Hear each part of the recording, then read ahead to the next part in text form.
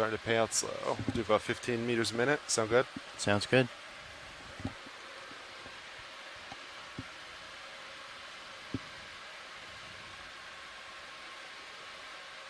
I'm gonna pause for a second, let that tether sink. Copy. I'm continuing down. Copy that. Delta 15 looking good. I was going to say it's great to hear from the geologists, and stand by. We may have work for you as well. There's no guarantee, of course, that this is Clipper Endeavor. This could very well be a geological feature, in which case I'm sure we have the expertise on hand to tell us all about that and about any of the marine life as well that we might encounter. As much as I am normally very excited to see the rocks, I think today I would be much more pleased if we could find the target that you're all looking for. Out.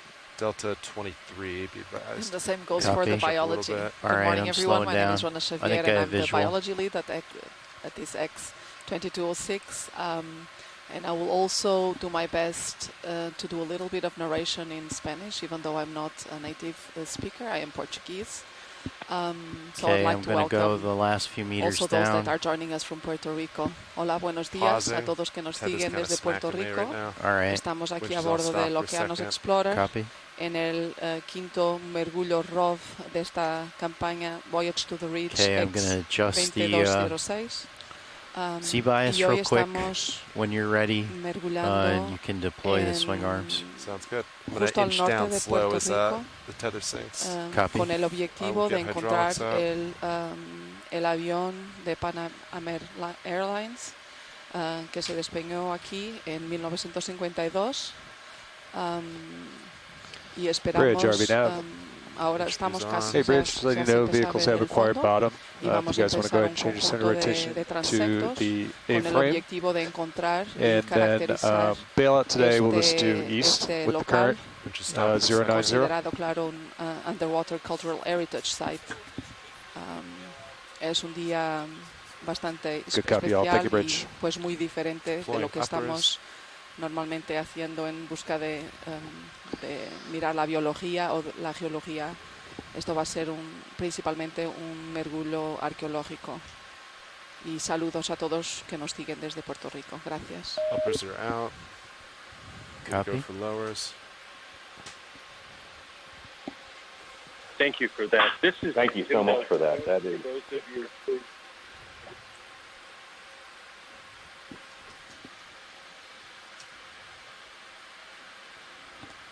Okay, I'm gonna. Thank you. Yeah, please continue. I'm gonna pay out a little more winch. I just wanted to make a couple of comments as we get ready to do this. For those of you who are sure, let's see, who I've not yet met, I've been privileged to be part of the extended family as well as the NOAA family on this for well over a decade now. And the one thing that's always exciting comes right back to one of the key statements that was made when ocean exploration was created, and that is the old phrase boldly go. And while some people might roll their eyes over the Star Trek analogy, the most important thing to remember is that this is exploration. I'm looking around while you're doing that. I'm kind of tilting the view up and down, no matter what, seeing if I can see anything. New, we learn something, and that's what exploration is all about. Sometimes it's human heritage, Ranger blue view in just a little bit, Andy. Of the ocean. I'll bring you to 50 it's a reminder that this is a vastly unexplored area. When you guys want to do the white balance? Than space that surrounds us and even the surface of the moon. We were going to go for so when will we boldly go? We do seek out new life, and we find it. We seek out evidence of our own civilization, but we also find unique and amazing things that speak to this critical part of the planet that is so important to us.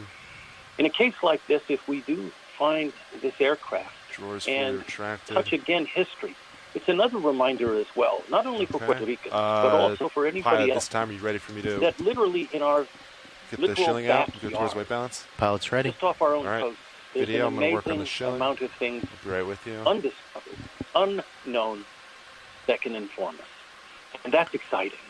As much as we're now I'll in the put age my of the rotator at 5.5 degrees, or negative 5.5. I also like an opportunity like this to go into the dark depths, to I'll explore, put it at positive, see what we can learn. And in this case, if we can, bring some closure to families, as well as add a little bit more to the street book. Russ, thanks for the opportunity to do this, and as well to the team on board and shore. Bravo Zulu. I'm looking forward to the mission.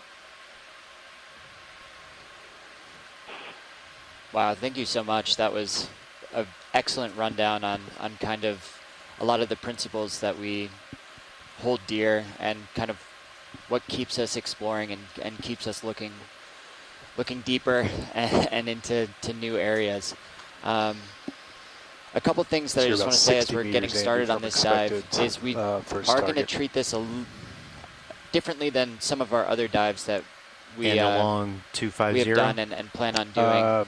Since this is a sensitive area, so whenever we're investigating these cultural heritage sites, we want to make sure that we're passively kind of collecting video and not disturbing the site as it is. Yeah, we can look after. I think we're too far away to see anything right now anyway. Both historically and just in general.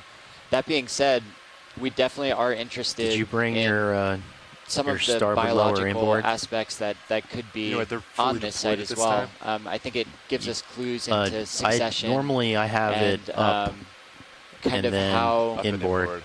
Yeah, the sea takes over as anthropogenic things are added into it. So it'll be interesting to see as well what kind of creatures are using this as a habitat or I can put fog lights on. What's going on down there biologically. Yeah. Let me, that being said, if we do find the aircraft, we will not be taking any samples. And that kind of goes to we don't want to disturb this site.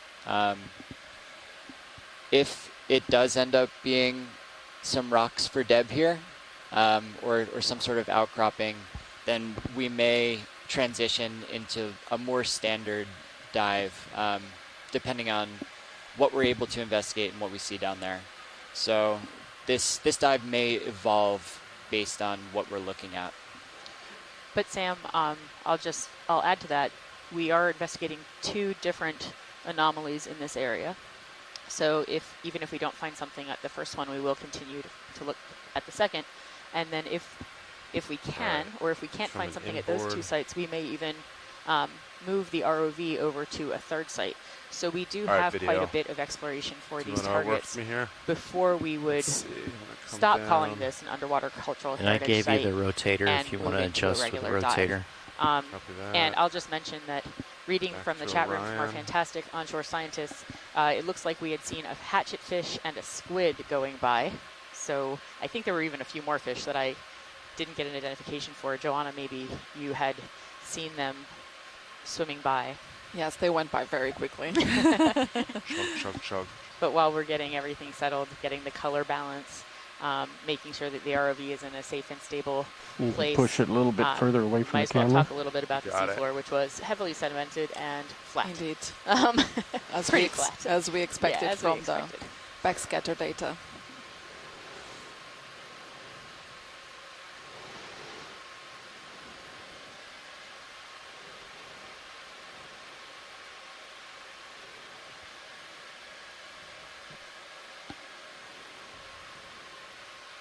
Actually, we can see from the D2 camera, or camera 2, to the right a little bit, and the view from the Sirius, that there's actually quite a lot of marine snow in the area and a lot of zooplankton in this area, which was to be expected since we're relatively close to shore. Is that so as far as distance, is that okay? Usually waters closer to shore are highly productive, and we will see a lot of both phytoplankton and zooplankton, part of which will reach the seafloor then and feed all of the trophic food webs of the deeper parts of our ocean. So I'm going to bring sonars so even though we are on a highly sedimented area, doesn't mean that there won't be. Of course, we will not find those luxurious coral and sponge gardens as we do usually on over rocky substrate, but we can there will still be a lot of life living on and in the sand.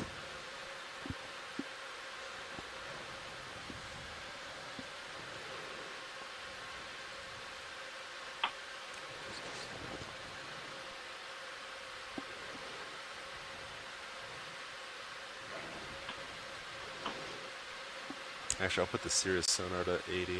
That's actually fascinating for me to hear about, to understand the seafloor in this area and how it's formed. And I mean, we were intrigued, of course, because the seafloor here, as you said, is very soft and flat, and that is really what allowed Gary to hone in on these targets that we're investigating today. Take for HD2. Really, it's fairly unusual for a target this size to have been able to pick it out, from 500 meters above, using multi-beam data. So, he was able to, Gary, as he explained it to me, was able to determine from the backscatter, from getting these very hard returns in the midst of what is otherwise a very soft and flat environment that made these things stand out. And then they also presented on the bathymetry. So there's relief in those areas. There's something standing up off the bottom. So that's what's allowed us today to hone in and make an attempt, with the ROVs to investigate this site. And it would be fascinating to find what's there. We know something's there. Just the question is, what is it? And that's part of exploration. Yeah, and I think that brings up a good point that may be worth just highlighting here, is that we're talking about backscatter, and some people may not be so familiar with what that is. And so when we're mentioning backscatter, as opposed to the bathymetric sonar data, which gives us depths, the backscatter is generally the intensity of the return. So it allows us to distinguish between whether it be hard versus soft sediments, or something a little harder than the sediment in the hull of a shipwreck potentially, or in this case of a potential plane wreck. So it kind of gives us a little bit more information about what the bottom composition is, and it's something that's lately become of great interest, not only in the search for archaeological sites, but also for habitat determination and kind of distinguishing where different habitats are. So even in doing this, we're able to ground truth what our backscatter returns are, and then it gives us a little bit more information, so we know what we're looking at in the future when we look at other sites. So it's kind of interesting, just the breadth of tools that we're able to use in order to make determinations of what's down there.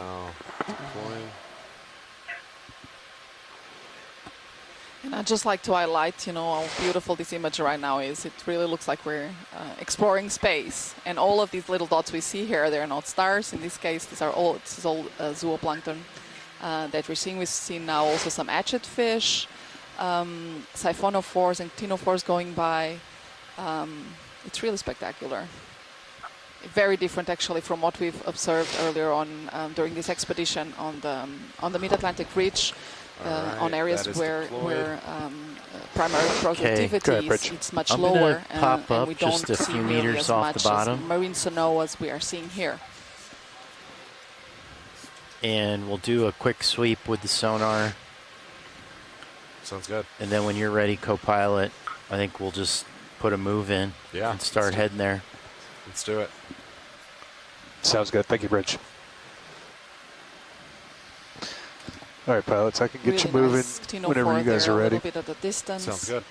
And as we're heading, co-pilot, if you wouldn't mind, just like keeping an eye. Yes, keeping an eye and nav as well, and then and I think occasionally just tilt the flick around the pan and tilt up and down. Yeah. Sometimes something pops out. Their then tails are making this very interesting headed for show in the water. Yeah, the pan angle's off. Yeah, I'm coming up now. All right, here, I'll leave it to you. No, you got it. You got it. All right, now you're pointed out and straight. Okay. Yeah, keep an eye on it. So, Nav, approximately how far are we from waypoint 1? So, D2 is about 55 meters. 55. Can I put blue view out just a hair? Yeah. 60. And then start with maybe, let's just do 2 moves. Start with a 25-meter move. Understood. And then we'll look around. And Sean, it's going to be a 265 heading. It's changed a little bit. 265, understood. Clyde, I'll move there if you're ready for that.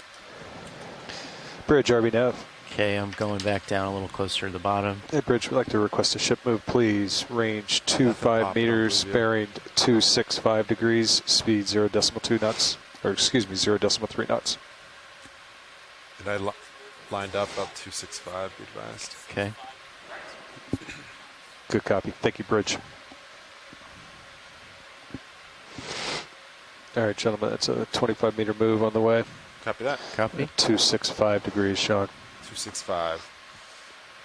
Well, looking at the screen, it doesn't appear that there's much current at this point. Is that correct?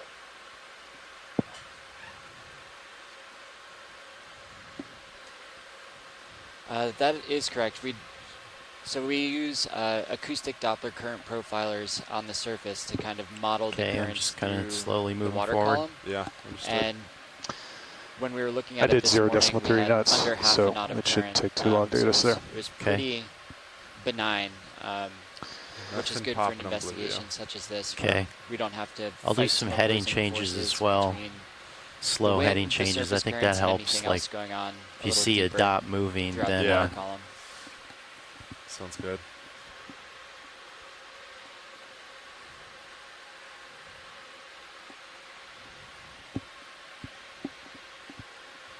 We're just slowly starting to move towards the first target. So we had taken some time to get stable on the seafloor, everything shaken out, had a chance to look at the fish, had a chance to look at the heavy blanket of sediment, and now we're just slowly making our way towards. It's pretty silty down there. Yeah. Soft bottom. Yeah, I want to make sure not to touch.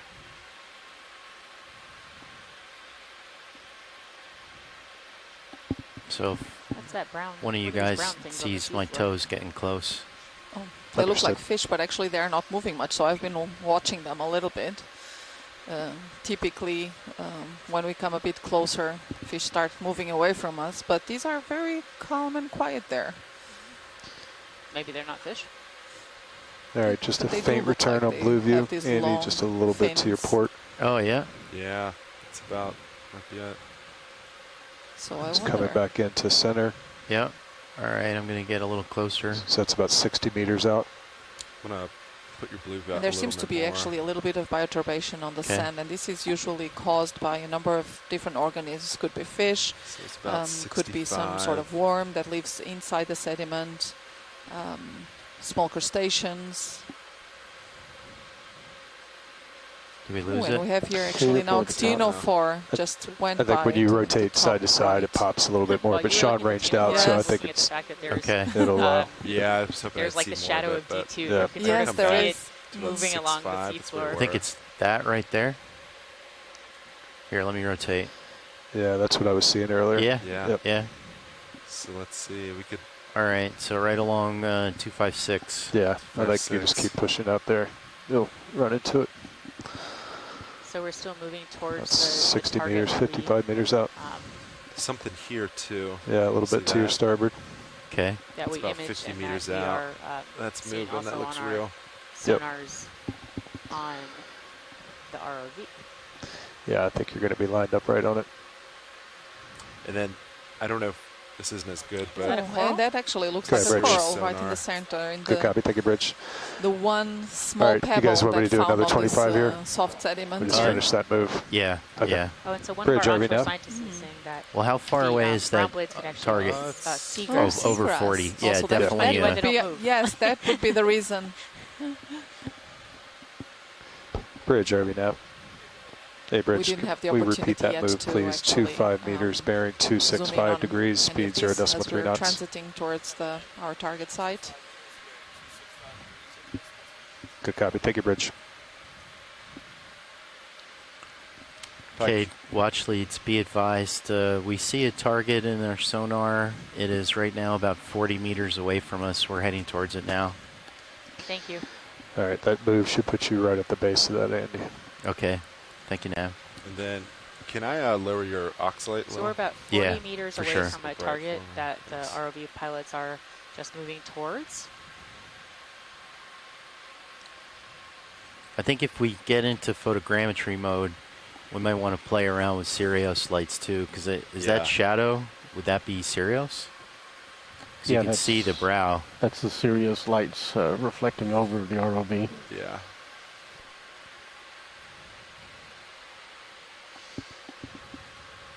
This still looks like the most prominent right there. Yeah. 35 meters out. And you're a little more tethered, but yeah, I'm trying to go pretty slow. Yeah. Does anyone have any guesses as to the rate at which the sediment collects, over time? That's a really good question. I will say I actually don't know how much sediment has collected over time. You mind if I range this in, Sean? We are relatively close to the coast of Puerto Rico, and so a lot of this might be some whatever you guys terrestrial think outflow. is, so it's probably, I'm guessing that blanket is mostly coming off the land. And then Sirius is picking up something good too. Yeah, the same. Yeah. So, yeah. Interesting. Well, if this is the so you had a wreck, small then, return here, Andy, just to then your we would port, have about 20 meters out, and the much bigger one is dead ahead. That object arrived on the seafloor, and how long? Yeah, it looks like it might be a rock, that little one. On top of it. Exactly. It would be wonderful to see that, and that would actually give us some information. Yeah, I'm not sure what we're going to expect as far as debris field. We're going to see although it could also small be knocked chunks off by or currents if there were currents in the area at other times. So I don't see much a great point. geologic down here. You can sort of see a elliptical object in the smaller sonar to the bottom right.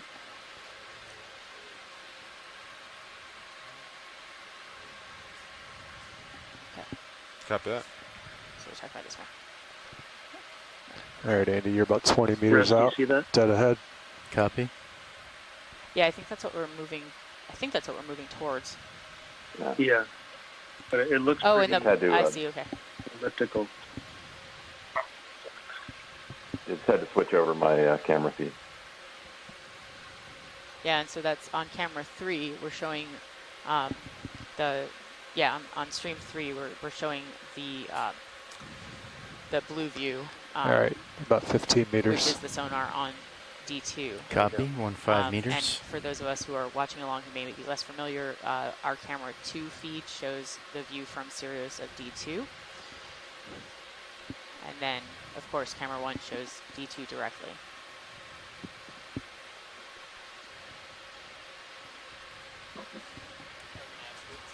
Go ahead, Bridge. Good copy. Thank you, Bridge. All right, Andy, about 10 meters. Do we, I'm starting to get, oh, there's a little bit of tether. There's Ship is all tension stopped. in this room. Copy. Yeah, I'm just wondering if we should put in another small staring move. At the screen, hoping that I still will probably swing for a something couple minutes. comes up. All right, Okay. you got some reflecting Yeah, I don't there. think anybody's blinking right now. Yeah, definitely looks like something. Nearly not All right, breathing. so you're inside 10 meters now. Okay. Yeah, we've got visual.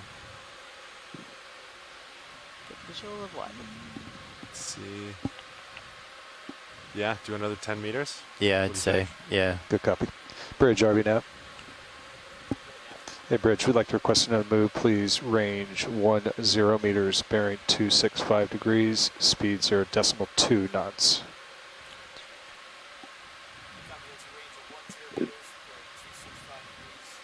We're trying to figure copy. out Take a what bridge. is it that we're looking Whatever it at is, right it's now. pretty heavily sedimented. Yeah.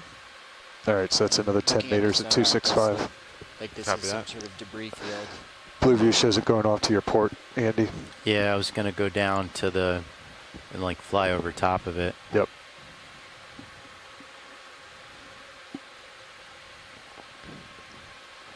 And then, yeah, Nab, do you want to mark on high pack as we kind of like? Yeah. I want to wait for you to grab the edge. Yeah. Yeah. Just, Yep. I'm sure you were anyway. Just Sure will.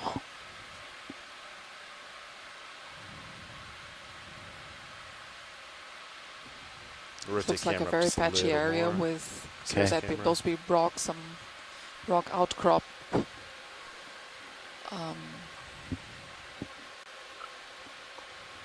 So yeah, this looks like what we saw in sonars. Yeah, for a moment as we were approaching, I was really That seeing looks like the edge there, wing and Andy? engines. Yeah. And, Okay, I'm gonna chop target here. this is well, I think our geologist ought to tell us, I think, what we're looking at now. I mean, it does look like rocks to me, but I also don't know what very corroded aluminum looks like, so I was hoping somebody might also be able to tell us. I mean, I have to say, from my perspective, this looks like a small rocky outcrop. Yeah. Which has already been colonized. We can see here some sponges already. There's no evidence of any wreckage here. Okay. Yeah. Well, so our first target, as we've approached, is some rocky outcrops on this otherwise sedimented plain. There are a lot of fish. There are several sponges. I don't know what's in the middle right there. Some anemones as well. Oh, that features ran into a rock. Yeah. They may have startled it with the bright lights. Yeah. You guys are blinding it. Yeah, exactly. Boy, it just bumped right in there. Sort of how I am on the ship. Pilot, I could bump your lights up if you want it this time. Okay. Bottle temp's only 28. All right, that sounds good. I've got plenty of light. Plenty? I'll have it as is then. It's a little bright in the near field. You got it. Sounds good video. Go ahead, Bridge. Good copy. Thank you, Bridge. All right, so I'm just gonna fly down this this whole return. Do you want another 10 meters? I don't see any hazards. There are these really interesting anemones that with good. a very tall base. You want to do it at your heading, Andy, because that's where it looks like it's lined up at. Exactly. Yeah, with a very white, that sounds long good. Or do you think we're chasing something we shouldn't be there? The tentacles coming out. I think if you just move seriously forward. Yeah, there's actually quite a number of those. I've never seen those before. They're very unusual. Yeah. Well, yeah, whatever. So this first target does appear to we could cut it be a small rocky outcrop within like that, the greater sedimented area spin a little, that we're diving on. Does have some interesting like 240. Yeah. It looks like it might have a manganese crest on it as well. Another 10. It's quite very dark looking. Bridge, RV now. We'd expect these to I've be almost run out limestones. this Hey, feature. Bridge, I'd like to request another ship move, please. Range 10 meters, bearing 240 degrees, speed 0.2 knots. We see here now to the left also some nice glass sponges, these white vases. Good copy. Thank you, Bridge. Yeah. Move Sirius a little closer, then you can do another scan. Yeah, we'll see if and some more of those very long anemones. Oh, and actually quite a number of shrimp here. Oh, that's very much here. Got glass bottle at the bottom. Are they shrimp? All right. Look like shrimp. Yeah, very nice, very tropical shrimp. Tropical shrimp. Very long legs. I'm going to range back out on Blue View, Sean, if you're good with that. Yeah. See if you find anything. Yeah, I'm going to pop it out to 70, 75. Do we have a good sense of the Pilot, did you copy glass bottle bottom right? It's very hard to No, I did not. Just went off screen. That's Okay. a great question. We can ask. So in terms of, you mean like in terms of how big the rocky outcrop is? Yes, exactly. Yeah, I don't see anything. Just coming center now. Around 40 meters long. Watch lead, if that was the question. Okay. Thank you. So evidently the field that we're looking at, the rocky outcrop, is about 40 meters long total. I mean, you have this ahead, but I think it's just continuation. Yeah. But Glass bottom. Yeah, thanks very much. Coming towards you. Looking at the glass bottle? Yeah, I'm just pointing it out. So are we not moving we to the also next have target, now or the we want lower- to look at the bottle? The lower portion here of the screen. I was we can just see pointing it also out. I actually wanted what to make sure seems to be people were a aware glass they had bottle. noted it. Okay. So there is also some I say, yeah, let's debris just keep riding this here. field. All right. Don't see any more. So I think we should probably move on to the next target, I right? agree. Yeah. When the Yeah, ROV watch leads. Are you satisfied that Yes. this isn't what we're quite looking for? Yeah, All I right. think Yeah, we'd like to keep moving. Yeah. Copy that. Thank you so much. Onshore Yes, please. scientists, I'm assuming that's all right with you? All right, so what is that looking like, Nav? Yes, it is. We're right over top of the first target that we dropped, so due west is to the next so waypoint. we're here roughly also Due west? still at 500 meters depth. West southwest. This was our first target. So it's about 200 meters. Okay. This actually extends at a bearing of 260. for a bit here. 260. All right. This Do outcrop. you want to come over to 260? Yeah. Co-pilot? I'll spin over. I'm only 10 degrees away. Okay. All right, Bridge. Good copy. Thank you, Bridge. All right, ship is all stopped.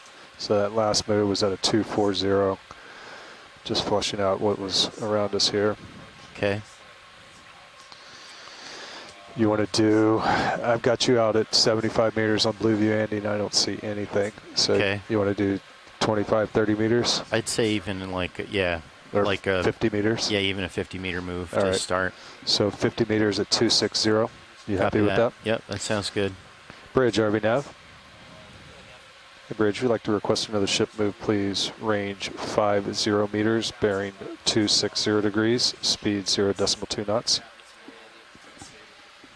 That's a range of 50 meters, bearing 260 degrees at decimal 2 knots. Good copy. Thank you, Bridge.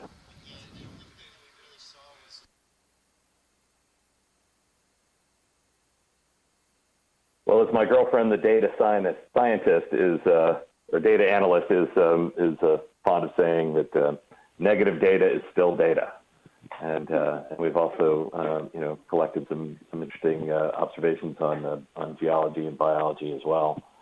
So, but this is exploration. This is exploration in real time. It's going out into the unknown and finding what's there. Totally true.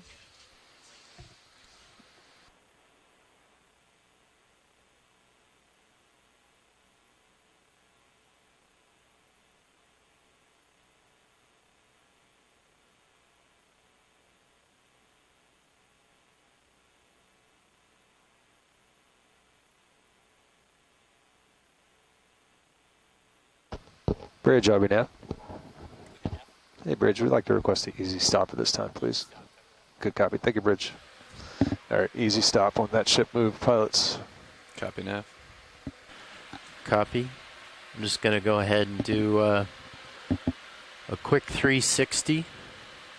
See if anything pops out in the sonar. Roger that. So I believe our next 75 target meters. is about 200 They meters said away. the target would be low relief. Do you guys have the sonar Yes. tilted down? Yes. Keep an eye on tether. Let me know if you need me to And adjust. so the ROV pilots are now doing a 360 view of the area just to see if something right, so else that's our pops original up, target return there. in the sonar. Yep. Before we head out to the second target.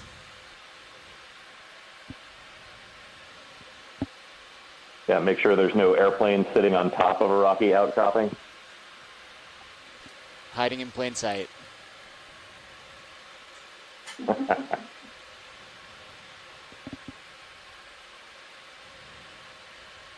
Might pop up a little bit too. Roger. Pulling in slightly. So now we're going to be looking at back down slope.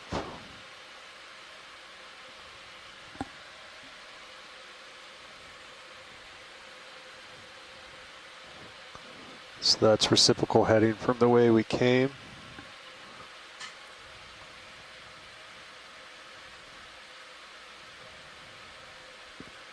Tether looks clear. It's above D2.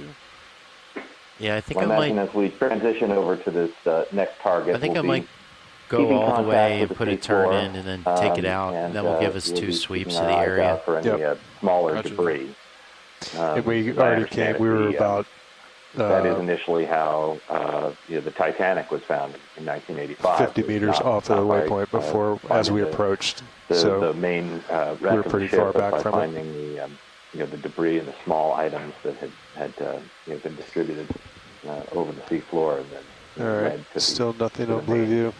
the main wreckage. So there's still always a chance, as we move forward, of new discovery at any. Yeah, I'm not real confident in seeing anything this yeah, far absolutely. away. And far away. kind of like what was discussed earlier is we're definitely looking out for any potential luggage or anything that could have been thrown from the ship as it was either on the surface breaking apart or no promising returns. On its descent quite down to the turbid down here, seafloor. though. So Yeah. just keeping in mind that You can see fish. as far as we're concerned, 500 meters All right, is you're approaching super a deep, full but it's still 360. a lot of water Okay. between the surface and the seafloor. Yeah, we were at so 260, right? Correct. depending on what the conditions were that day and All right. from I'm going to reading go kind of a back a briefing little bit document about it, I faster believe it to was take the turn out. 15, 10 to Roger 15 that. Blue foot view is seas. clear. So you can imagine things probably were moved around a bunch, both at the surface and on their descent. Tether good, delta good.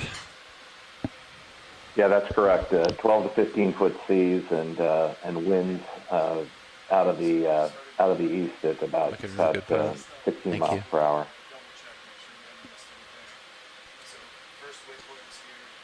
Yeah, that plus 70 years time, we may see things kind of spread out a little bit throughout this area.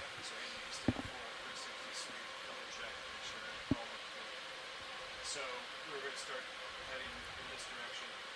So I put in a 50 meter move at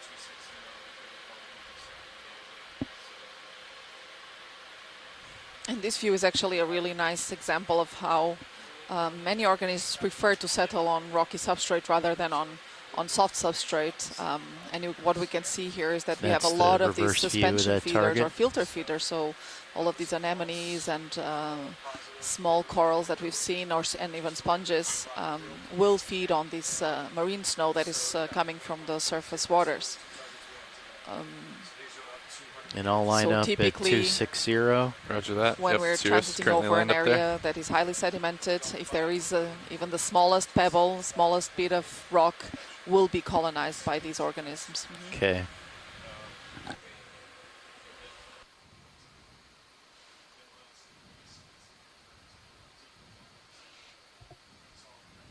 And we're just also having an ROV shift change right now.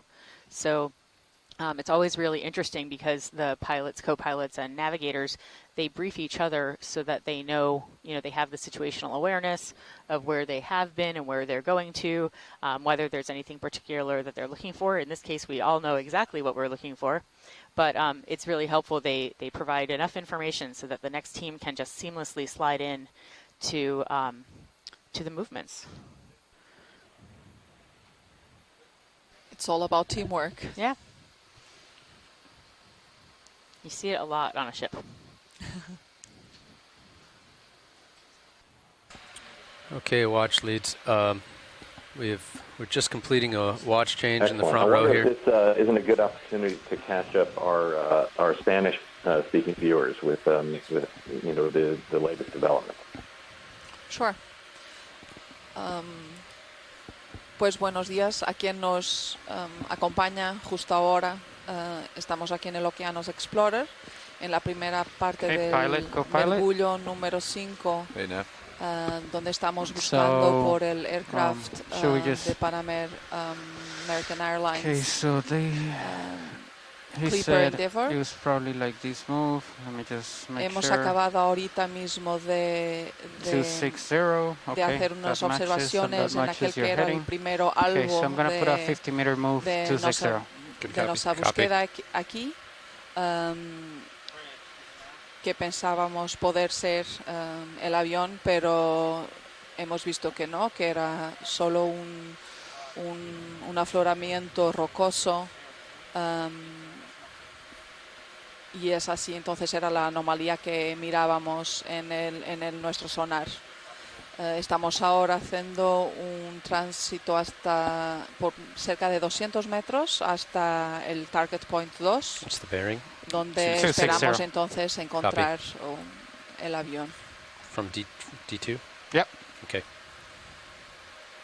Lo que pudimos también observar aquí en este punto ha sido que en las zonas más rocosas hemos visto esponjas, algunos corales, algunas anémonas, o sea, todo organismos que están adaptados más a vivir en fondos rocosos y por eso contrastando con lo que hemos visto en las partes más sedimentarias de arena. Y estos son todos organismos filtrados o suspensívoros, o sea, que se alimentan de esta nieve marina que vemos en la tela. Y que es el resultado de la productividad primaria y secundaria del agua superficial. Y seguiremos dando noticias tanto en inglés como en español mientras proseguimos con el mergullo. Looking at the overall bathymetry there. Pretty interesting.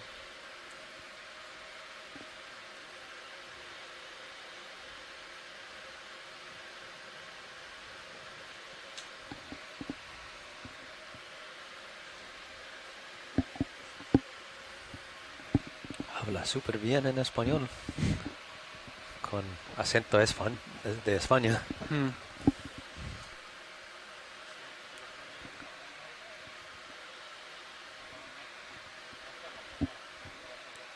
Sí, francés, inglés, portugués, español, creo, ¿no es cierto? No es cierto. This Wow. is great. Now the front row, our ROV pilots are also speaking in Spanish to one another. So we've got the back row providing some information in Spanish and the front row as well.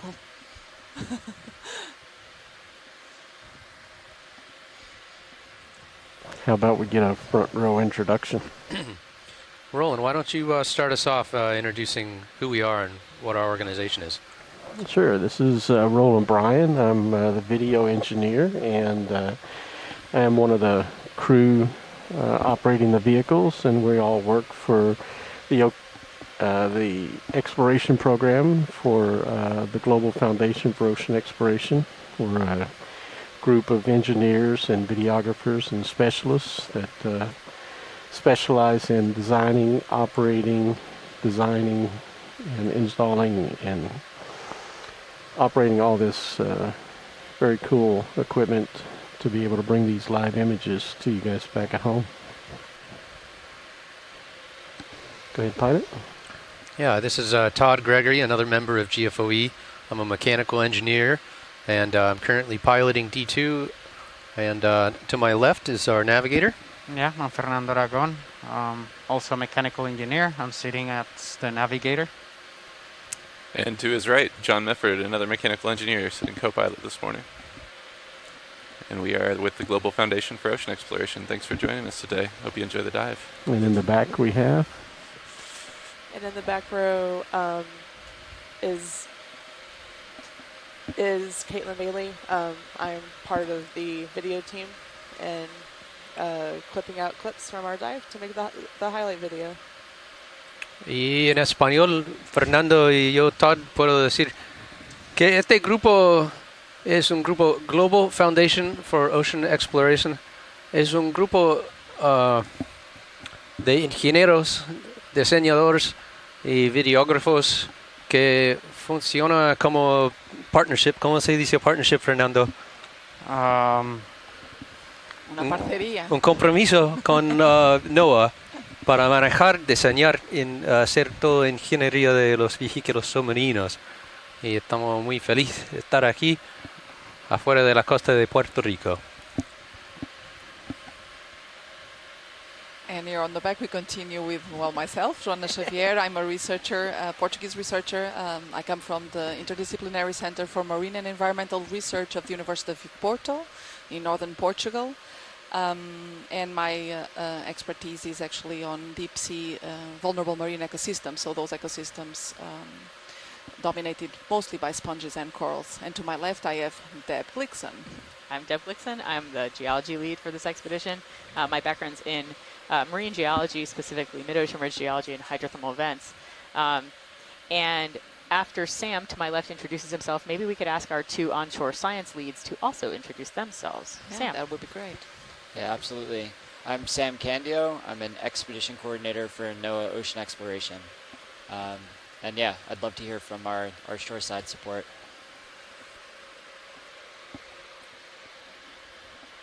Well, this is Russ Matthews. I'm the president of the nonprofit Airsea Heritage Foundation, and we are the ones who initially proposed this target and had the opportunity to work in collaboration with Ocean Exploration today.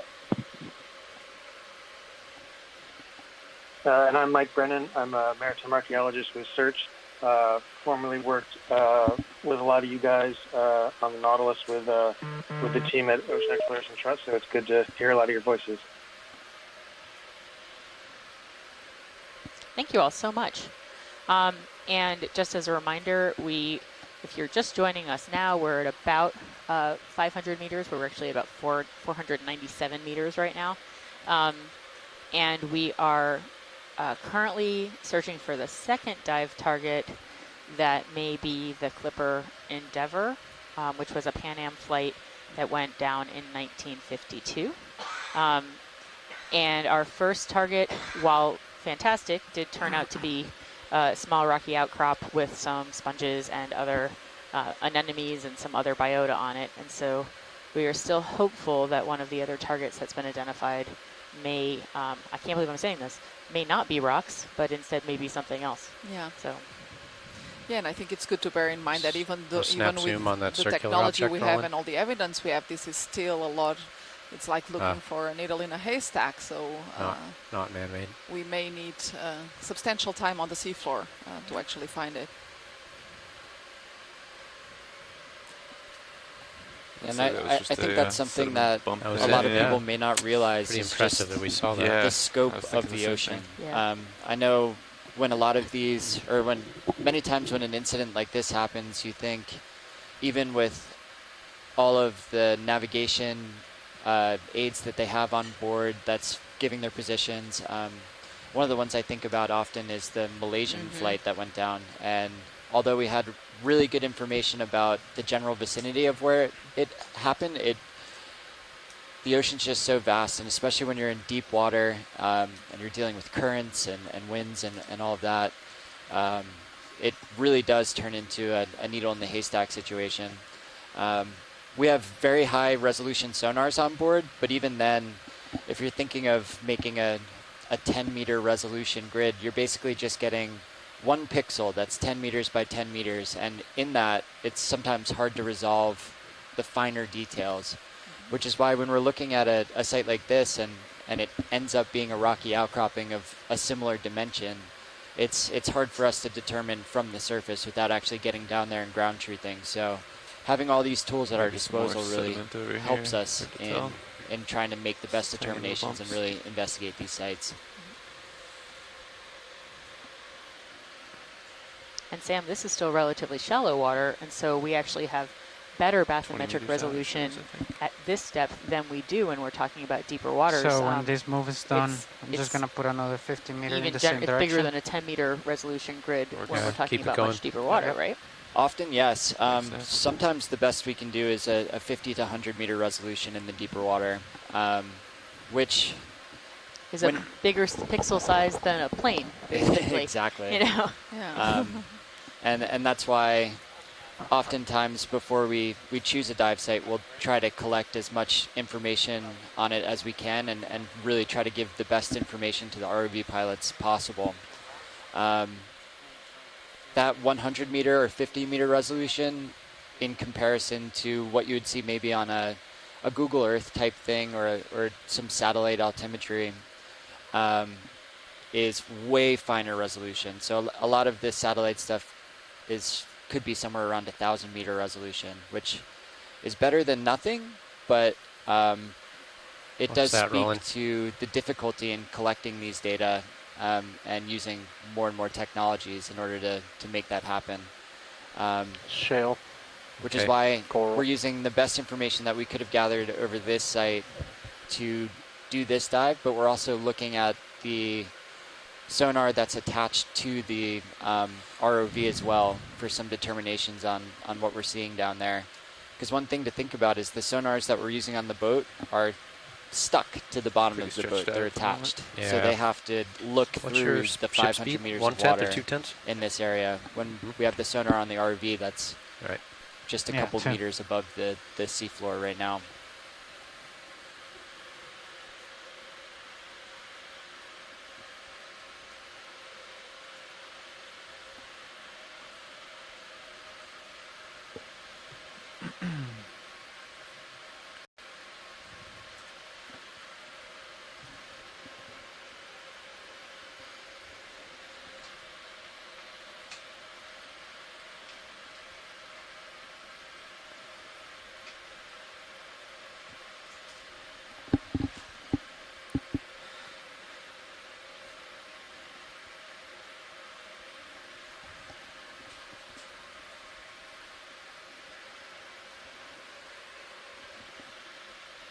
Yeah, it's interesting what you were saying about the navigation data, and in terms of trying to fix this crash location.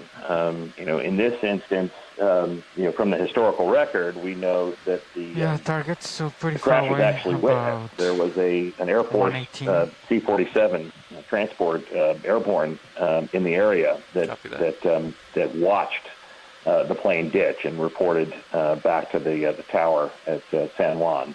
And of course, the Clipper Endeavor itself was in constant radio contact. So they knew this was happening, and there were people who watched it. Unfortunately, the C-47 was not equipped to land, at sea, and but they orbited the area, and the Coast Guard Air Detachment at San Juan launched their alert rescue plane within 6 minutes, and were on scene very quickly. There was a second airplane that was in maintenance, and they pulled that out and had it airborne 3 minutes behind the first.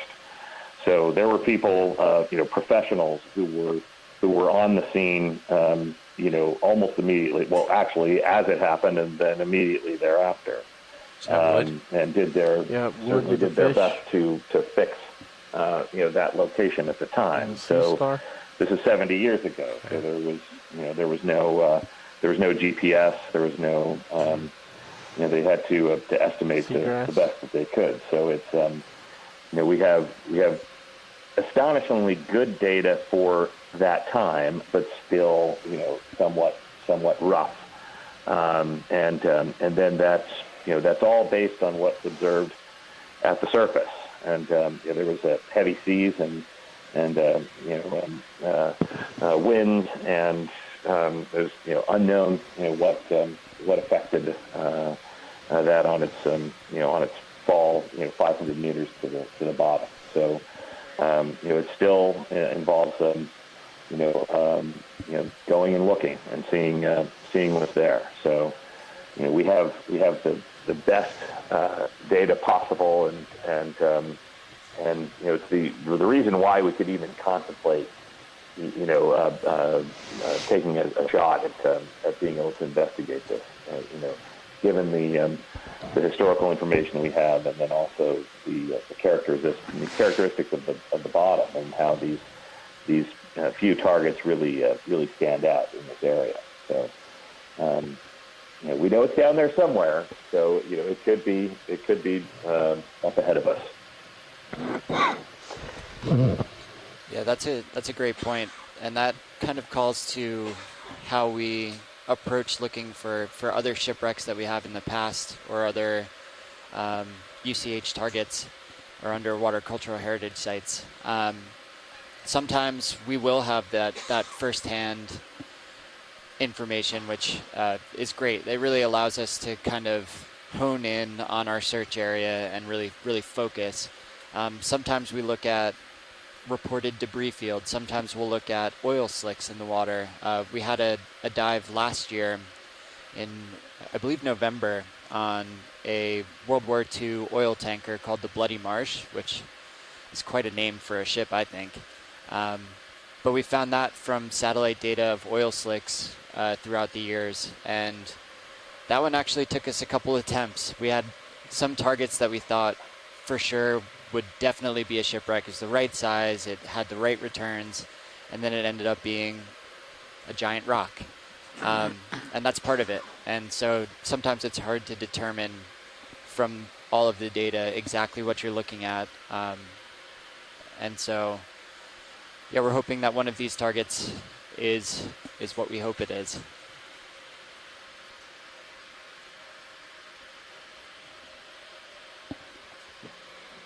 Mike, I believe you can speak more on Bloody Marsh.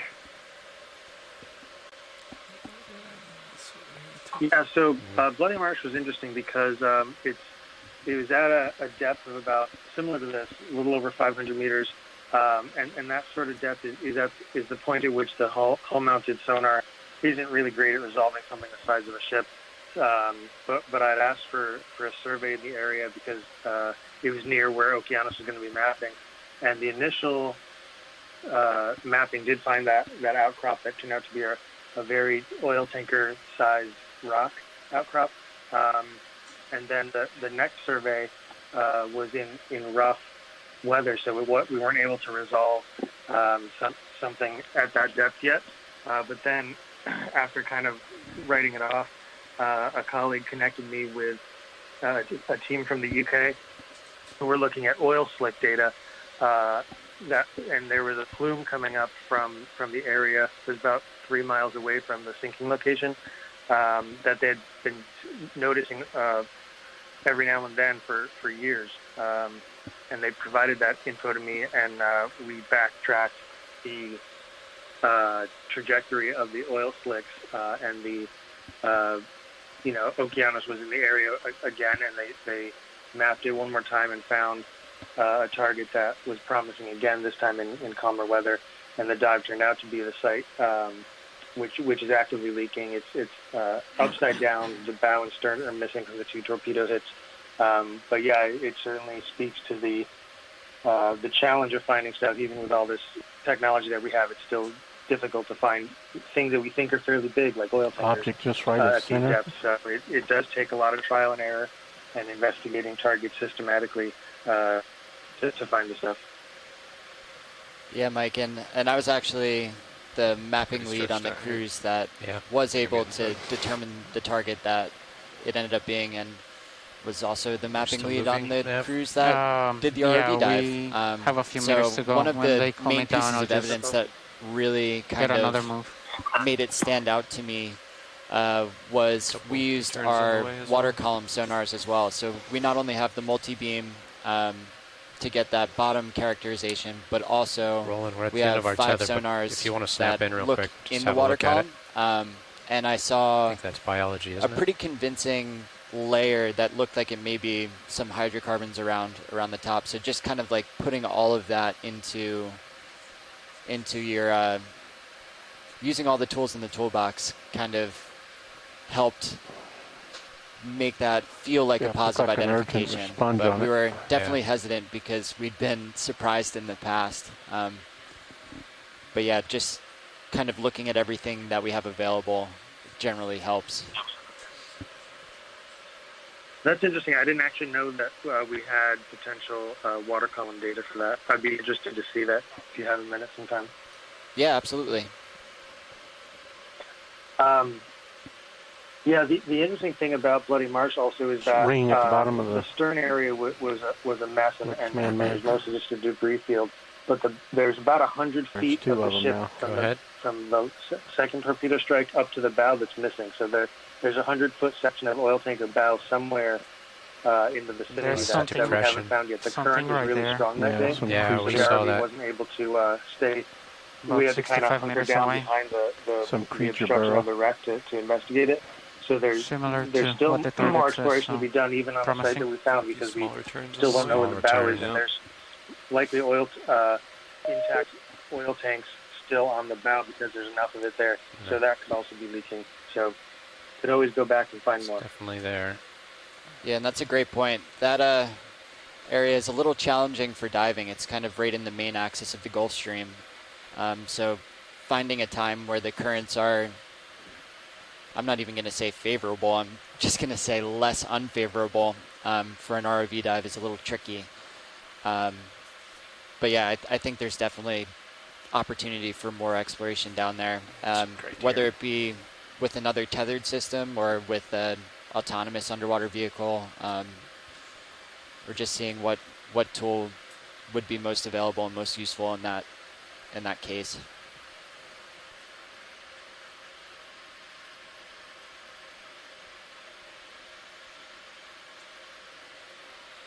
That's a bright one. Yeah, I noticed that guy.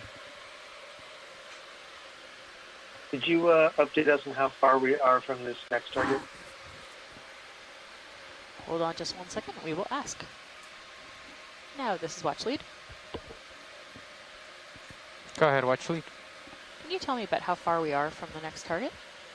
According to the bathymetry HIPAC, it's 65 meters away. Thank you so much. All right, so for those of you on the line who may not have heard that, we are 65 meters away from our second target. So we're just slowly approaching and talking about other exciting shipwrecks and the biology as we see it. Not much to say about the geology right now. It's flat, sedimented. Yeah, just a while ago we came across a sea urchin, and we got actually an identification here from Chris Ma, who was joining us from shore in the chat room, as being Sidaris blackae.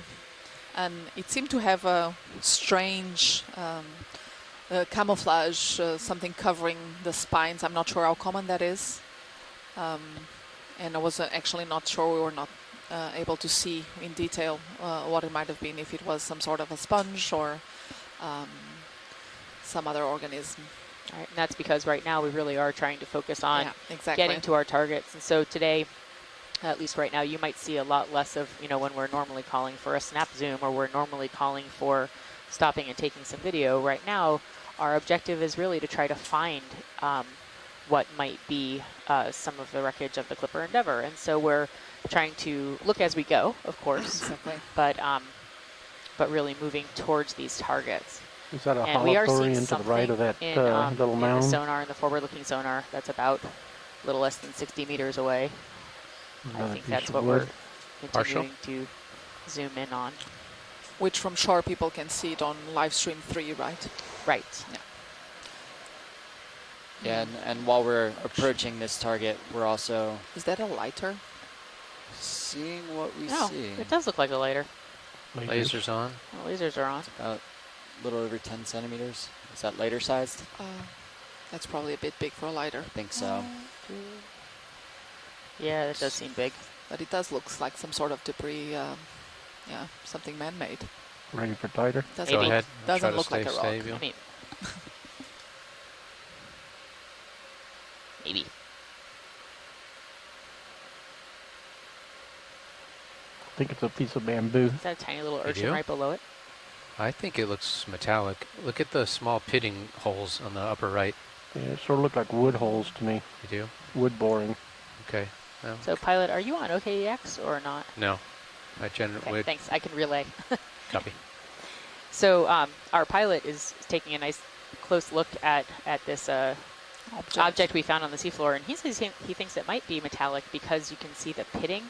And we're kind of zooming in on that right now.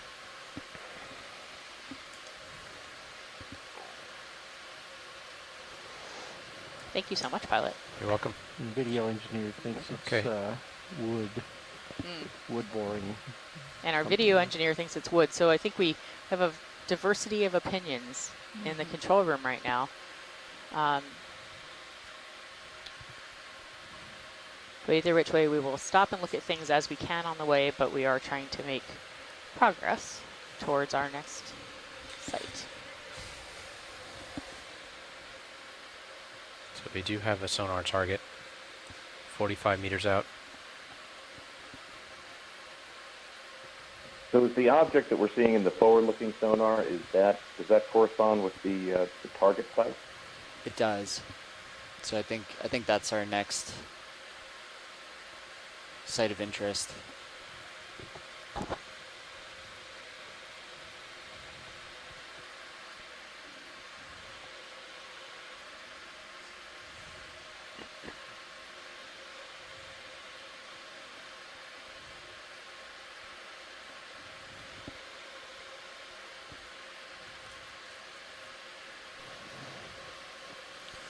There's a bottle on the left. Okay. Just moving into another small snap into that. Small pile of stuff. Oh, one's a With fish, one's a bottle. Yes, beautiful fish actually.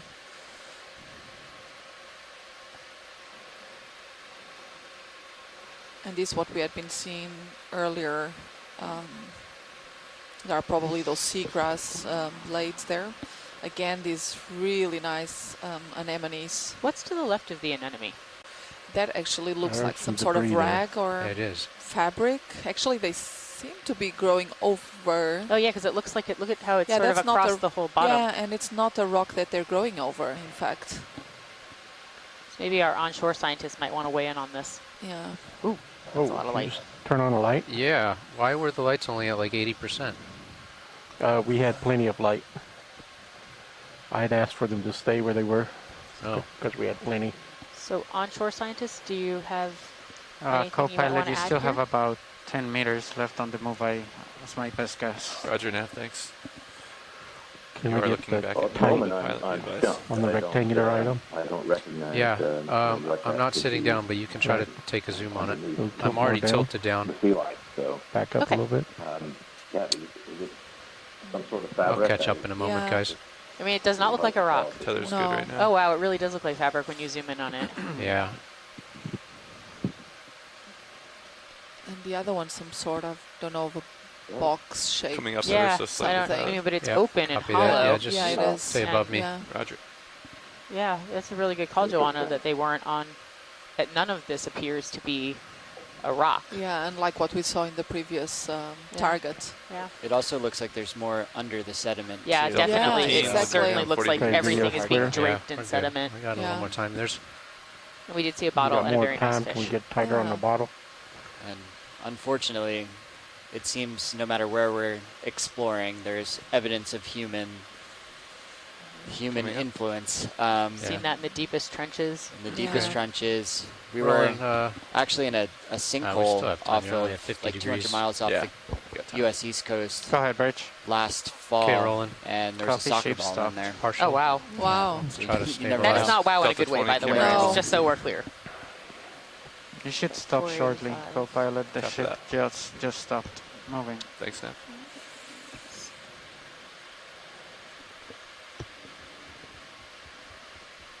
We're in good shape. Not sure what type of bottle this is. Oh, me neither. I mean, it's brown glass. I'm going to go with yeah. that. Yeah. That's where I'm going to stop. Okay. But I don't see any but you know, markings. Sam is right. If a bottle We by can itself, use I guess the- to me wouldn't necessarily indicate the that it's an little underwater cultural lips heritage to site. make It'd be much more likely, determinations. you know, just we see a lot of regular trash on the seafloor, Getting back but on the other track. stuff was much more intriguing. And it just kind of, Here's I our think, target. even opens So our do you eyes even wanna- more if they weren't already. Like a So if we're 30 seeing meter a little move, bit of or potential debris here, target distance says we 40 definitely right here. 40 from wanna D2, keep yeah, a so sharp we should lookout push out for at least anything another else, 'cause 20. I think if Yeah, we're 20 seeing to 30, I was more gonna say. of that in this Okay. area, I'm just then gonna, it's a little bit while more we're convincing waiting that it could be for from that to start, source. I'm just Yeah, gonna do a exactly. scan to the But we're also north, being careful see if not there's any to sonar targets. let what we want that. to Oh, see that's good. guide Drive what we're right by a actually big sonar seeing. target. Right. Mm-hmm. Right. And so I think what we're doing is just Okay, I'm gonna panning call right and left right 25 now. meters, Just bearing trying to make sure that 260. we don't Copy miss that, thanks. anything else that might be Same on the speed, seafloor decimal that's two. out of view. So they just turned, Okay. they sort of So you turned can one return? direction to No, look, and I was already They're gonna facing turn to the south other when I was direction looking at and that look, other stuff, so and then they'll come back to the target Okay. that we were Yeah. moving towards. And that's really helpful because there's only a limited amount of view that you have on an ROV, and you really have to physically turn the ROV to see what's around us. there's definitely a little depression here, and then I noticed that. hard targets, and then a little bit of shadowing behind the target. Yeah, looking at this, That's- my mind is instantly, spinning to every, box-like object Yeah. that could conceivably have been on the airplane, and to resist the temptation to say, like, that bottle 15 has to be meters, from maybe. the plane. You wanna They start must coming have back served, down with me? Yeah, a come down. beer with dinner. Right, exactly. But I will say, I mean, it did not. I will say that the box-like thing did not look like a rock. That I can say, maybe not with total confidence, but with a lot of confidence that it didn't look like a rock.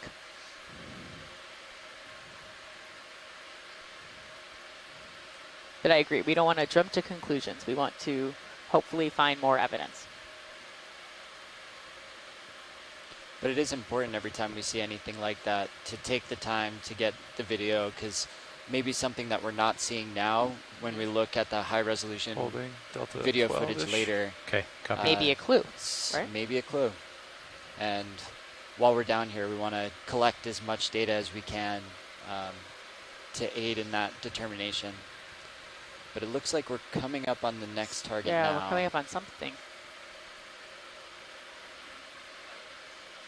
Watch lead 2. Go ahead.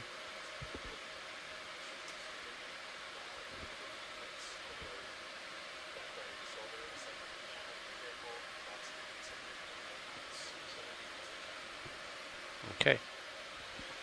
Copy.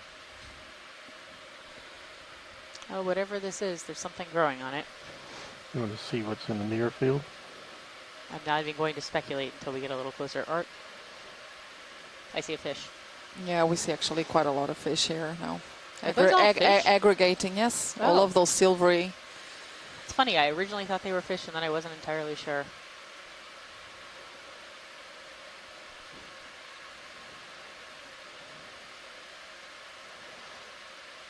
This looks more rocky to me. It could be a rock.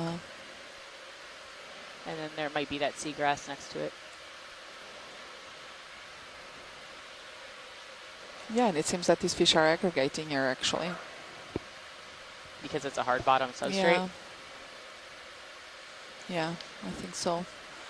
Not gonna lie, from here it looks like a rock. Yeah, like this it looks does. like a rocky outcrop. It does.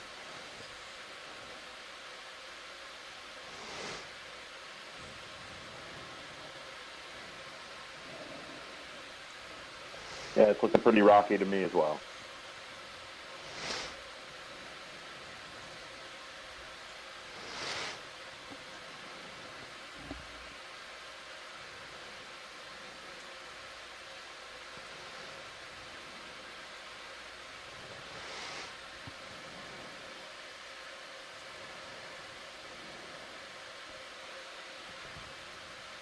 Yep. Yeah, it So does. This is what looks like a, you know, a rocky limestone outcrop. Yeah. outcrop. Lots of fish. So Yeah. many fish. Would someone like to tell me what kind of fish these are? Trying to stretch I was out. about to say, Yeah. End of the Yeah. Wow. I'm going to start pulling back. So fish I wonder if this and is one of the anemones. snappers. Quite a lot of those as well. It's actually also quite extensive, this outcrop. Yeah.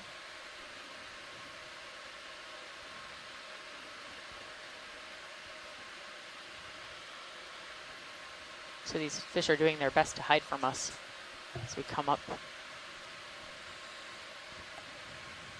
Pilot, this is watch lead. Go ahead, watch lead. If you have a chance, could you snap zoom on some of these fish? Okay. Rolling, stand by. Standing by, the guy to the right of center is pretty stable. Okay, you want to go, well, he was. He was. Go partial. Yeah, are these roughies? Oh yeah, this does Go look ahead, like Rich. a roughie. Copy, ship stopped. This one, yeah, this one in view actually looks like a roughie. But we've seen the other are a bit silvery, more silvery, aren't they? Yep. Do you want a look few like, more meters, co-pilot, shrimp to get closer? and anemones. Yeah, we could do another 5 or so, probably at least. 5 Ooh, or that 10. fish looks a little grumpy. Yep. Yeah. Since we know what He it is now. hasn't had a good day. Inside your lights.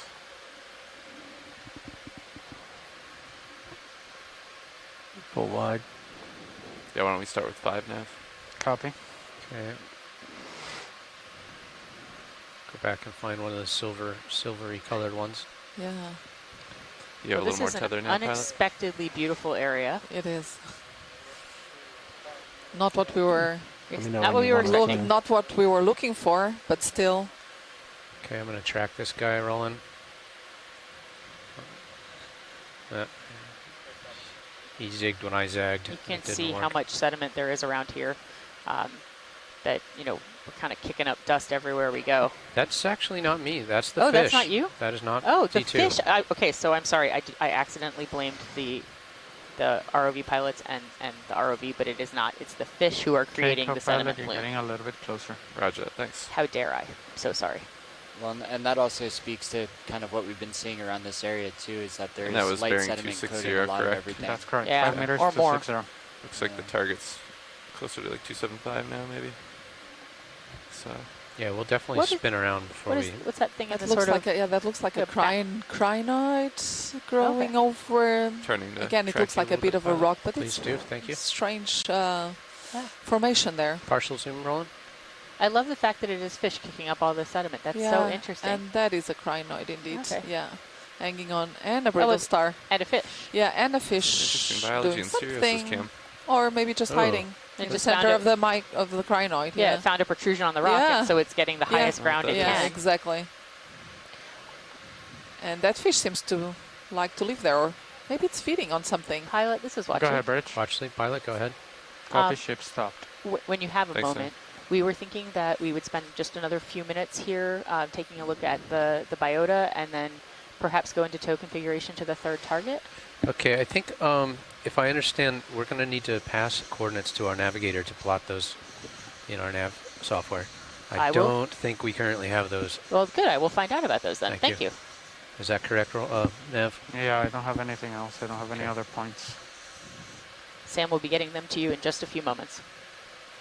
Copy. Thank you. Yeah, and so it looks like these redfish that we've been seeing are slime heads. They're called slime heads? Slime heads? Slime heads. They don't look very slimy to me, but... Slime head and roughy are the same thing. the same thing. This is great. Our video clipper, Caitlin, is passing over great information to us. Fish expert here. Come back around, John. Roger that. Evidently, there are 3 other roughy highlight videos that you can learn about slime heads and roughies. I bet if I ask Caitlin nicely, she'll tell us what years those dives are from. She might need a little time to research that. Yeah. Coming up a little bit.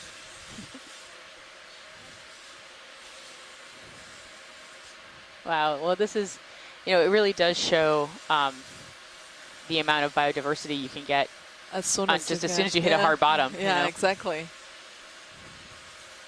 And as these are commercial fish species, you can see also how important this is as an habitat. So whenever you have this more 3D structure on the seafloor, that's where they tend to aggregate. Be it both, can serve as a nursery area, rearing area, or just as habitat for the adults. Here, what we're seeing are mostly actually adult fish. They seem to me, even though they're not particularly large. And Chris Ma, who's one of our onshore scientists, who's look at this cloud. He's a echinoderm specialist, and he's saying that the brittle star might have been Ophiomitra, and was actually collected here. Not here, but in Puerto Rico, I assume, or around Puerto Rico.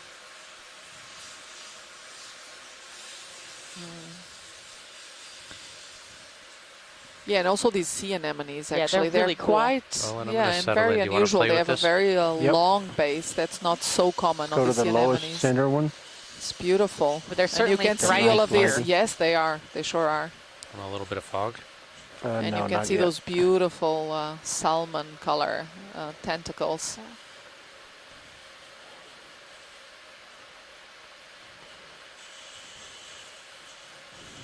And there you go, also a slime thread. No, I don't want to see that. A mucus thread. I don't just for you. Mucus thread. Going to kick up.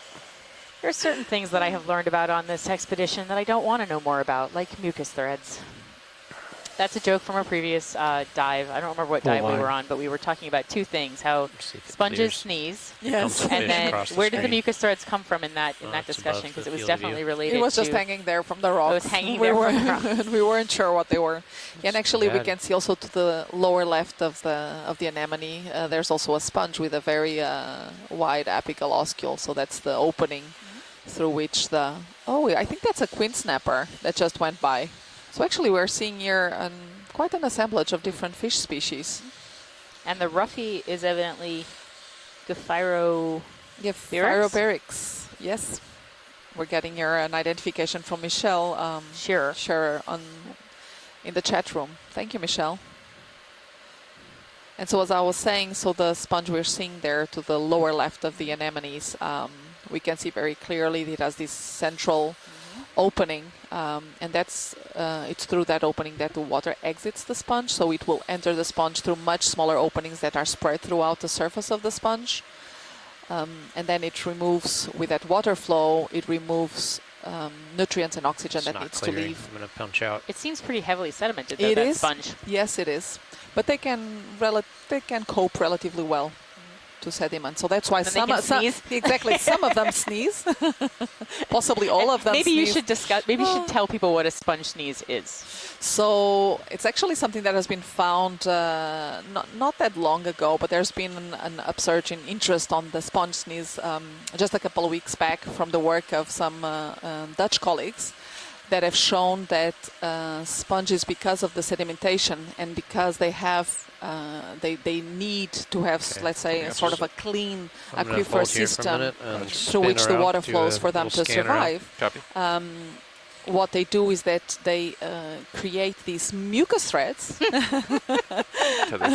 which will stick some of the sediment that is in the water. The theoretical target. And every so often they will have like a coordinated contraction of their body to actually expel these mucus threads with the sediment from their aquifer system. So that's actually a pretty cool behavior for such a simple or relatively simple organism. Coming up off bottom. It's like it's a way they found car wash for the sponge. Keep an eye on the tether behind you there. We love talking about sponges. Yeah, we do. Looks safe for now. Yep. I'm learning a lot. Okay, doing a little tilting on the blue view. Watch lead, we're just looking out in the distance. Thank you. Making sure we haven't missed something. So the ROV pilots are just taking a scan around, looking out a little further, making sure that there isn't something that we missed because we stopped at this rocky outcrop. Okay. That was due south. Let's face southwest. Ooh, with a lot of sediment in the water now. Taking a look.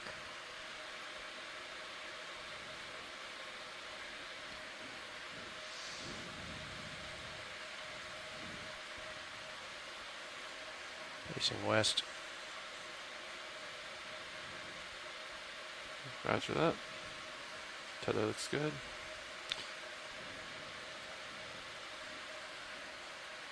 Do we have an idea for how large actually this rocky patch is? We can ask. And it's interesting how all of a sudden from the seafloor you see something like this. Yeah. Isn't it?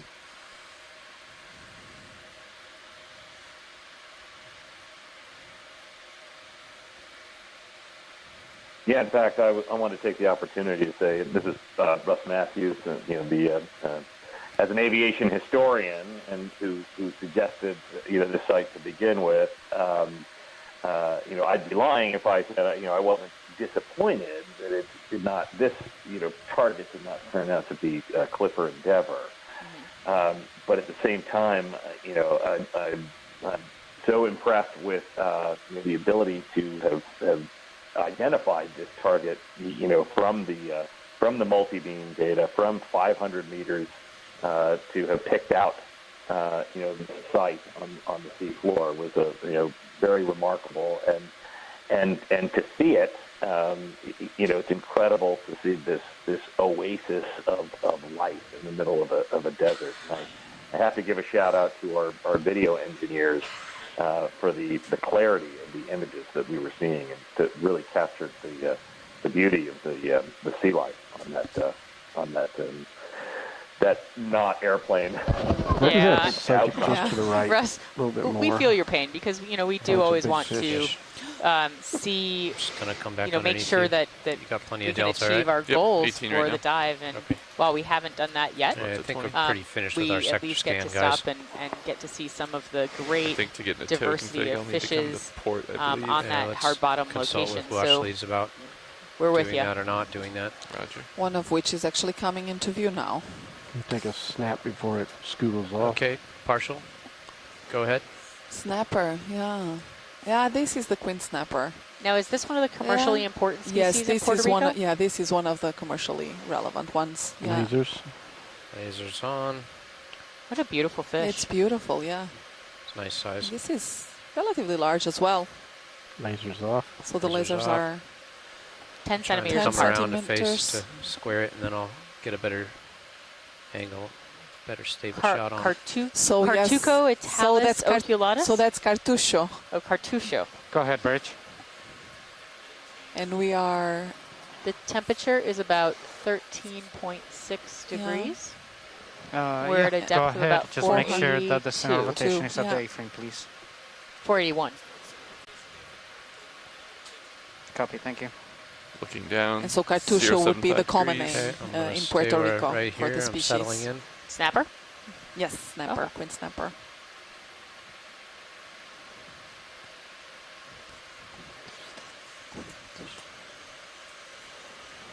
The ship's making a heading change to 070, just 10 degrees. Copy now, thank you.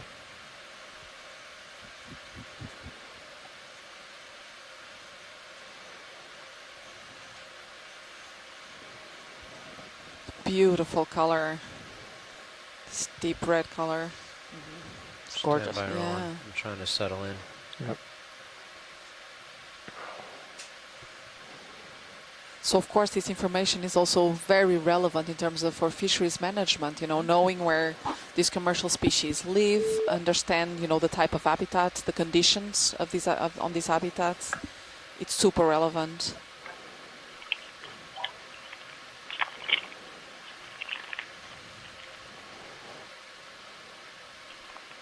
Understanding also a bit more about its behavior. We're having actually here Michelle in the chat room saying that's very interesting behavior to see that it is lying on the seafloor like this. So perhaps this is Yes, please. a behavior that has not been observed earlier. He's going to bring you coordinates, Fernando. Copy. Do you want to put him in the Just public stunning. folder? Oh, where is he? He's coming.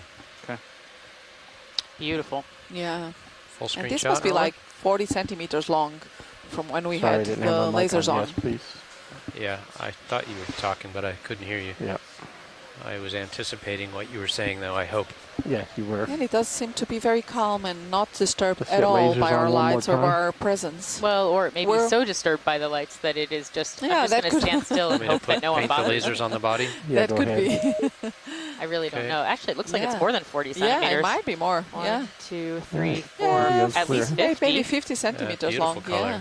Nice. Amazing color.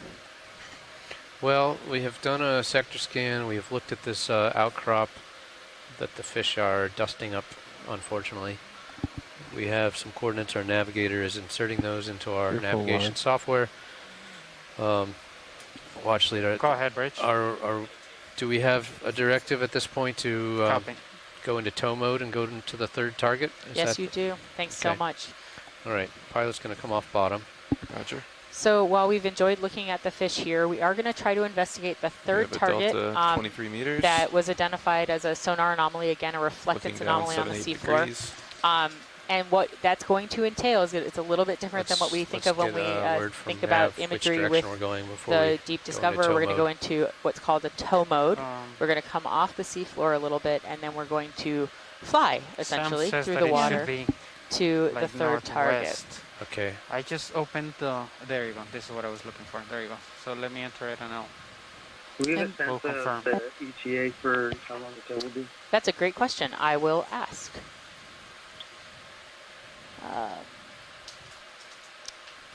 Nav, this is Watch Lead. Go ahead, watch lead. Do you know how long this might take us to get to the third target? The scientists are asking. I'll get back to you in a second. Perfect, thank you.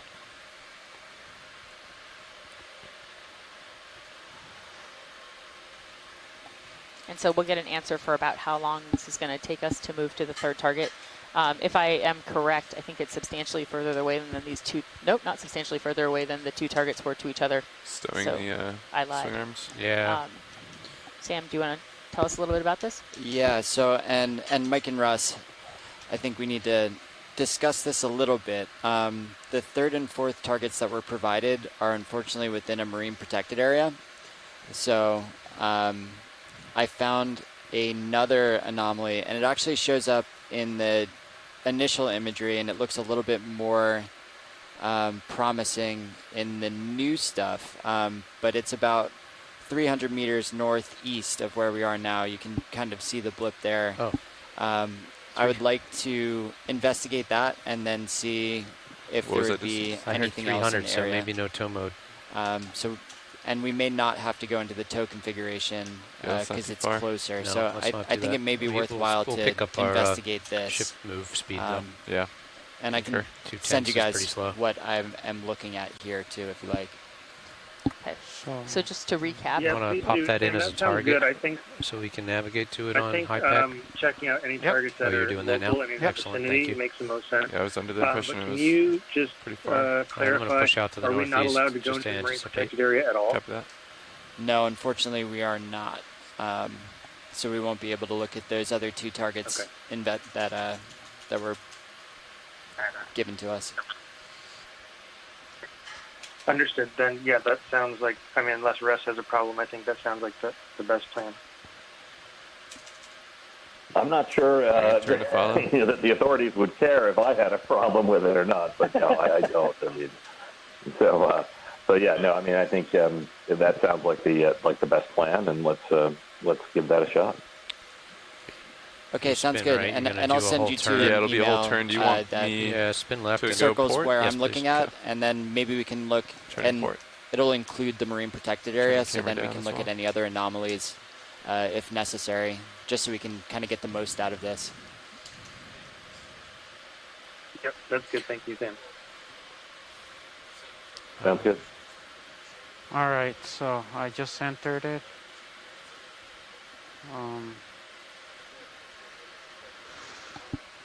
Let's just zoom out a little bit. Maybe it's just off scope. Yeah, this takes a little bit. Copy.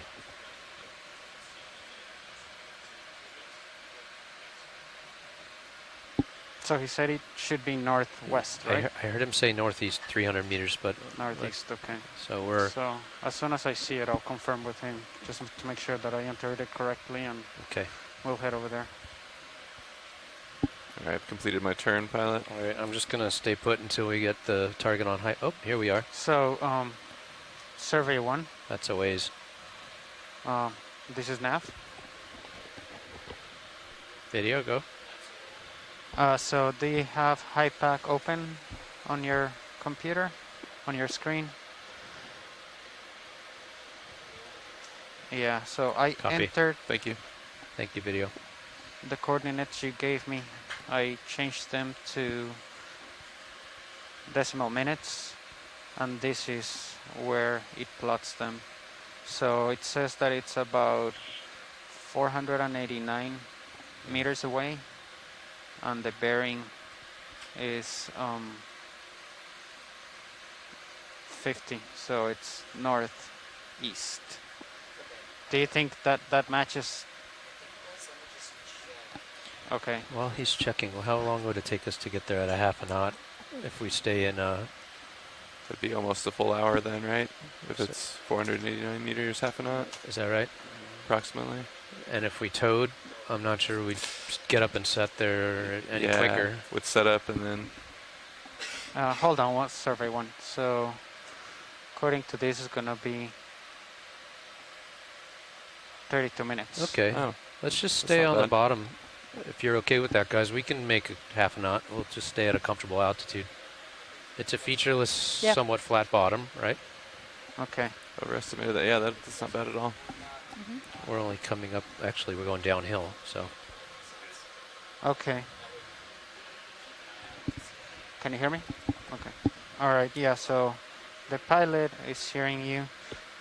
Okay. So I guess we'll stay in this configuration, and we'll just start transiting that way. Now will be accomplished similarly to the like the last one. It's downhill, so I think our sonar will be more interesting than our video screen. I think what we're seeing is that, so we're not going to go into tow configuration. We're just going to stay close to the bottom.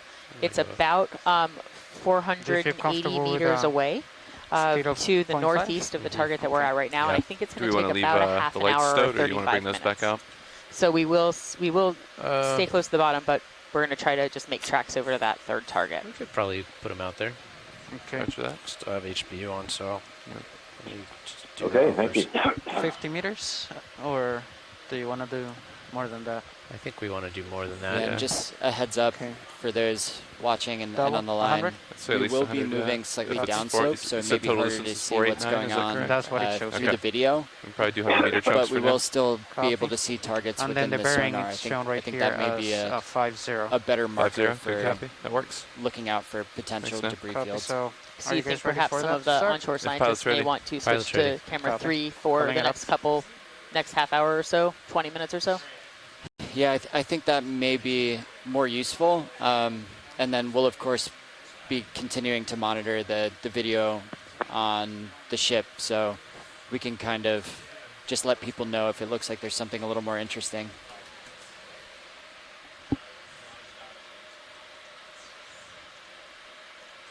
I'm going to push out. Copy. I'll what was the reduce bearing? the delta. It's 050, correct?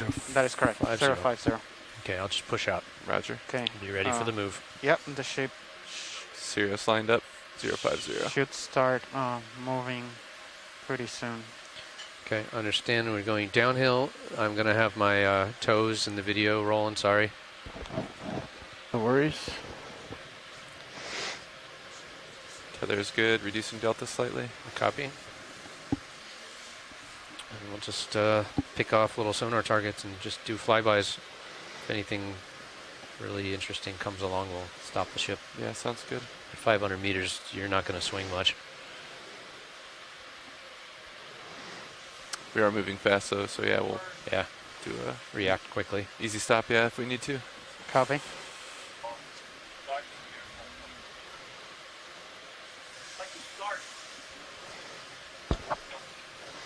Shoreside, someone's got your mic open.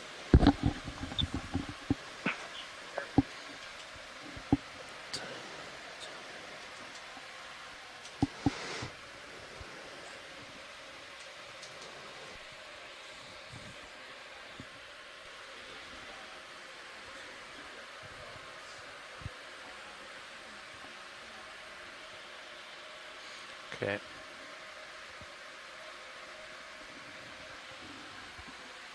Definitely just started feeling the move slightly.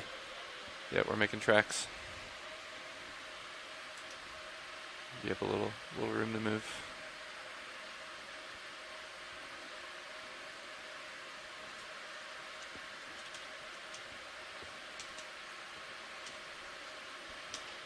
Had a good. I'll let you paint with the mini Zeus and the sonar. Roger that. As we go, and I'll just stay focused on driving straight. Copy that. Right now I have about a 45-degree angle down on D2. Perfect. I'll just push out a little and stay 45 to 30 out. Yeah, bleak config. Sounds good. No returns on Blue V sonar yet. We'll keep an eye out.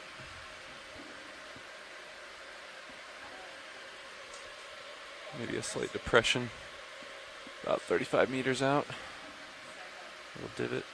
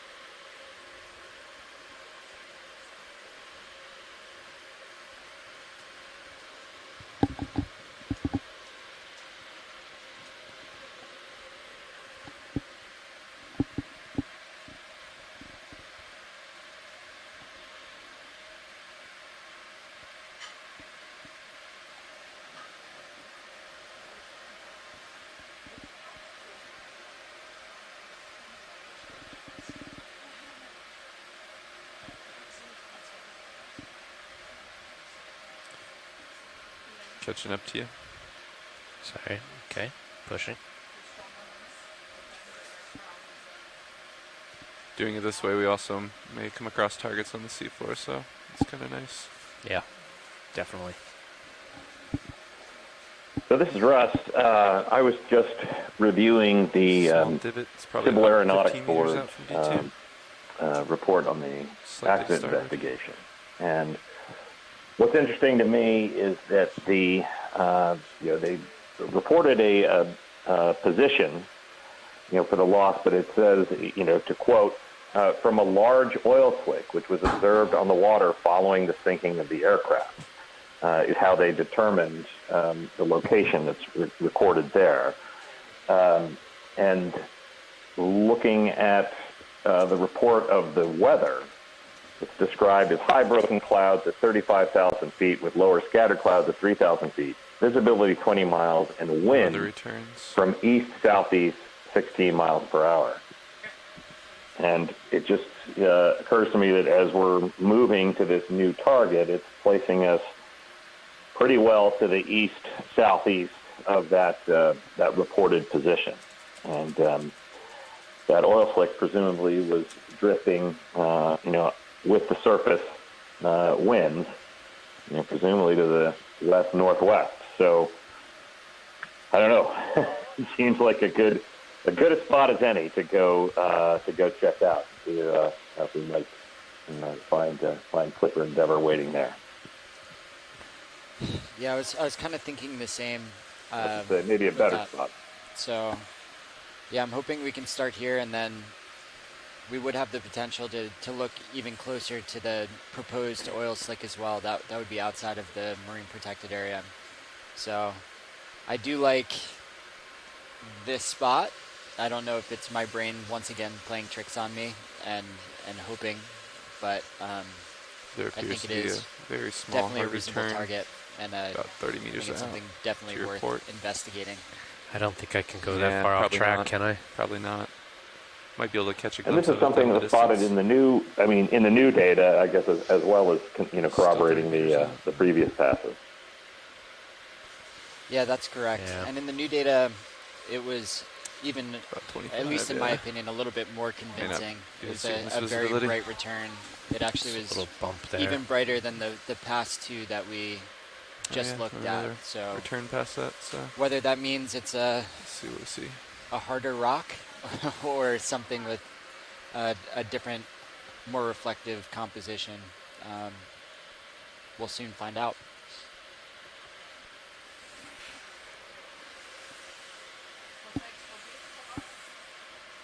Coming down.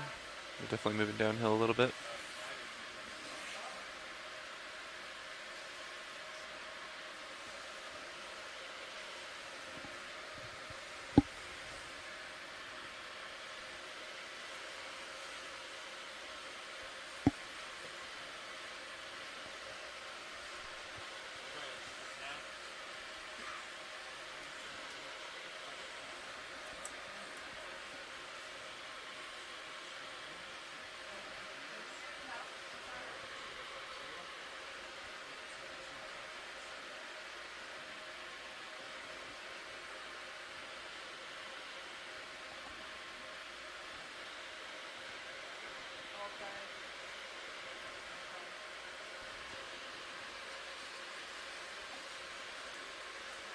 No returns at present.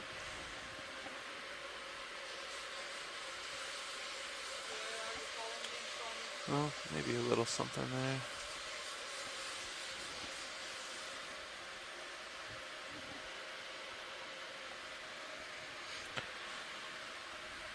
Sponge-shaped object lower right.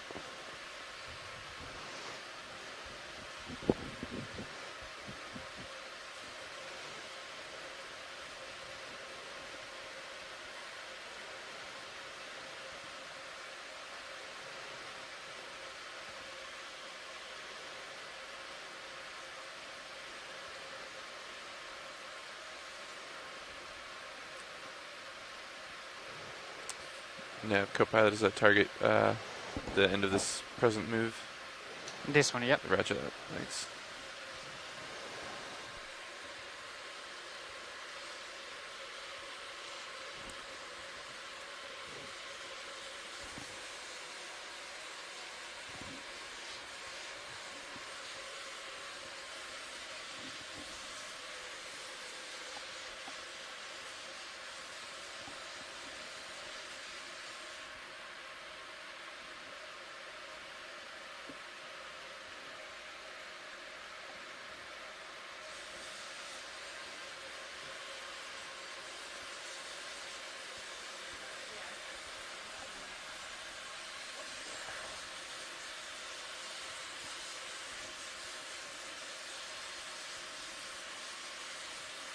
Well, this may be a good time to remind ourselves that every great tale of exploration has had its challenges, and I think there's a reason for the truth behind the adage that it's always in the last place you look.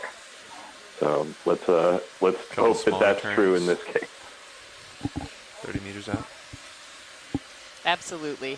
And even if by some chance we aren't able to find it on this dive, at least what we've done is eliminate some positions that it could have been. And I think that still provides valuable science, and that's what the Okeanos Explorer is here to do, is to explore the seafloor.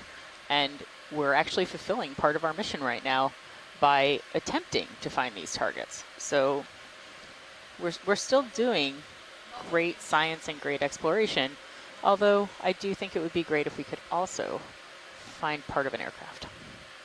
Yeah. We'll just mention, we'll just mention we're still at about 500 meters. So this area had very, very low relief, the whole area.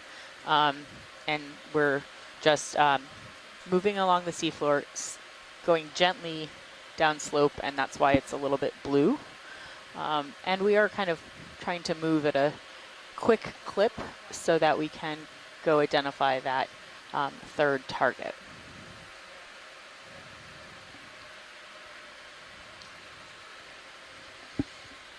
Yeah, and kind of as we're moving towards that target, I'm also looking through some of the bathymetric and backscatter data that we've collected recently, and just seeing if anything else jumps out.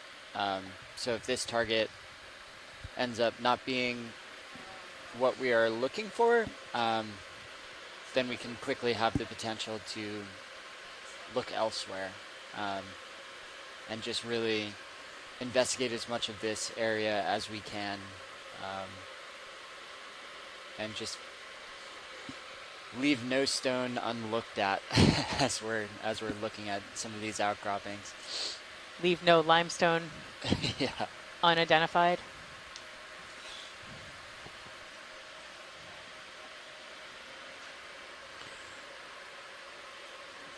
What do you make of the small bright returns, Todd? One of the things that I thought was so interesting about this site, I don't know. We've seen a number was that of those. Some of them have been those hummocks. This is the reason. Right? This unfortunate crash site is the reason that we have pre-flight safety briefings now that say things like, in the unusual event of a water landing, this is what you need to do. And to me, the entire time I've ever been on any airplane, I've heard that, and it never occurred to me that there might have been a time before that briefing. So it's very interesting because of this tragedy, when people didn't know where to go or how to get out of the aircraft. From that came our modern safety briefing. Yeah, and I think that's something a lot of us often take for granted. I know when those announcements start, that's when I turn my headphones up as loud as they can go on planes now. But I've heard the brief so many times, and I think it's, like you said, it's a very strange thought to think that didn't happen in the past, and that people really had no idea how to egress from that emergency situation. Right. Okay. Decent size return off to starboard, 25 meters. Don't know if you have the tether for it or not. I think you could probably get eyes on it. Exactly. I actually still have that report open, and that's one of the recommendations that's made at the end. It says, in the case of extended overwater operations, each carrier shall establish procedures for orally briefing passengers as to the location and methods of operation of life vests and emergency exits and the location of life rafts. Such briefing shall include a demonstration of the method of donning a life jacket. Such briefing shall be accompanied prior to takeoff on all extended overwater flights on which the aircraft proceeds directly over water. So yeah, that is exactly where that comes from, and it's something that we hear, every time we board an aircraft now, we get that briefing. And yeah, it is shocking that hadn't occurred to anyone to do that prior to this tragedy. But oftentimes that's what it takes, for us to learn. And fortunately, those lessons were learned. And had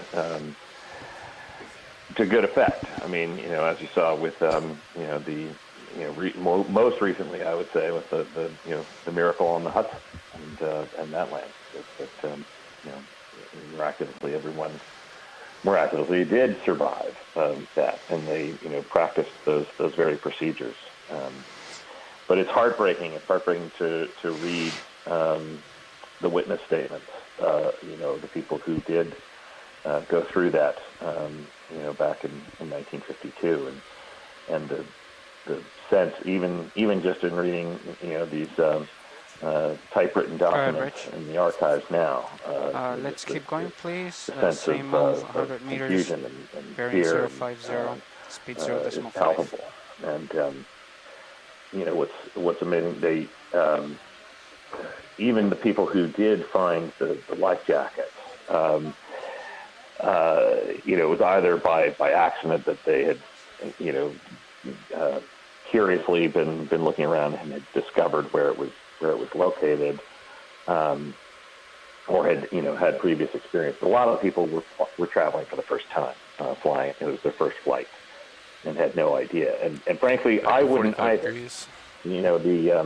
The one of the statements talks about that a young woman and her cousin were traveling together, and they were looking for their life jackets, and one of the stewards called to them in Spanish and said, and I hope I get this right, but en el bolsillo, or in the pocket. And to me, that image, calls to mind like the magazine pocket that we all see on aircraft today. And then I was surprised. I found an actual photograph in the Pan Am archive, University of Miami Library. That's a photo of the seats that were installed in the DC-4, and there's someone reaching into the frame and lifting up a flap to show the location of the life jacket, but it's not in that pocket that would be so easily accessible. It's a flap attached to the headrest of the seat in front of you, and you lift it up, and there's a life jacket tucked in there. And I don't think it would have never occurred entered to look in that. waypoint when survey was running, but for future reference, you go right here up to targets, and then just click select.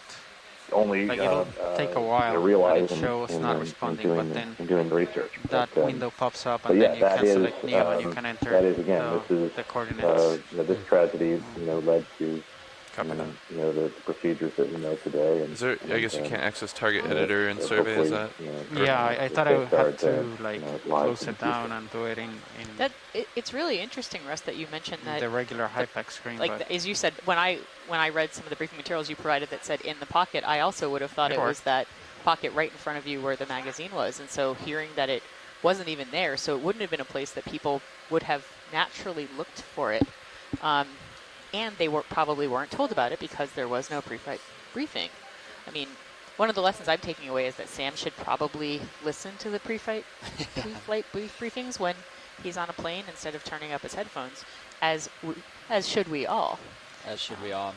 And I think it's something, working in a more hazardous environment, such as on a ship, we take those drills and knowing where all of the potentially life-saving equipment on board are very seriously. So we do drills at least once a week where we find where our PFDs are, we find where our immersion suits are. We go outside and identify where the life rafts are, just so in the event of an emergency, I can't imagine the amount of panic that was experienced on board as the plane landed in the water and began to fill with seawater in those heavy seas. I'm going to go right over and so it, that's Roland. something that you always want to keep in mind, is it's not just the knowing where things are, but having that kind of muscle memory that in a state of panic you still may make some of the right decisions, or somebody near you will be making those decisions. Right. So I think that's really important. I agree. One of the things that we did when we first came on the ship for this expedition was had to be blindfolded and walk from is your that a rock cabin or not? out to I don't think the so. outside. Watch lead, is that a rock or not? I do not know if that's a rock or not. That's a great question. We got a moment on this. Can we try to zoom in on it a little bit more? Stand by. So we're looking at this possibly very funny looking rock, but I will also invite the onshore scientists to weigh in as to whether this may be something else. And it's a little weird looking. I think we can all agree with that. It's definitely weird looking. It's really hard to get any sort of positive identification on. You have a moment coming up, pilot? Yeah, I don't have much time, do we? Not much. You got another 20, 30 seconds? Okay. I don't know. It looks metallic to me. If you don't know, I don't know, Deb. Yeah, I mean, it's odd looking. I'm not going to lie. If it is because it ferrous, not it does aluminum. look like it has almost time to move, pilot. Spines, okay, right? We've got another 20 seconds here rolling, and then we're out. So we don't have much time to look at it, unfortunately, but Delta I think 20, all of us were caught by degrees. how strange looking that was. Put a target on it. So, shape. And again, though, we may, as Russ mentioned earlier, one of our onshore scientists who's with the Air Sea Heritage Foundation, that we are also kind of saying, well, maybe that's something because we wish it to be. So perhaps we will see more definitive evidence.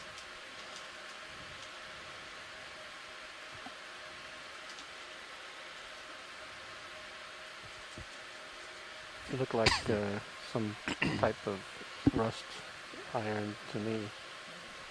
Yeah, and so what we heard from both the video engineers and from the pilots, and actually I agree, is it seemed quite reddish, and so it may have been something that could have rusted. That was just about a perfect amount of time to spend on that, moving at this speed. I think we did good there. Hopefully we'll find but yeah, more without things stopping the that ship, look like we probably only have like 30 seconds to look at objects like that.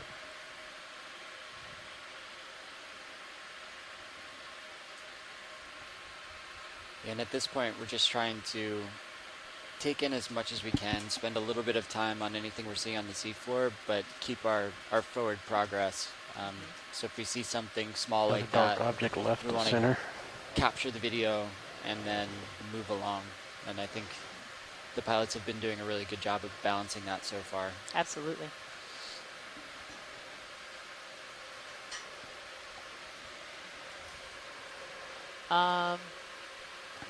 What is that?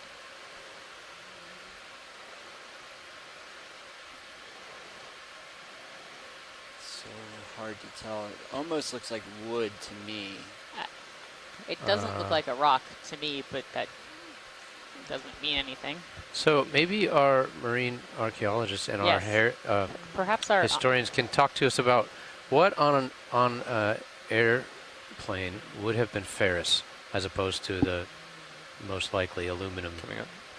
That's a great skin question. and structure. I mean, we're seeing things that maybe are iron. Yeah. Look at that patch though, right at the bottom. Like you can see where it looks like so the ship sediment is quite red. Stopped in a second. Roger that. We're getting over the top of you a little bit, pilot. Okay, we're going. So Gotta go. we've had a request from our ROV pilots for the onshore scientists to perhaps tell us the difference between the parts of the aircraft that would have been aluminum, like the body, and ones that may have been more ferric or ferrous. Would you guys like to take that one on? Go ahead, Bridge. Copy. Ship all stopped. Let's keep going. Well, I'll do my best. There's not a lot on an aircraft like that that's going to be ferrous. I mean, just for the sake of weight, it's going to be heavier duty items. Like the main landing gear. Would need to have that kind of strength, where you trade the weight for strength, and maybe like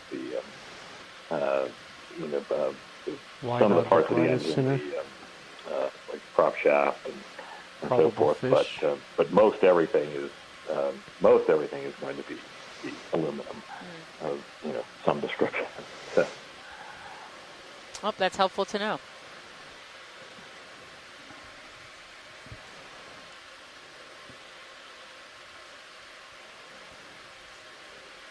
We have another item coming up in sort of the center right of our screen. We're going to kind of quickly take a look at it.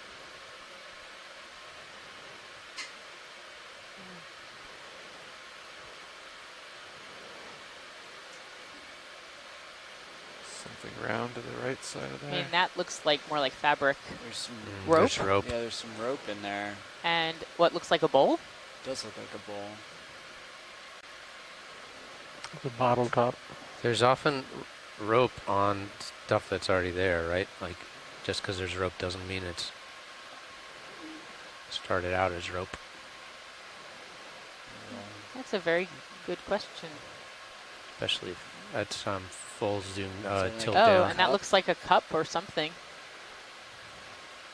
Yeah. How are we doing? I mean, could this have been a trash bag of some type that might have opened up? Coming up a little. That's always the hard thing. You got a moment? And we don't mean a trash bag from the aircraft. We just mean a trash bag.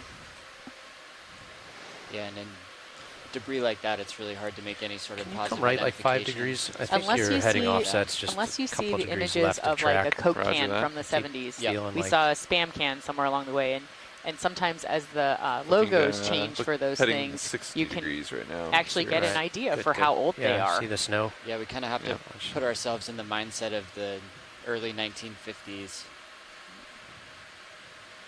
I don't actually know what Another soda dark cans object look like in coming the Has that center. been wandering early today, or 1950s. I haven't noticed No, it? just the whole time we've been trucking out. along, I keep feeling Were they like glass I bottles or were they even cans? It may have needed been to the be cans on with, the like, right big side of your pull-tab screen to things. stay out. I think those are the 70s. That's just what. I think you may be right about that.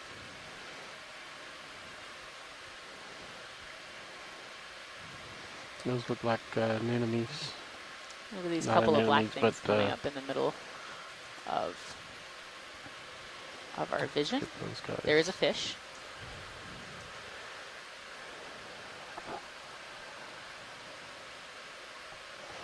That's biology. Oh, that is a sea urchin. And I found out recently that those big puffy things are actually part of its spine system, I believe. So it's not like there's something growing on the sea urchin. It is the sea urchin.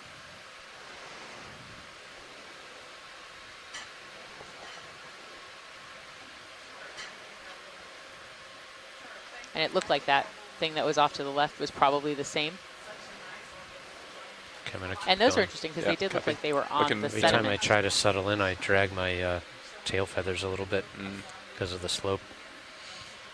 Another dark colored object more left. Formosoma placenta, I believe, is what that is called. The sea urchin that had the sort of the puffy spines that was a dark reddish. And those puffy things are spine bladders. They're part of the hypodermic needle arrangement on the spines. So Chris Ma was talking about that, but now we're going to zoom in on something else. Detritus. We're seeing to the right, I know we're seeing, it looks like one of those sea urchins again that had collected camouflage, but I don't know what's in the middle. Okay, I'm going to punch it. Looking down. Coming up. Delta 20 right now.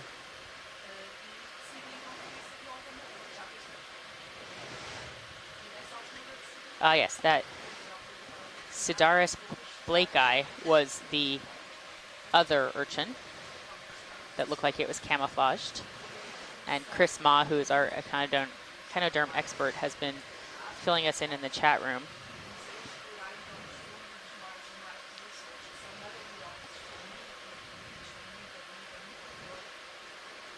Pilot, this is Watchlead. Watchlead, go ahead.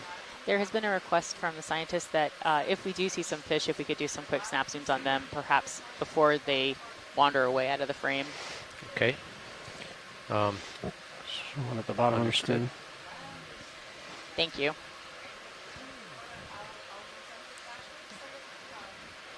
And so even though we're traveling at a clip, we are trying to zoom in on the fish. We're trying to zoom in on the other fauna.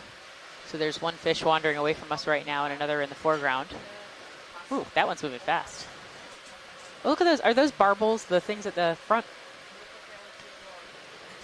Yeah, it looks like it to me. Okay.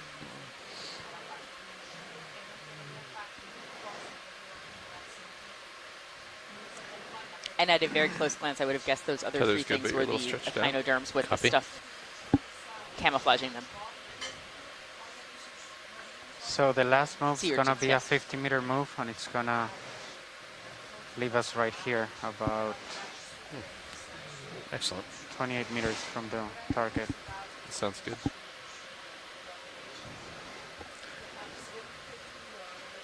Getting a lot of little bright returns here. Do you want it in another bearing, 060, 065? You can, if you want to adjust it according to what you see. Okay. Fine tune it. If you just call it out. Yeah, it's still, according to HIPEX, still at 050. Fish lower center. Where do you see it rolling? C-pin. C-pin.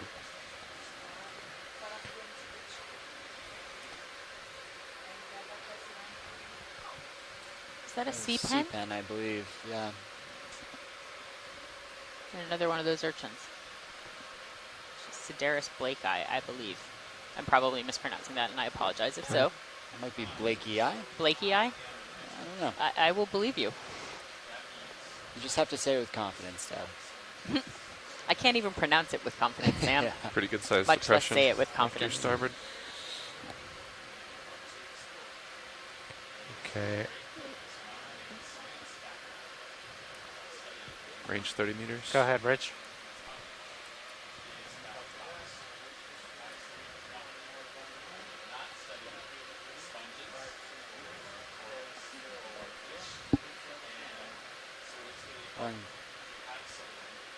Chris Moss said the Blakey Eye is named after the USS Blake. Oh. Which is interesting. And there really are quite a lot of them on the seafloor right here. There are.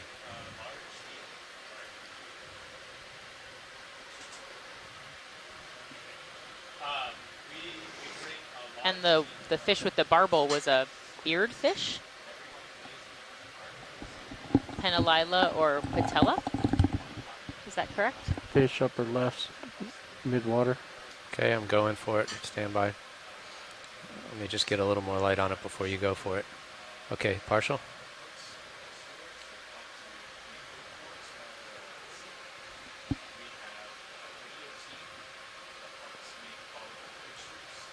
Ah, I was just getting stable. There you go. Snap, snap.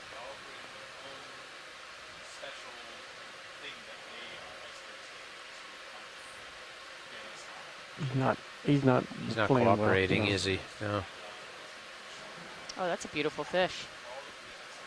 It's being a little shy, though. Yes, it is trying to move away.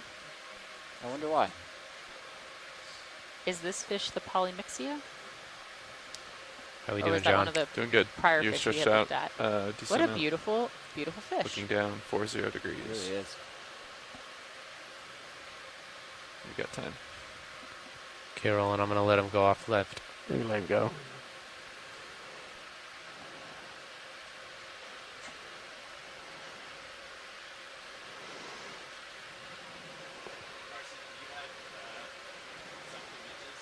Okay, time to... We're just continuing on. Our We've seen a target couple distance of 59 meters. Time to intriguing glances get a of couple things meters that off and look around. we could imagine might not be How's our angle? natural Good? to the seafloor, That looks pretty good there. but nothing definitive yet. Not seeing much in And the I way of think we returns might be at about the moment. 60 meters away. Yeah.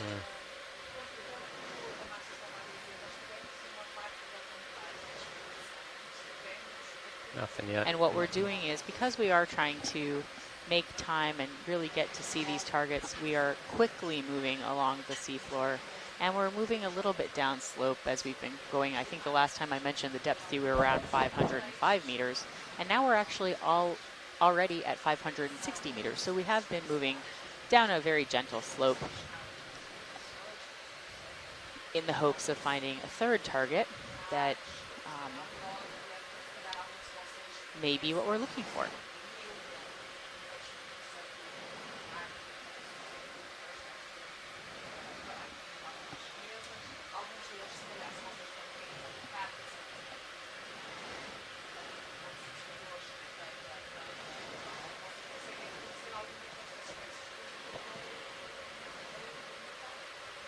There we are, something coming up, maybe. Showing about 70 meters out though.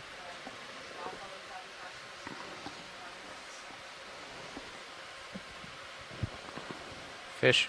Snap. That's a very little fish going by. Oh, I can't chase it underneath me. Oh, just went under the ROV. There's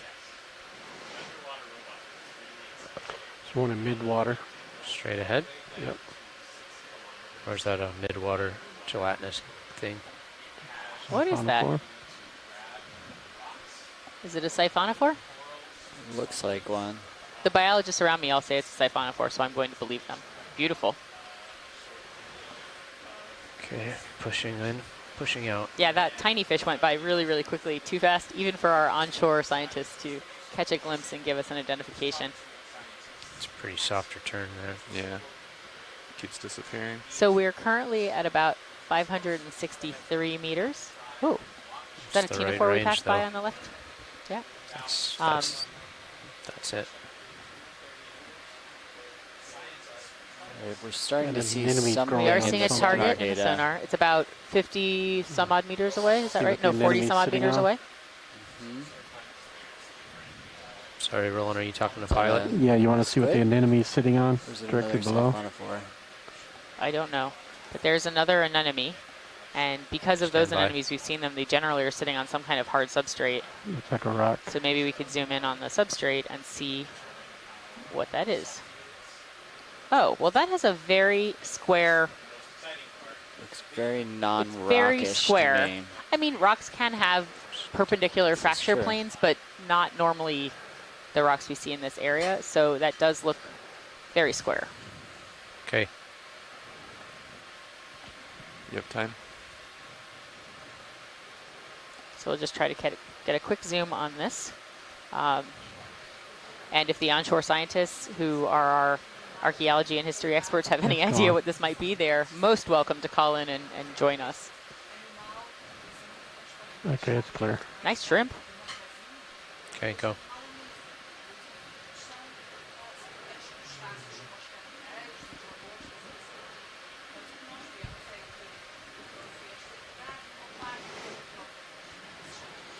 Here's our target coming up. 30, edge of it's 30 meters out. It looks like we're about 30 meters away. Putting out your little stretched out. Okay, all right, copy. Fingers crossed, everyone. Something. Uncle Dave would have called that puppy dog in off. Getting excited. Another Tina-4 at the top of the frame, I think. Well, it was. I'm not sure it's still there.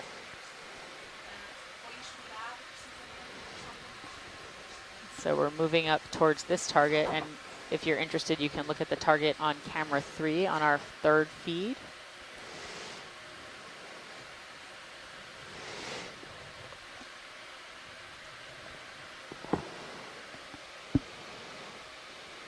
Just kind of waiting with bated breath to see what it might be.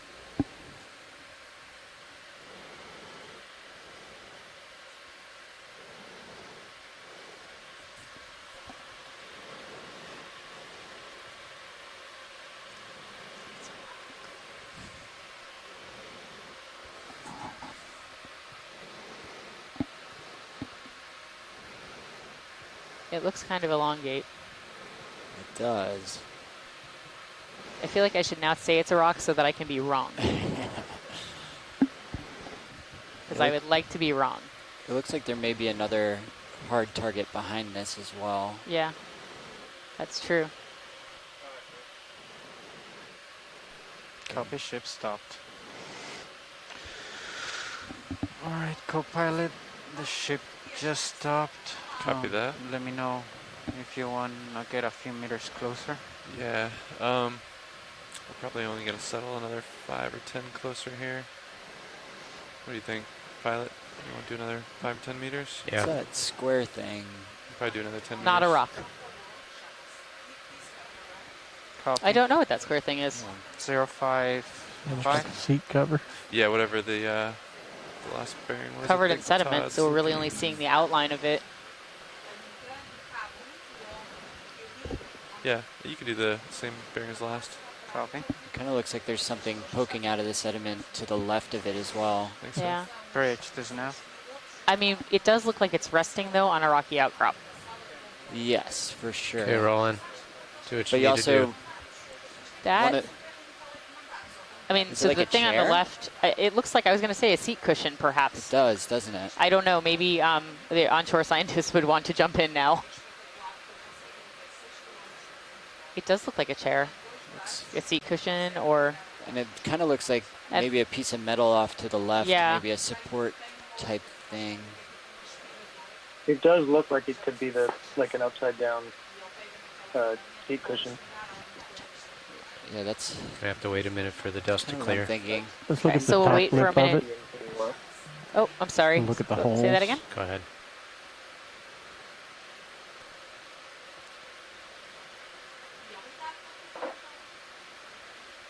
And one of the considerations that I'm having in some of these areas is, since it is kind of featureless and sand bottom for a lot of this, these rocky outcroppings may catch things that have been drifting through some of the currents. So I think it's probably worthwhile to look as close as we can to some of the rock areas and really pay attention, as it may have served as like a snagging area.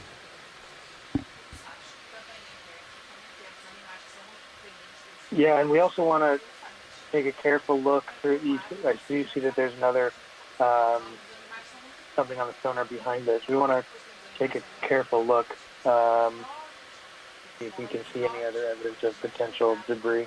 Yep, I think we're going to wait until things maybe settle down just a tiny bit in terms of the sediment, and then try to move around this area. It is definitely another hard ground limestone rocky outcrop, but as Sam was saying, perhaps these were places where debris could have washed up and gotten caught. So.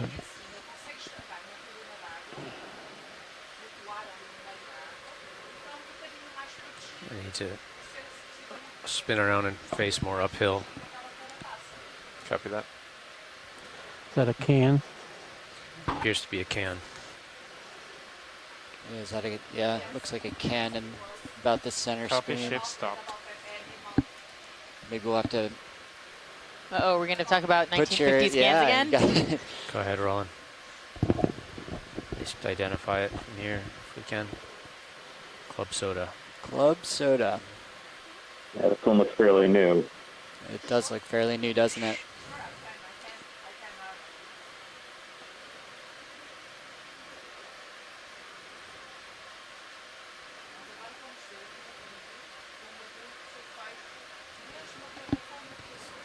Schweppes Club Soda.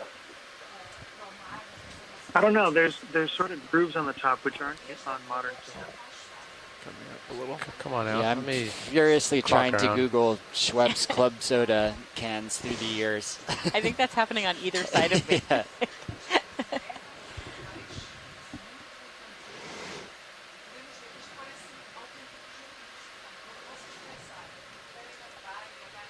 And one of our onshore scientists wrote in the chat room that what we were looking at earlier with the seat cushion, that hole could have, could have been a metal with a hole in it that could have had like lightning, but it could also be a trick. It may not be a piece of metal, and I think that's a very important thing to mention. That just because it looks like it and we want it to be, it doesn't mean that it necessarily would be. Want to push a little further in so that I can clock and face uphill better? Copy that. Yeah, I think seriously. Did we push in and see if this has a pull tab? Go ahead. We can certainly ask. Let me find out. Oh, there we go. We're zooming in right now on the top of this can. Definitely. Oh yeah, that's not. Sure. It's not modern. That we can say.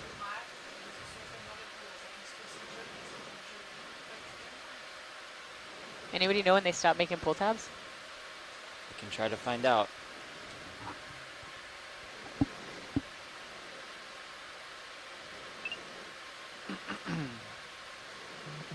I'm going to turn to face you a little bit more. Okay. Well, I'm dating myself here, but I remember pull tabs in the 70s. But I believe that it started, much earlier than that. I'm seeing 1934. So you want to move to get you right on top of D2 so he can drive up? This is when we find out. out. Seeing online that look like this. I'm okay with that. A pilot wants a few more meters of range. So go ahead.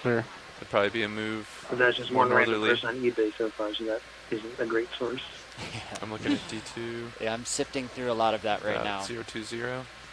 Maybe 1015. Well, it's an interesting find no Probably matter do what. 10 meters or so at 015. Square scans.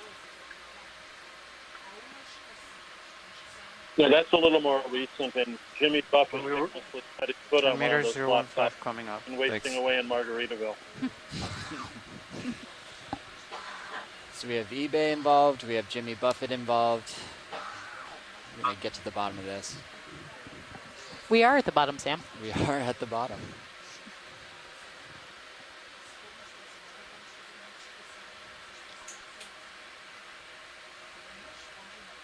Oh my God. I'm very impressed. Caitlin, our videographer who's doing all the clipping in the back, just found like a history of pop tops. What is that?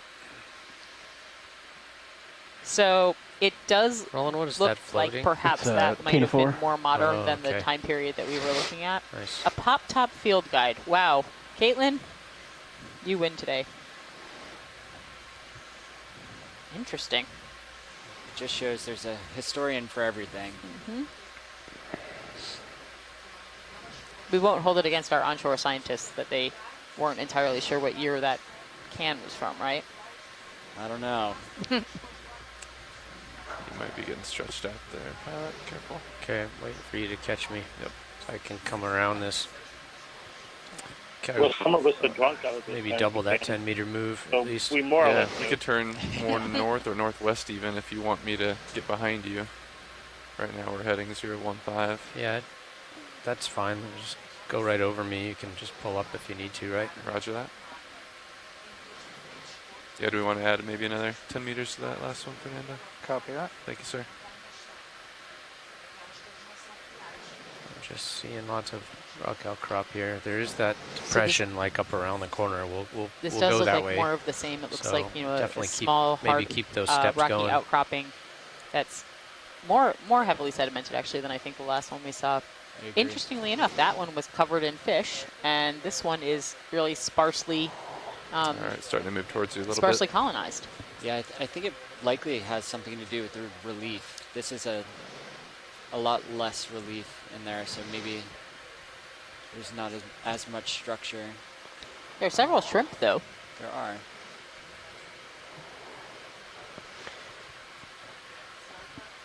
I'm going to turn on And the a extra fish. lights at 30%. Fog's coming on, 30%. Have we seen the entirety of this target? I don't believe so. Kind of, the shrimp are kind of in the shadow, huh? Oh, cool.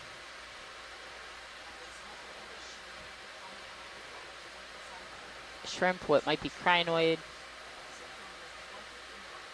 I don't know what that is. It's like an anemone. An anemone.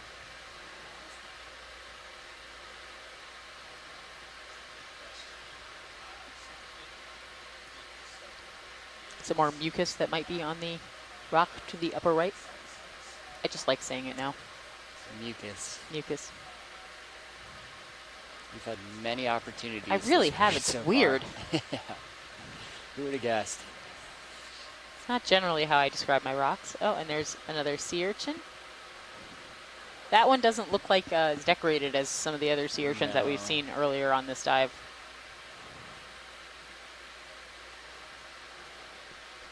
Is that a sideroid urchin? I think that's what we're getting from Chris Ma. Ooh, these shrimp look very watchful.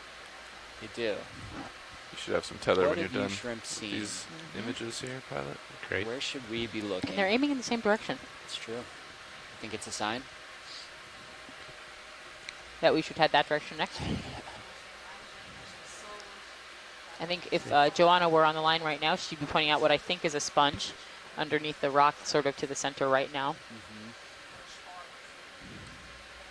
Full wide. Are we good? I'm going to continue around to my left. Clear. We're just going to continue around this hard ground while we're, and obviously the idea is we're looking to see if there's any debris that we may have missed. We did see what looked like perhaps a seat cushion and things that could have been metal, and a probably more intriguing than it should have been Schweppes club soda can. Okay. Fish dead center. Eel. Co-pilot, the ship should be coming to stop soon. Roger, Nav, thank you. After moving 20 meters. What is that? Copy that. Is that a fish? It must be a fish. Is it an eel? Looks like it. Copy bridge, move complete.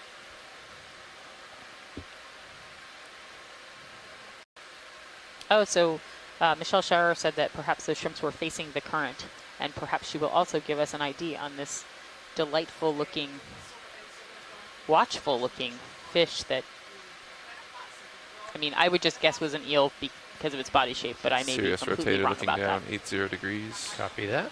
Looking good. But we're settling out. Yeah, it is beautiful. Because you're spinning left, you're putting a turn in, so maybe as you pass over me, you want to spin back to right. Roger that. Of it pointing the direction towards, telling us where to go. That's probably much more reasonable. So. Clear. Okay, picking off. Lasers on. Are shrimp filter Lasers feeders on. as well? Like, would they stand in the current to catch things, or are they just perhaps getting, like, I think they're primarily detritivores, but... Which means they crawl around on the rocks and eat things? Yep. But I am not a shrimp biologist, so... Nor am I. Yeah. We've seen shrimp catch fish in the midwater and eat them on camera. Yeah, that is true. We have seen shrimp actively hunting in the midwater. How big are the fish they're catching if they're actively hunting in the midwater? Are they the same size as the shrimp? Wow, sometimes bigger than the shrimp.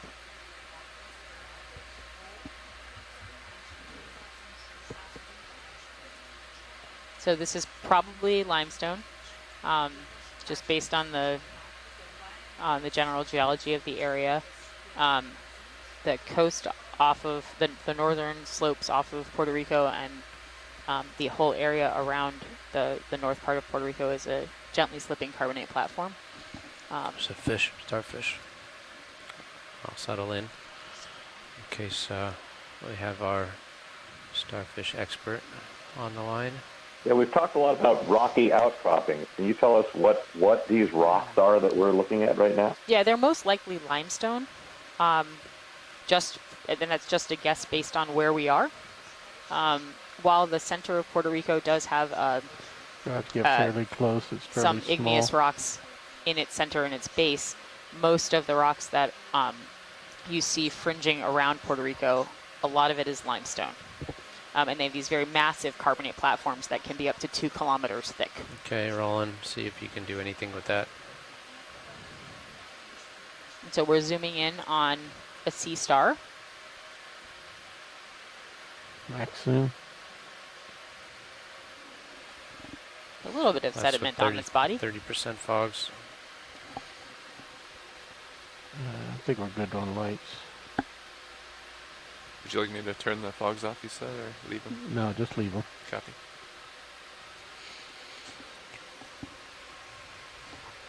Waiting to see if Chris might want to tell us what kind of sea star that is. That's what I keep looking for.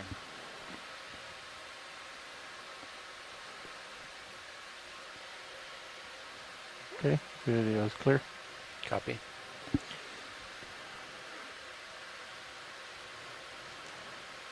And all these rocks do have what appears to be a manganese crust on them. And that basically means it's not a fresh exposure. It means because the manganese... Hey. Oh, hi, Chris. Upper right of that. Hey there. So you have hit a lovely animal that I am trying to get the name out from. You can hear the hilarious sound effects of books falling because I'm scampering through my library trying to get the name. We have stumped Chris Mullen. A member of a funny little deep sea family called the Corethrasteridae. And thanks to the Zoom that the colleagues at GFOE so thoughtfully placed, we saw the very strange kind of fall-shaped spines that were on the surface. This is an odd thing called Remaster, I believe, and I'm trying to get the species name because there's one that lives in this area, and my book is precariously balanced on a number of other books, which may very well fall. But anyway, so Remaster is actually known from only a couple of species. There's one in Antarctica and there's one in the tropical Atlantic. I have no idea why they're sort of arranged in such a, why the species the distribution of the species is in such a strange place. But 50? You see how the surface, there are all these funny little sort of spines that are on the surface. If we were to actually look at those under a scope, they have almost kind of a cup-like arrangement, and there's little spines and things on the surface. They're mysterious animals. I don't know what they do, and I don't know what the funny little structures are for. In fact, this is probably the first time we've seen one alive. So, I'm very happy that that we're able to do this. The fact that, I've said this before, the most valuable part of a lot of these observations is being able to see them alive, and sometimes for the first time in color. Lasers. I could not have told you that this animal was white, for example, based on the museum specimens that I have, and even though we have people that take fastidious notes during the collection history, sometimes they don't capture things when they're available, such as when they're brought up on the deck of a ship. We still have a serious turn. And, and there's a bunch of things, but thanks to Andrea Quattrini and the other, is that a brittle star or another sea star in the upper right corner there? Your next move is. I'm going to keep coming around. I did see what I thought were legs. legs. A host of really good things. Yes, there's the urchins that you're seeing are Sideris blakei, and so those are really strange because we don't have a Sideris in view, but you've been seeing a lot of them, and they're really bizarre because the spines are, as you saw, they're wide flanged kind of paddle-shaped things, and those are like that even after you've cleaned off all the stuff on them. And there's no skin on those spines, which is what you typically see on sea urchins, and so a lot of fouling things grow on the spines. That's the characteristic of a lot of sideroids. For some reason, they have no skin on their spines, and so a lot of them have a lot of like worm tubes and sponges and other weird things that grow on the surface. And I think that some people have argued that that's something that they do deliberately. When I had mentioned camouflage, that's what I was talking about, was that some people have argued that the fouling on the spines protects them from predators. Some have argued that, there's some other adaptive benefit that, is not immediately clear.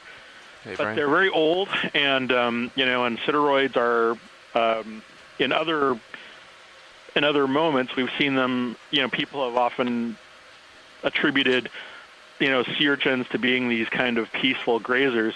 Sideroids are the opposite of that. They've been observed feeding on stocked crinoids. In fact, some have argued that sideroid urchins are the main reason stocked crinoids develop swimming behavior, and some of them and argued why they've adopted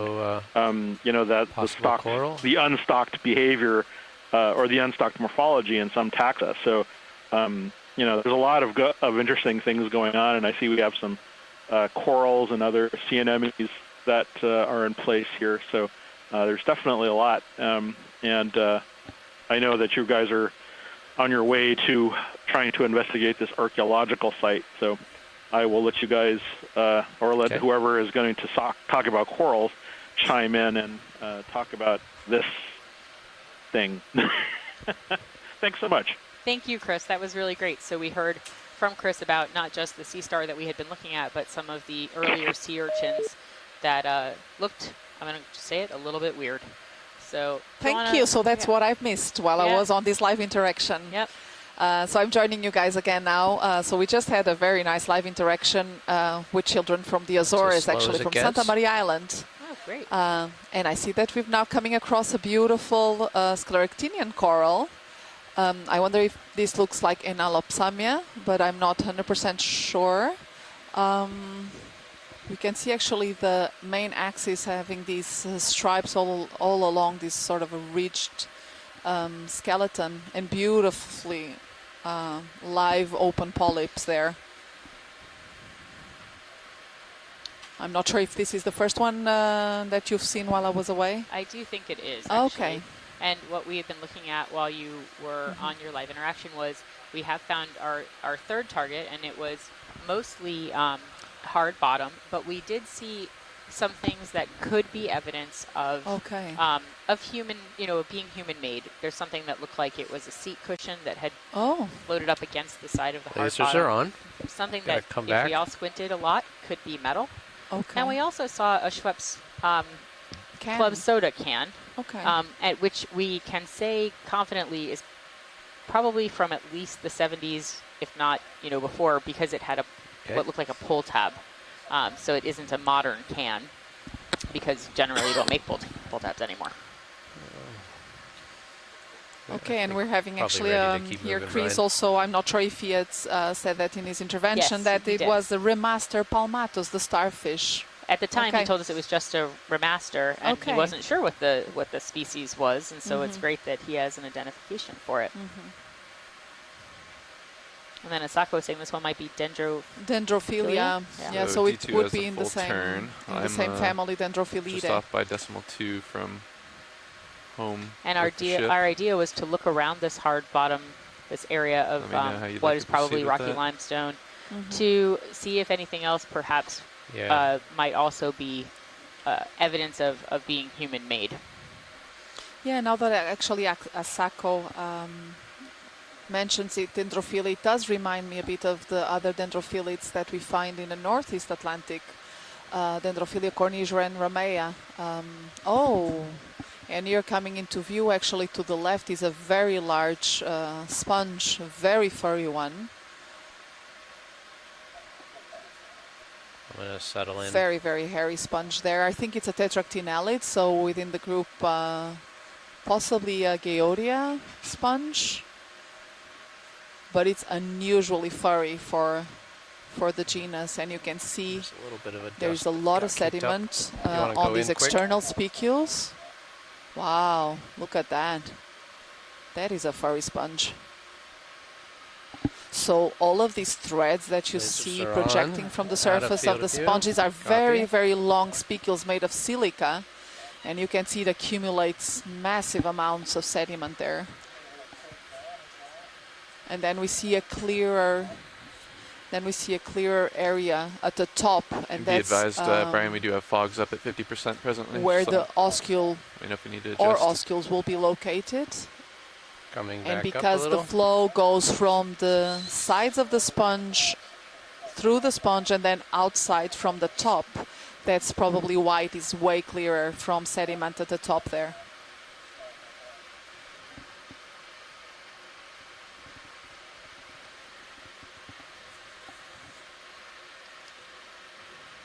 And this is a large sponge, probably, I don't know, maybe 30 or 40 centimeter. Oh no, it's actually smaller. So yeah, maybe 20 centimeters across. I'm going to paint up. Very interesting. The lasers on in the middle of it.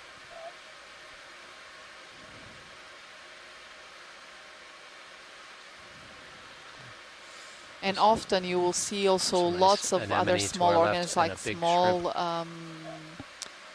small annelids or even small crustaceans living within this spicule cover of the sponge.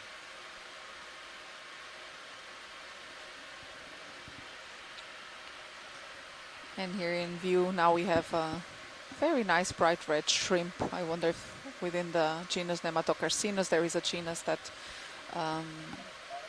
looks a lot like this. It has this very long antennae.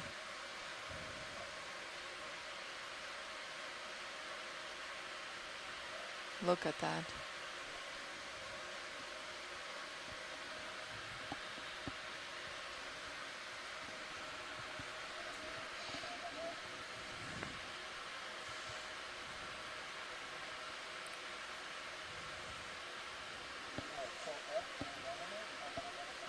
Okay, ready?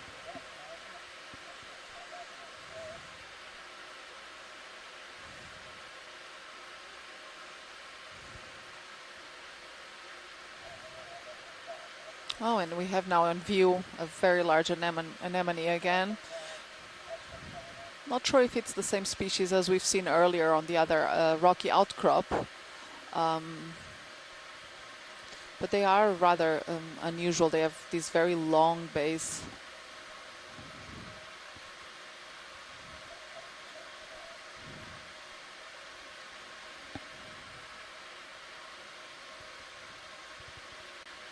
While not being actually tube anemones. So some other anemones are called tube anemones, and they have this also very long base, but they would have two rows of tentacles actually. So this is definitely not one of those.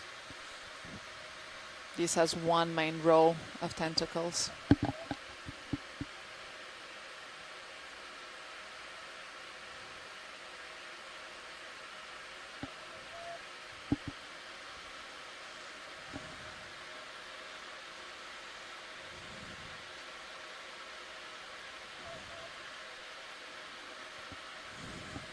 Very pretty anemone. Yeah. Okay.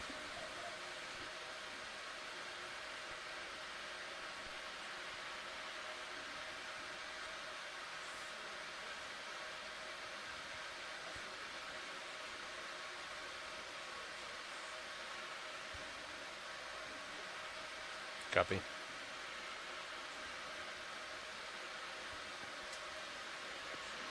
I don't know, Copilot, but I feel like the upper swing arms, the lights are not fully out. They're not looking straight out. Yeah, I agree. They're like looking down. We partially stowed them for our move, and they didn't get fully redeployed. All right. I am doubting you guys. Are you? Yes. Looks like they're pointing back towards the rail cams. You don't think so? I see what you mean. I think they're looking at Sirius on the starboard rail. Go ahead and play with it. You take hydraulics and play. Gotcha. Do we see anything we want to look at?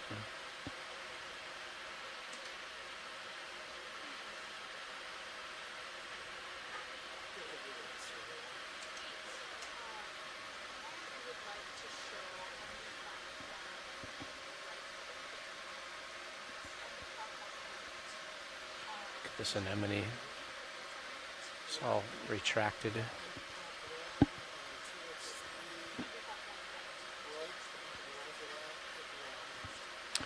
Yep, Fernando, those are fully up on the upper swing arms. They're just back, I think.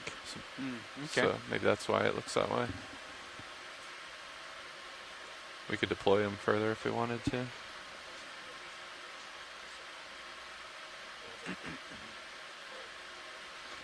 I think video's busy at the moment. Yeah, I won't mess with it right now. Okay, so Shoreside Science Team, for our archaeologists on the line, so Russ and Mike and a couple others that are joining us here, we are looking for some input from you on what our next steps are. So in just a few moments, our video team is going to switch over camera 3 to take a look at some data, and we'd like to walk through that with you. Just give us a few minutes because we're still doing some zooms and kind of collecting information, but want to give you a heads up that that will be on channel 3 momentarily. And then we'll chat through some options. Sounds good. Standing by. Thank you. Okay, thanks. Standing by.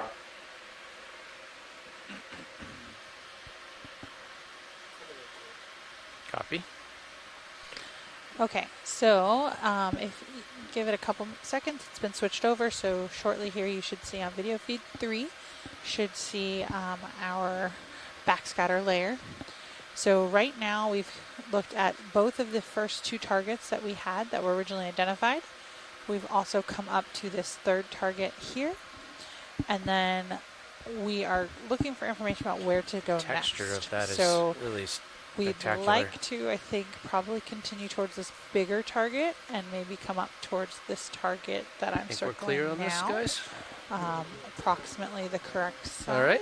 But with the intention that as we go along this field here, we might find some things that were kind of caught up in rock ledges. We think this is a carbonate escarpment, but open to other ideas. I don't think we are going to be able to go over to the 3rd identified target due to the boundaries of where we're operating. But I think anything kind of over in this range is fair game. Yeah, he's sleeping, I think. the only Casey, could you retracted anemone point we out, saw if you today. happen to have it or know, Okay. where the Flying rusted off. sinking location is on this map? For reference? In the sinking Like where location or current the reported oil crashes, spill? it's over there. Sorry, the slick or the sinking location? Well, they're kind of the same, aren't they? Okay. So Yeah, we have kind of conflicting coordinates that I think are probably a transposed digit in one or the other, but I don't know which one it is. Okay. So, because they're so perfectly on a line with each other. Gotcha. I think that I think going over to that ridge, so basically going north of where we are, is good Just let him go by. We're in the general area, and a lot of the stuff could have I'm floated. going to settle into this and I think just getting eyes on the seabed, looking for debris, something or other. and a carbonate ridge can capture quite of that. So I think that's, from an exploration standpoint, that probably makes the most sense. Yeah, that's what I'm settling in for. Yeah, absolutely. I think that's the way to go. And in addition, if we have this reflection on this ridge, and if the aircraft is somewhere on there fortuitously, it would potentially obscure us seeing it in the backscatter. Yes. Yeah. Yeah. Agreed. Okay, so to confirm, we're basically going to head in this direction, pick up the ridge, not a great look view. for If anything you want, I'll interesting move and we'll along get a better there, angle. and then tentatively, But we have when we've completed our looking at this ridge, if we still have time, potentially look forward into another target if we find one. Okay. Sound good for right now? Sounds great. Okay, great. Thank you, guys. Roger that. We'll communicate this to the pilots. That's a shrimp behind it, on the rock, I think, behind it. And, of course, Joanna's not in the room, but this is something we haven't seen today. And so what we are seeing now here, actually, these are zoanthids growing over a coral stalk of some kind.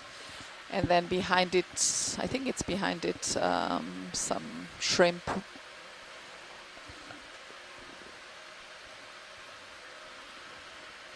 Is hiding there. It's so coy. Yeah.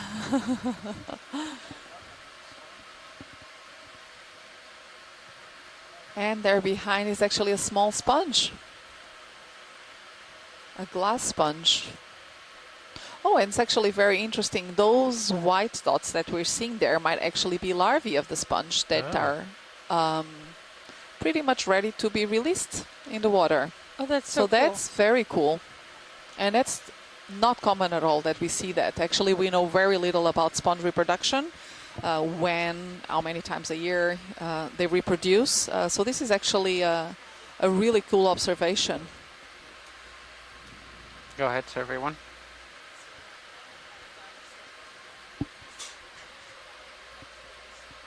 So perhaps if we can have a snap zoom on that sponge, that would be great, pilots. Okay, tight zoom. Okay. You want me to reposition for a better zoom? Excellent. The best would be point coordinates, and then I'll enter them. Please. And I'm seeing MB Proc 1 right there. So I believe we still have bathymetry for that. It should be like maybe 400 meters north. Yeah, I've got some room to come in. Yeah. And we'll get a better zoom on that can as well. Yeah, this seems to be quite is that a Pepsi can or some sort of can? Yeah, if you give me some coordinates or wherever you want to get there first, I'll enter them and we'll start moving there. Sure, and we currently have 4 hours, 25 minutes left. Okay, if it's like 400 meters away, it might take us like maybe half an hour to get there. I think let's start on the sponge. Copy. So the pilots are, they're coming in for a close-up zoom on the sponge.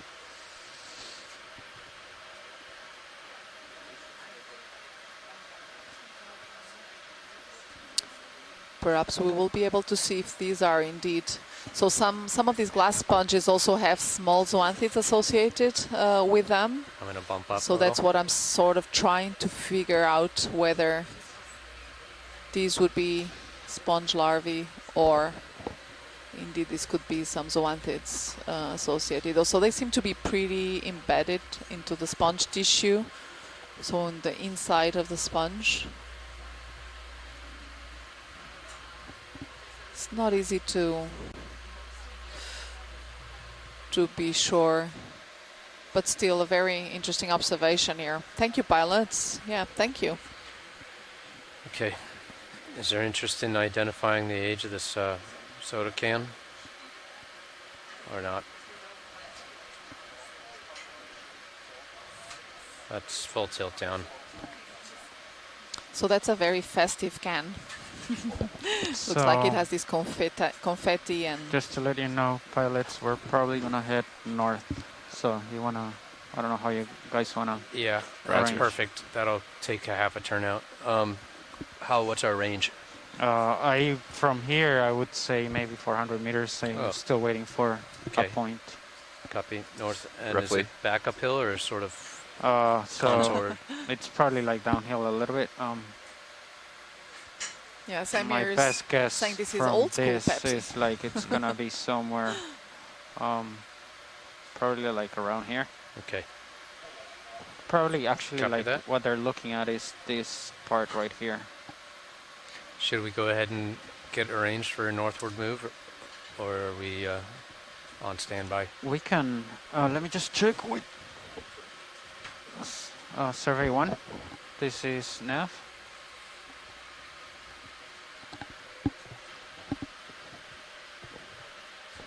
Yep. So I think I have MB Prop 1 left right here. Casey was saying that we're probably gonna go up to this feature right here, easternmost, so somewhere around here. Okay, so I'm gonna before you get me that point, I guess we're gonna start heading north, and then we'll change the bearing. Copy that. All right, Hideo, so shall we look at this, what seems to be a sponge? And Go yeah, ahead. here coming into view again what seems to be a very large sponge, possibly again a tetractinellid. okay, pilot, so we're definitely going Base-shaped. north. When you guys are done, I guess we It's can quite massive actually, and look north and below start of moving, it there's and some I'll refine the hydrocorals. bearing once I get that point. Roger that. Roger. And we see also crinoid. Fogs are at 50. You want me to bring them all the way up? 70 come out. Roger.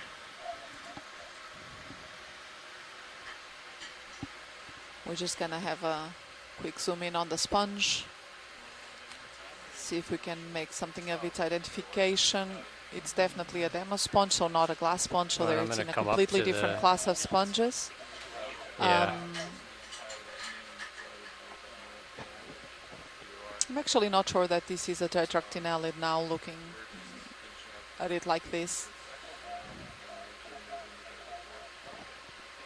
It has a rather unusual shape. And just below of it we can see on those white corals coming into view now. Those are hydrocorals, possibly within the family Stylasteridae.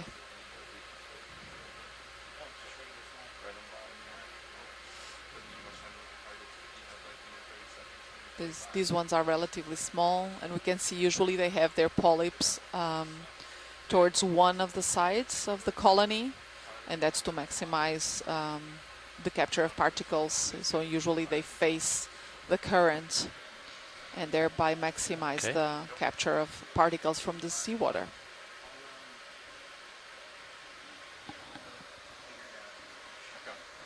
Let's see our schedule. Standby. So these shrimp seem to be very abundant in this area, actually. Ooh, and look at how think their we're eyes reflect the changing like in light 5 of the minutes. ROV. It's amazing. Yeah, I just wanted to look at it.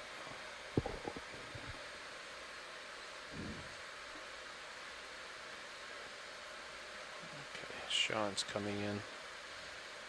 And Mark. Got Sean and Mark coming in. Okay, when you come wide, I'll lift off, and I think we'll go ahead and, unless our science party calls for some other views, I'll go ahead and stretch out to the north. Is that the plan? No, that's okay. We can go ahead, move. everyone. Thank you. See what Nav says here. Perfect. Thank you. Is Andy coming back later? Or? He's going to come back in another 5 or so. Okay. All right, getting a little over one turn. The tether there, pilot. Yeah, so I'll spin out left and let me just back away from this a little bit. So for those joining us from shore, we are now at a depth of roughly 570 meters.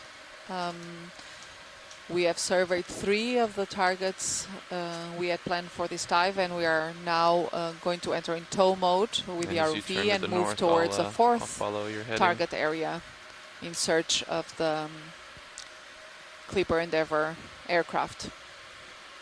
Yeah, or just any evidence that's looking good of it at all.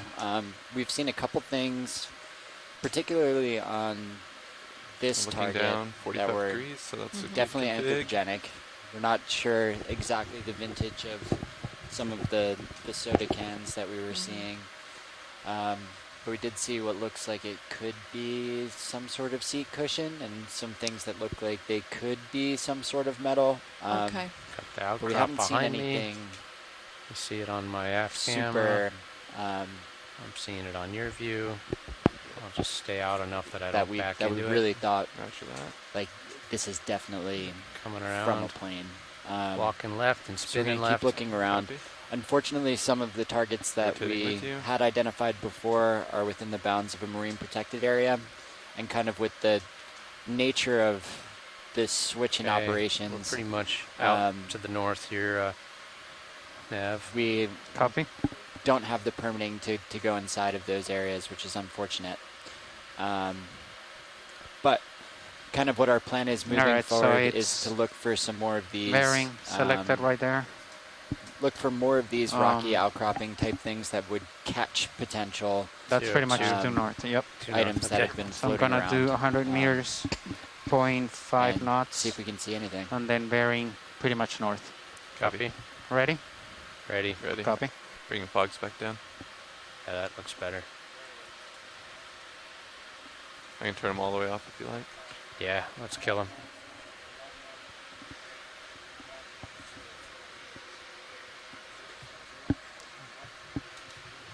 Shake my tail feathers a little bit.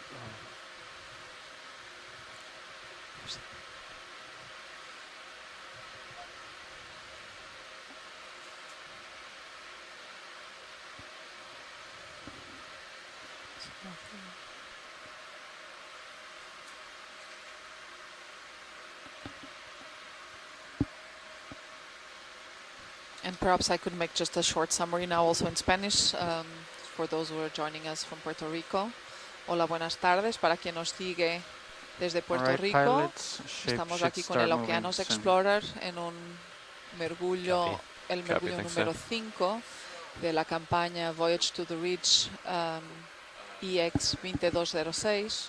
Estamos justo aquí al norte de Puerto Rico en busca del aircraft de Panamer que se despeñó en 1952. Hasta ahora estuvimos en 3 sitios diferentes para los cuales habría alguna evidencia de los sonares del navío de poder ser el avión, pero en todos 3 casos lo que hemos visto en verdad es que eran afloramientos rocosos con alguna bastante biodiversidad asociada, pero hasta ahorita sin señales de ser el destrozo del avión. Ahorita mismo estamos a cerca de 575 metros de profundidad. Vamos a entrar con el ROV en tow mode que significa que vamos a subir un poco en la columna de agua y deslocarnos, podemos deslocarnos un poco también más rápido hacia a un cuarto All right, co-pilot. Hey, target. pilot. So let's see, we're going downhill a little. So we were delta about 19, but my altitude's like 12, 13. So I'll slowly pay Hasta out ahora hemos as we move visto forward. Copy that. I'll hold this varias especies de this peces, altitude, and incluyendo especies I believe the comerciales ship como el move is cartucho, underway. snapper. I think we're moving. I heard a half knot. Yep. También So, varias all especies, right, so I'm going to algunas start especies pushing de forward corales y then. de Sounds esponjas good. diferentes. My camera's at 45. I'll Copy. maintain this. Varios And, yeah. crustáceos, Your All blue right. views, mayoritariamente 75 out. especies looks good. suspensívoras o especies filtradoras, principalmente las que estaban asociadas en los fondos rocosos. Y gracias por acompañarnos en este mergullo. Okay, I'm flying in auto alt right now. See how that works. Copy that. Oh, actually, can you back up a little? Okay, backing up. You're just a little too far out for me. Copy. And I'm moving over to starboard as well to kind of line it up. Yeah, copy that. I'm looking, 5-10 degrees right now.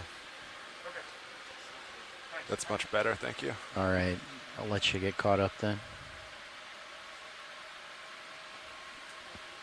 Hey, pilots. Yep. Yeah, sure, we've got time.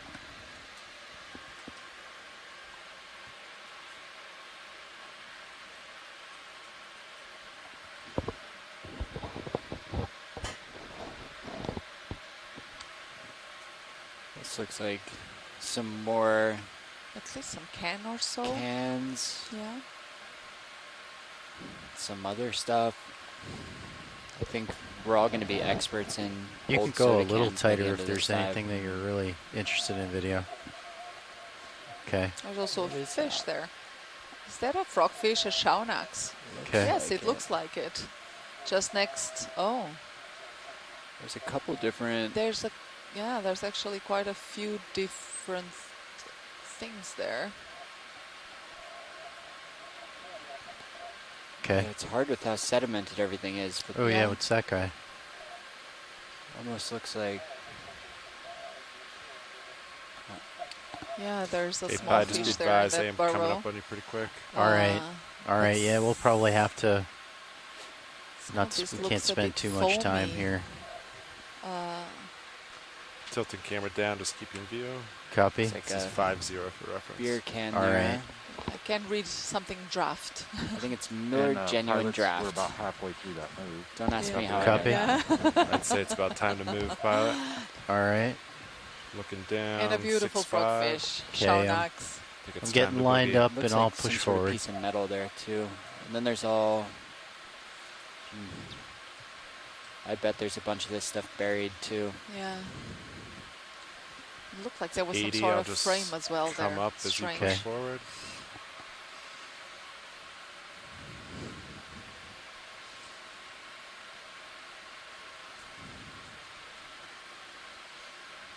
Camera's back to 6-0. I'm going to continue coming up. Copy.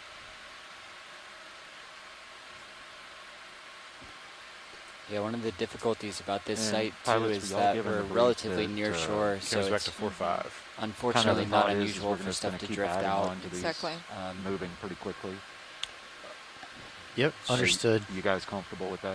Yeah. Okay. Yeah. Sadly, the normal So when we start to human come to the end of this one, I'll just go ahead and call in another 100 meters. Yep. Sounds good. Decimal 5, comfortable? Yep. Okay, perfect. Guess so, yeah. Thank you, Nav. Yep.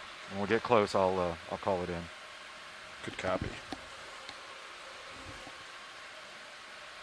All right, pilot, you're looking good. Camera's Okay. all set. All stationary at 4-5 degrees. Delta 15 looking good.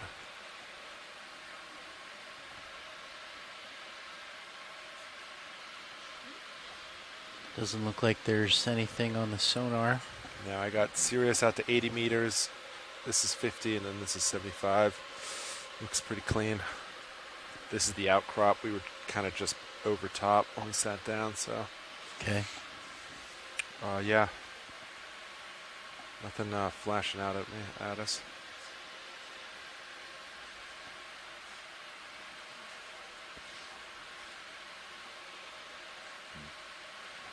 Yeah, we're coming up pretty quick to the end of that one, so you guys are good with just a 000 again on heading? Sure. Okay. 000? That's what the last one was. I'm at 15. I can rotate to 000. All right, yeah. That was what the last one was. Well, whatever the bearing between Sirius and the target is. Yeah. So you can see it right there. Yeah. So 189. So yeah, 0's close enough. Yeah. I mean, that's kind of the way it was. Copy. I'll just rotate a hair over to port then, pilot. Copy. Ready for that? Yep. It's 6 degrees there. And that's looking straight north now. Okay. I'll start cheating over to port.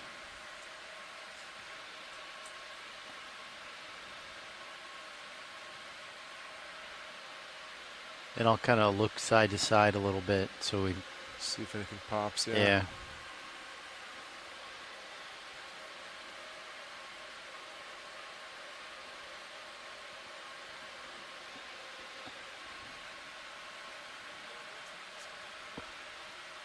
Bridge nav receive. Stand by 1. We'll have another move for you. You guys ready? Yeah. Just keep going. Yes, sir. Okay. Yeah. Bridge nav. Yes, we have another move for you. Long one. Basically the same as last one. Distance 100 meters. Bearing 000 at a speed of 0.5 knots.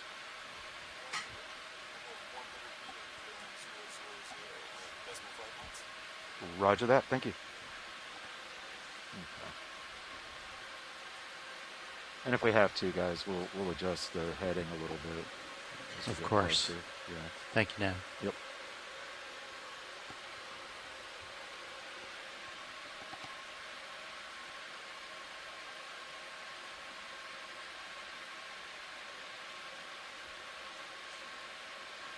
All right, you're just going off to my port side. Yeah, I was going to snake back around. Yep.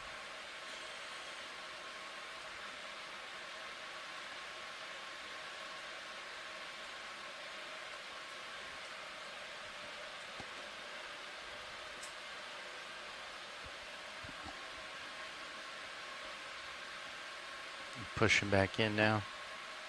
Be advised. You're pulling me. Okay, I'm too far out. I'm going to back up and go starboard.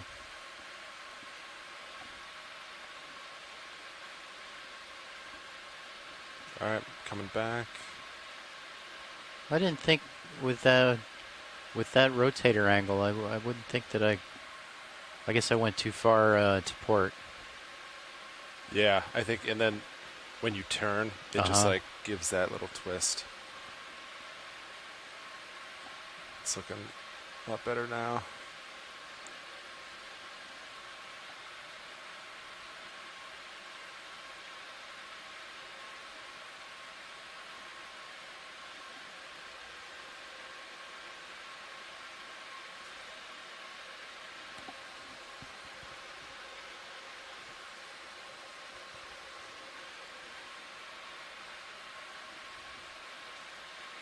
A little bit of a rooster tail in the tail cam. Sediment going behind us.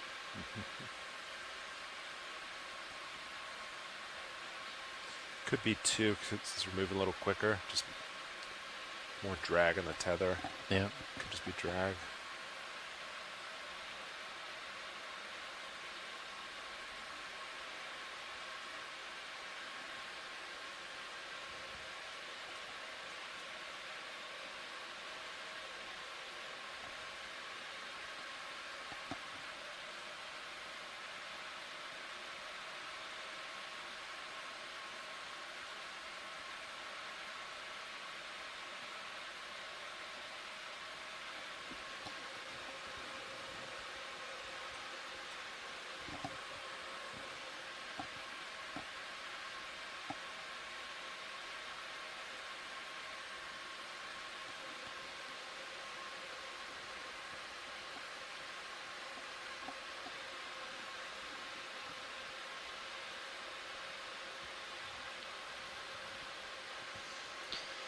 So we saw a few pieces of biology that just went by. I think the one might have been a sea pen. There was a fish. They were so far to the edge of the frame that we weren't able to really take a look at them.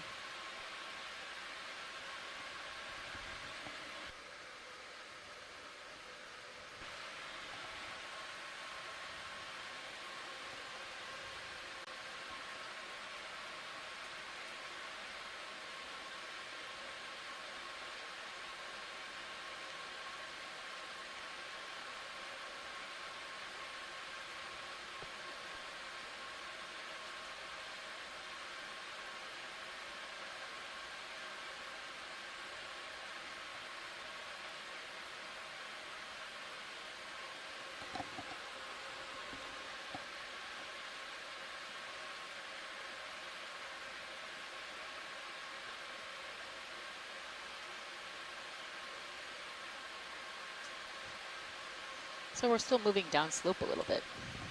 We're at 587 meters now, on our way to another target that shows up highly in the reflectance. However, it is much, much bigger than an airplane, so I'm thinking we're assuming this is going to be rocky outcrop, but maybe if we're lucky, we'll see some debris that might have bounded up against it. Yeah, that's kind of my thought here. In the absence of being able to identify or to further explore some of the targets in areas that we are not permitted to go, I think finding somewhere with this hard substrate may act as like a catch for any debris in the area, especially since it is so flat and sandy. Also, the fact that it's moving down slope is a little bit more promising in my mind, as things may have continued to flow downwards over the past 70 years. But we'll see. We've seen, and we keep bringing it up, but it's true. We've seen a lot of different evidence of human trash or whatnot, and it's all heavily sedimented, and it's just very hard to tell where it's coming from without seeing an aluminum hull or any like very convincing evidence. And everything that we've seen has been like small here or there things. Not always totally convincing. Exactly. As much as we want to convince ourselves. Is that a fish? What is that? So pilots, we're about 3/4 of the way through that move. Where are you looking, Watchley? Oh, right in the middle bottom. I guess it's not a fish. Copy now. Nope, it's not moving there. Probably not a fish. Is it another can? Is it another can? It does look like another can. And I'm sorry, my knowledge of cans on the seafloor is actually not much better than my knowledge of fish on the seafloor. It's increasing, though.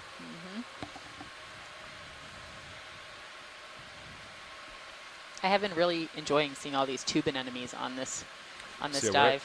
Yeah. G2's at 605 meters. So we landed. We almost came 100 meters deeper since we started. Yeah.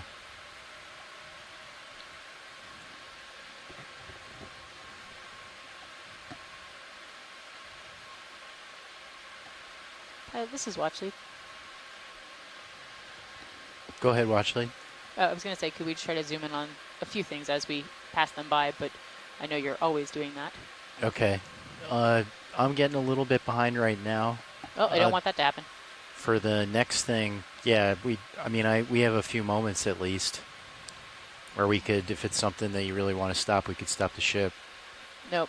I would say keep moving. Okay. Just if we can catch things, but if not, no big deal. I'm just kind of snaking back and forth to give the sonar a little bit, cover a little bit more of the bottom. That's a great idea.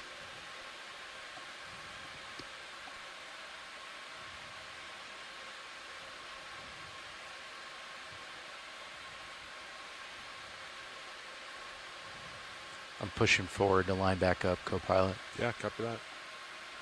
Looking good. I think this may be a good opportunity just to kind of thank all of the shoreside scientists that are both participating in this dive and that have helped us quickly plan Bridge nav received, thank you. 8 dives within the Puerto Rico region. Having we that could go in input a from partial the scientists video. ashore is critical for us doing the mission. Here's another one of those beard fishes. Mm-hmm. See, I remember that because it I don't has think I'm going to the forget little that beard. one. Yeah.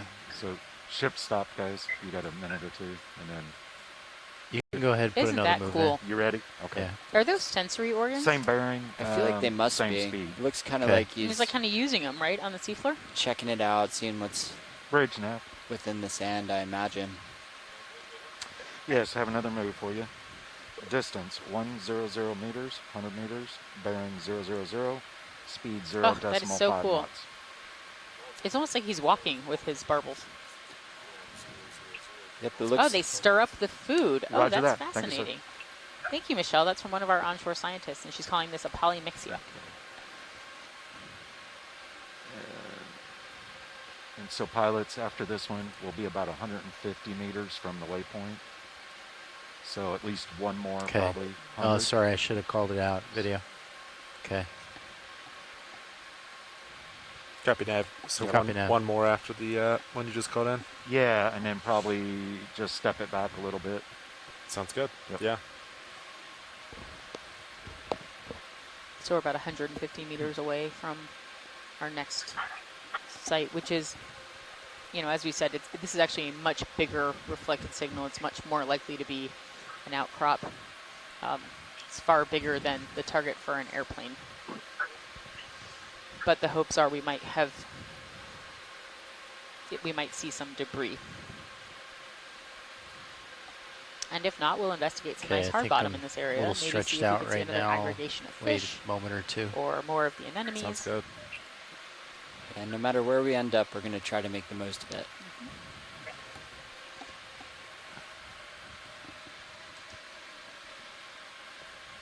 Yeah, exactly. The thinking is that you know, potentially lighter debris could have hung up in the you know, in the relief in that area, and you know, potentially, you know, because of it's all hard bottom there, that it could even have an airplane resting on top of it, and there'd be no way to distinguish that from the surface using the hull-mounted multi. So I was thinking that, but I wasn't going to say it. And we will find something that that no one has ever seen. You know, whether it's an airplane wreck or you know, a stretch of the seafloor or new life. I really appreciate your optimism. Yeah, and it is a great point. It's even if we aren't finding what we were anticipating, we still are finding things of great value to the scientific community.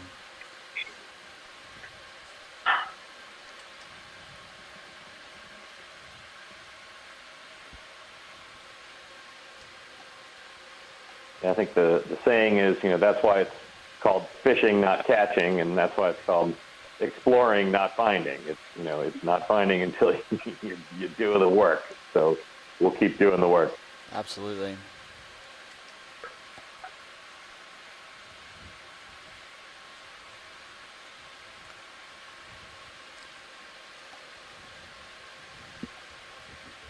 Sure. It's like a ctenophore. How pretty. They are. They're so cool.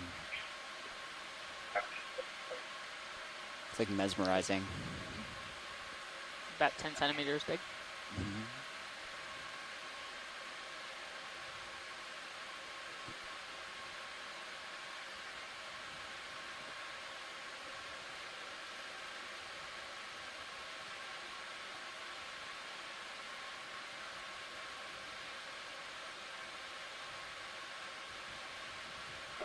It is mesmerizing. I think that's why everyone just got really quiet. Yeah. All right. Just all watching the ctenophore. Okay, when you're...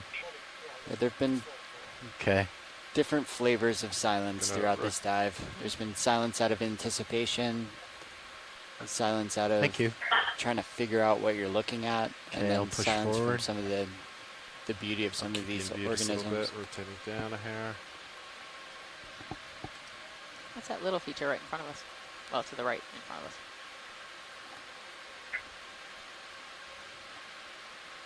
It's hard to tell.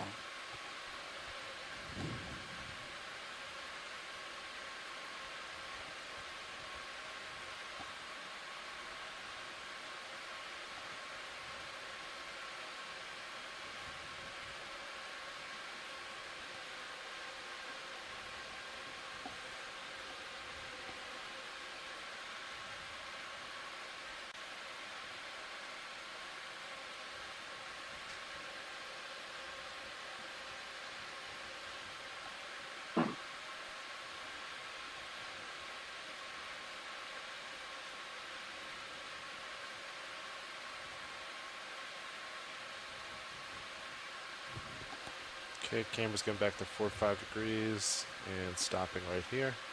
Copy 4-5, thank you.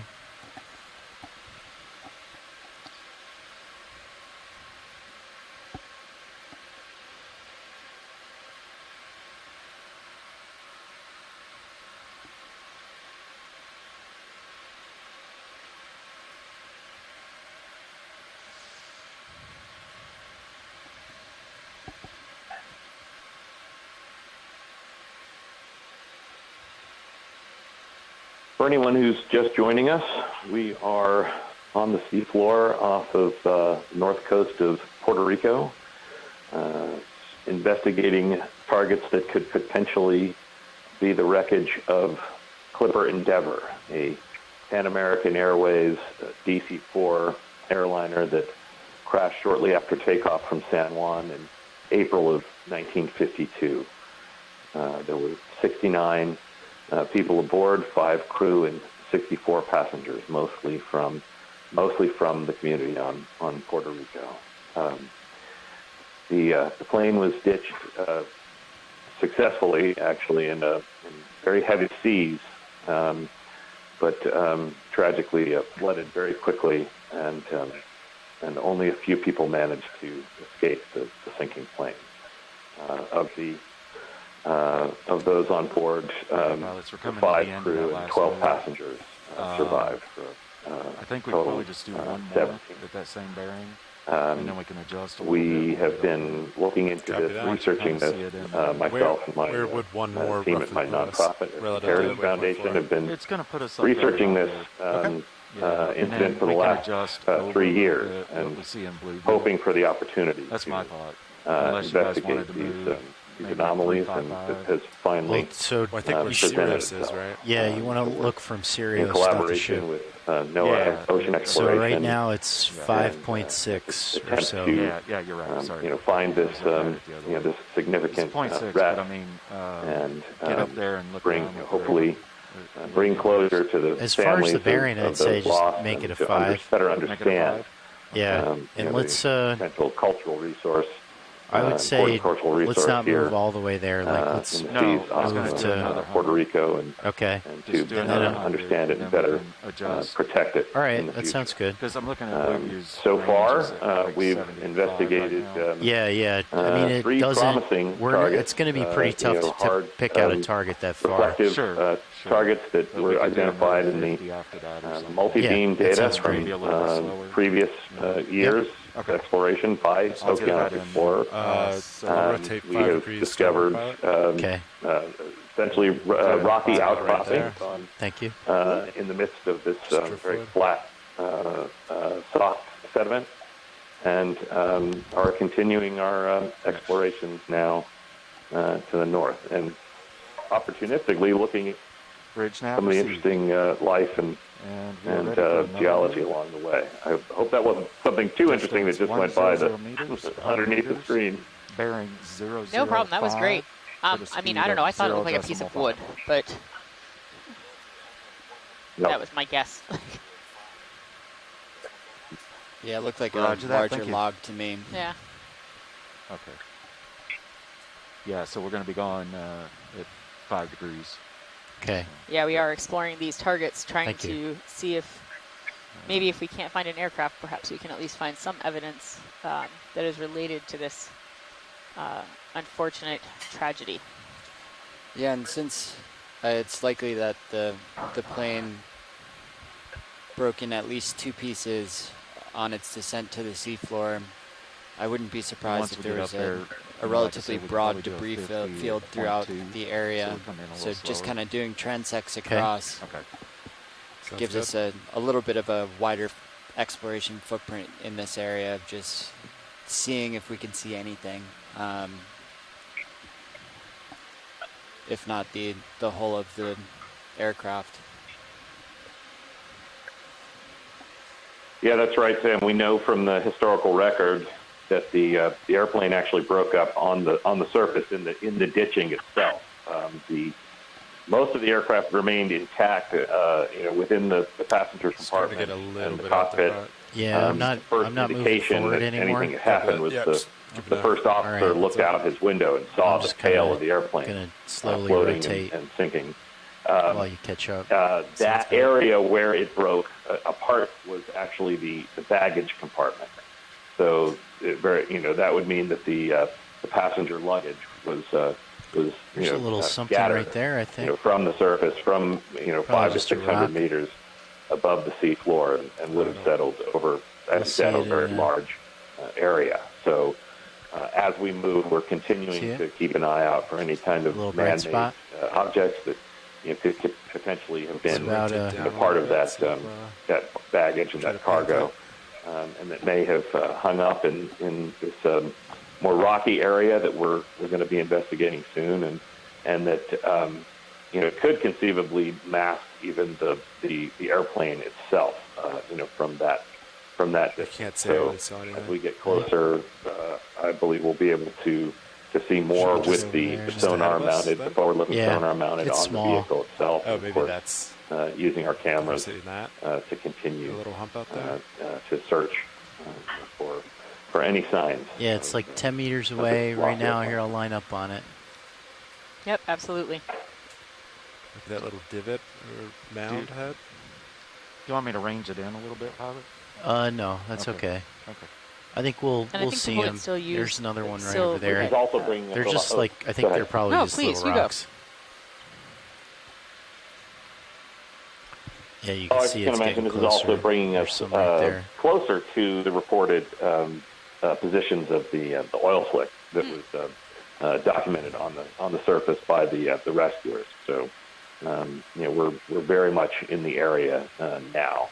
That could be those organisms that too. was reported at the time. We don't know how much the wind and waves acted on that to move it from the actual site of the airplane sinking. So we know we're in the vicinity, and we'll just keep looking. We had two other targets that were identified as very promising that have turned out they are within a marine protected area. So we are going to look. We're going to stay outside of there, bubbles, right? without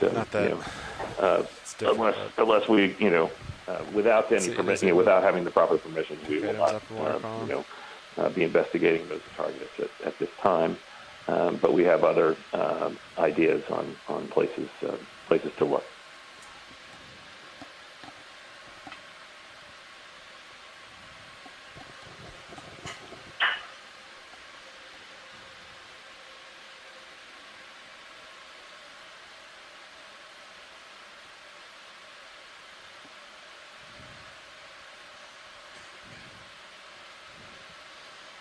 And we're still moving just a little bit downslope. We're now at a depth of 600 meters on our way to this larger target, where Russ will never give up hope that we might find part of an aircraft. I'm not willing to give up hope either. I'm not willing to give up hope either. I really like the explanation. Never. Mm-hmm.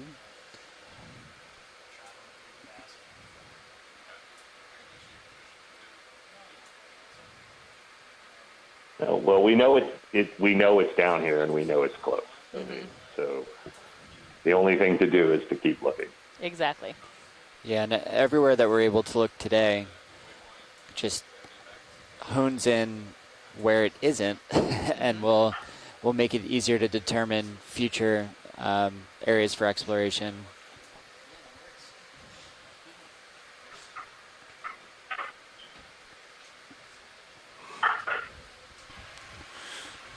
Big Pilot. Hey there. And the more of these hard backscatter returns that we're able to investigate, one, it helps us ground truth the backscatter data as it is. So if we see something like this, we would expect it to be a rocky outcropping or potentially that. Roger that. In our travels. And there are only so many hard targets in this area that we've seen. And while it likely is fairly sedimented very close to over the past that 70 move. years, I would imagine that you would still see what the game a harder plan return is from the we're aluminum going to be hull. about 72 meters from the waypoint. So we would just creep in a little slower. Roger that. Yeah. Like next move, co-pilot, what do you think? Yeah, that's a great point. We're eliminating possibilities and narrowing it down as to where it could possibly be. Okay. And I'm sure, given an opportunity in the future, if necessary, as we approach.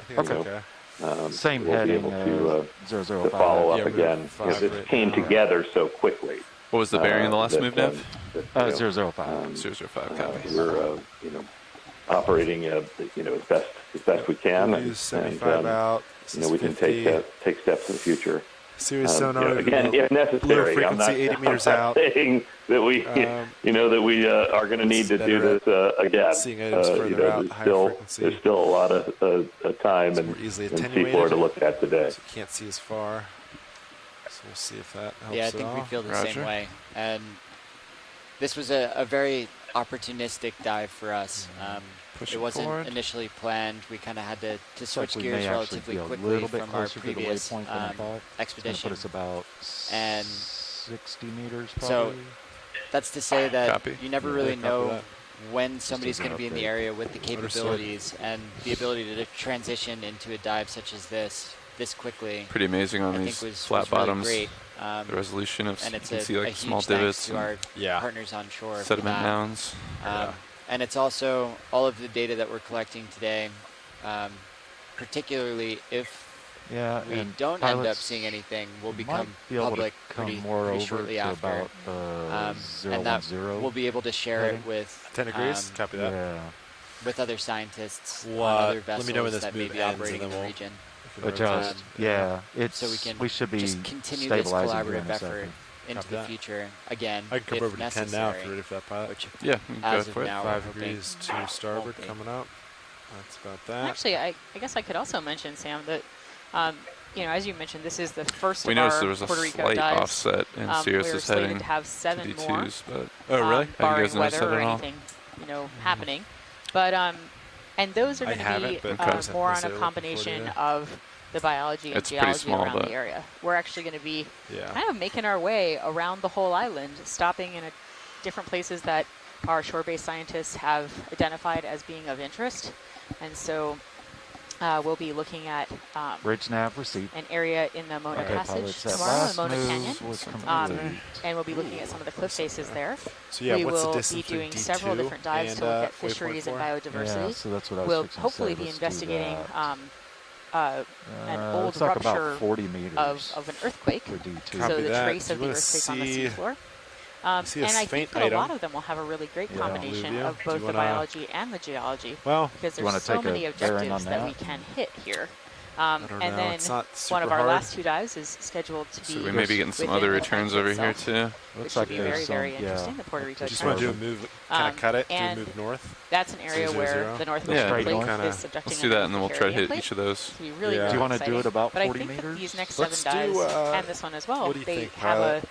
Why don't we do like a 25-meter move? Short period of time. Yeah, and I think it really highlights just the diversity of this island and that it's surrounding waters. That works for me, 25, 30, it's something like that. It's great that we're able to look at so many different places, and with our capabilities, we're able to extend our exploration a little bit deeper than what's been done in the past. So we've been collaborating with scientists that may be doing ROV dives in the shallows. Let's make it 30 since we're going north. And then we can look at connectivity, we can look at how species distributions nice and flat, change as we go deeper, and really paint a broader picture of this area, and it's just amazing diversity. Peek around. Have another move for you. Also, I think one of the things that will be interesting, in addition to the biodiversity angle, at a speed is of the geohazards angle, because Puerto Rico is seismically active. It has actually ongoing earthquakes even now. It did have a swarm of earthquakes in early 2020 that are actually still ongoing, and that was in the southern part of the island. And it's interesting because it's of value to all the people who live here. It's something they have to live with as a geohazard: earthquakes, tsunamis, and submarine landslides. So hopefully we can be helpful. And we are starting to see some returns on the sonar again on stream 3 if you're interested, about 60 meters away.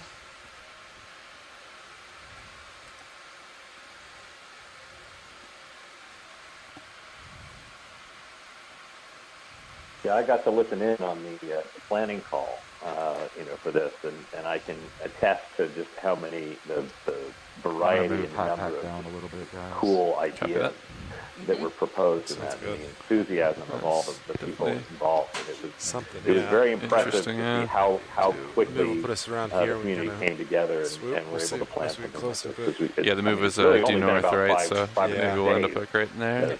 Hopefully, get a good peek at it. This was announced. So it was really something to see. Yeah, it was fantastic, and it was wonderful to see such a large group of people jump in so quickly. And actually, in that 1 hour and 15-minute dive planning call, I think we got twice as many places that we could have even gone to. And they keep coming. I wish we had 2 months here. Yeah. I really look forward to it. I've actually never visited Puerto Rico before. This was my first time. I don't know if it counts if when we come back to shore, does that count as our second time being in Puerto Rico? Well, or is this all sort of one time in Puerto Rico? Yeah, it's still all part of one so one we can't trip. say we're frequent visitors. No. Actually, it will not be my last time, though. It was actually, for me, it's my first time in the Caribbean. So, wow. This is very exciting. So once we get there, make it count.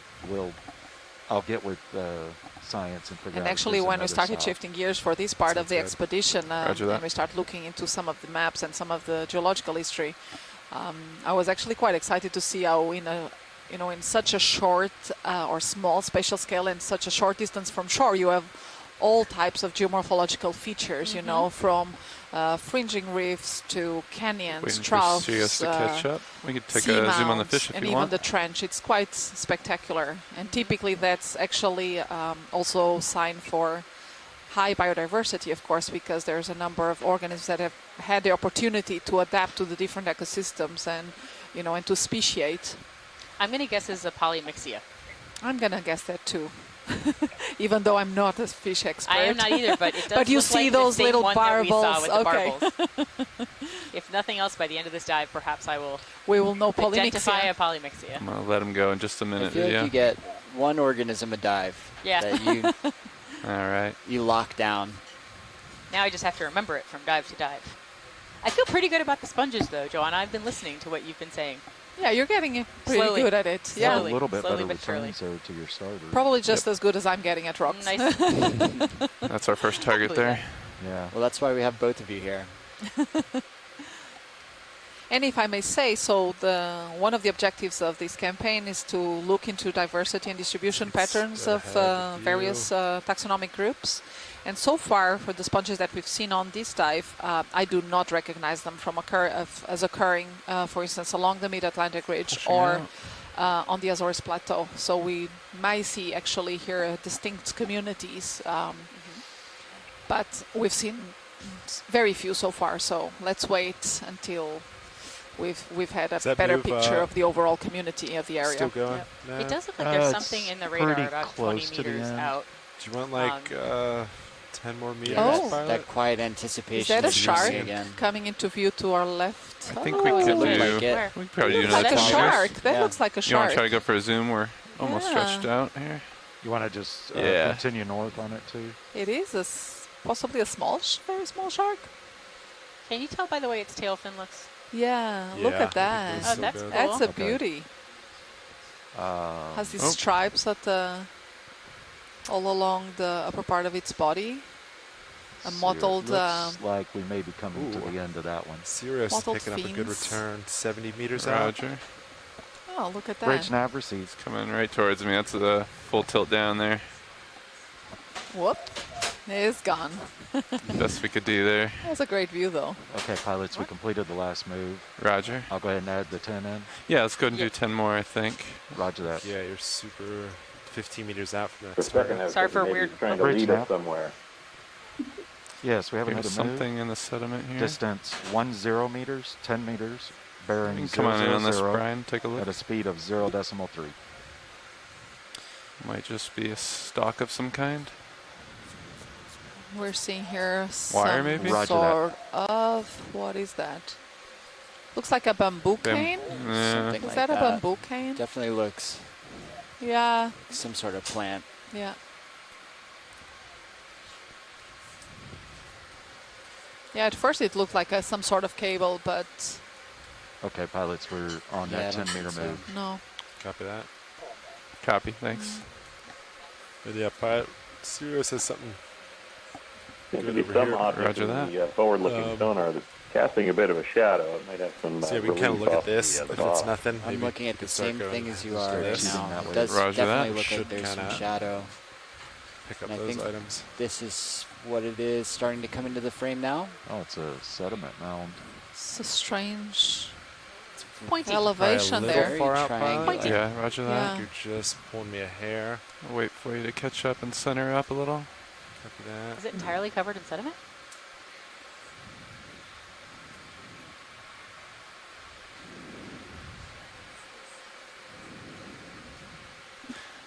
You did there was another move like you put in, right? Another 10 meters at 000? Correct. Good yeah, copy. Potentially a carbonate that shelf lets you or see some that. sort of harder bottom. You might need a little We're more seeing of a that. lot more targets within Take a quick the peek forward-facing sonar. around. Don't know if I see we anything may else spend some time yet. kind of perusing this But area. definitely a lot of seeing if returns. anything is poking up out of the sediment.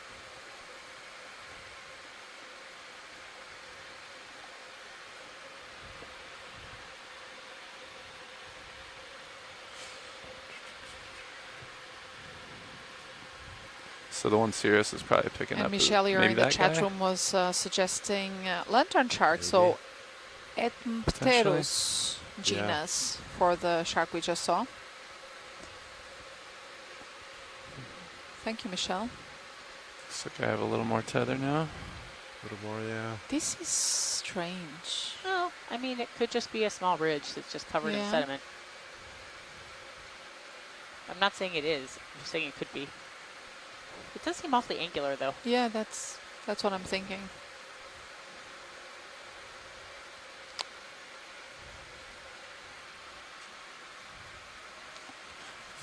If it is if it's a rock, there's no exposure to it at the moment. Bridge nav received, thank you. Okay, that 10 meters is complete. Copy that. Copy now, thanks. Yeah. While we come in easy like here, video, and let's you can just see which direction see the what we're currents are seeing likely here. coming from. There's What a is that? scour behind it. Yeah. See a shrimp? Tilted full down here. Yeah, there's a shrimp. There's also a sponge there. What's the black? But yeah, that's what I'm Are those leaves? They do thinking. look like They leaves. do look like leaves. Yeah. So we just found a trap on the seafloor. It's collecting stuff from upslope. There's a very small coral actually also to the left of that shrimp. Right next to it, yeah. Yeah.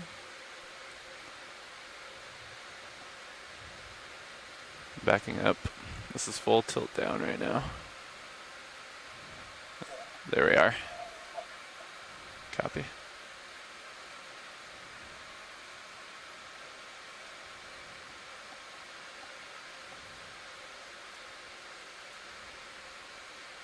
Yeah, I'm wondering if it is some kind of black coral. It seems the axis Do you to want be quite get dark. a little closer to that, or do you want to? If we're stopped right now, we may want to put some more in. Yeah, do you want to come more directly towards you? I'm pointing north right now.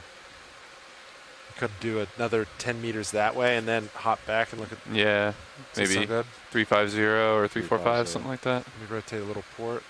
Yeah, let's try that. Yeah, why don't we do another 350. So another 10 meters, 350. Okay. We could do 15. And again, some more That of works for me. that plant 15, material of some 350. sort there. Okay. Do you want to? It's actually interesting to see quite a lot of 0.3 plant knots? material. Quick I wonder to which shark extent or- this also actually feeds Small. these I know we're shallow. trophic so- food webs in the deep sea. I guess I don't find it that Okay, I'll surprising, get just that because in. we aren't all that We're far not from that shore, far. That's true. and Yeah. it's kind Yeah, of we have coming another down move. slope.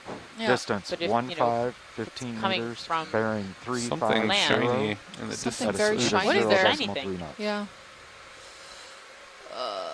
Possibly again some sort of. We are moving that way. We're Can? putting in a move right now. So hopefully we'll have Roger a better that. view of it Thank you. shortly. Yeah, something metal. Kind of hard to get that a move is in. determination of size. Does aluminum remain shiny for long on the seafloor? That sounds like a question for our shoreside support.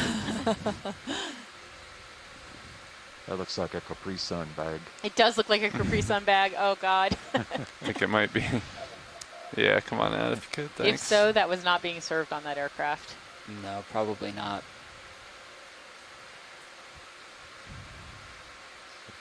Nice and shiny back there, though. Yeah, still finding this ridge unusual. But what do I know? No, I mean, I think it's that we haven't seen one that was completely coated in sediment before. Yeah. Yeah, I wonder if on the other side, where it looks like there's more sand scouring behind it, if there'll be some exposed rock. Or expose something else. I guess I was really expecting, though, that we would have seen a debris field of more things before we saw a piece of... Do you want me to, it's hard to tell. rotate around to the right to stay more in your view, co-pilot? Yeah, or that's true. Everything was, and, it's coming and around it was the side of it, okay? A very elevated sea state at the time. I guess if we're talking for tender management, management, it's going to stay on the right side. And a lot can change in 70 but, years. We could adjust Yeah, if there's very much so. something better on the other side.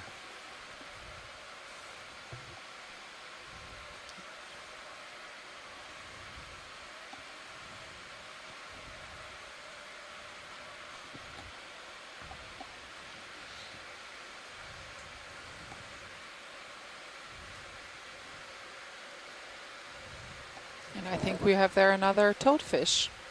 Ooh, I haven't seen a toadfish yet. Oh, they're beautiful. I love them. Do we want to go for a quick zoom here? Yes, please. Yes, Come please. on, yeah.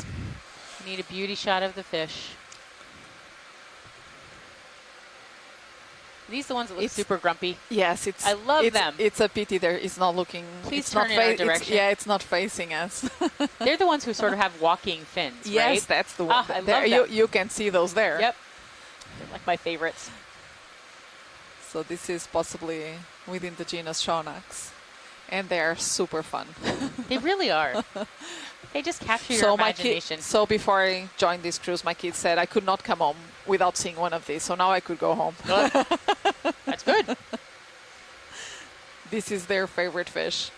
I think it's everybody's favorite fish. It's really too bad that it's not facing us, though. I like its little grumpy face.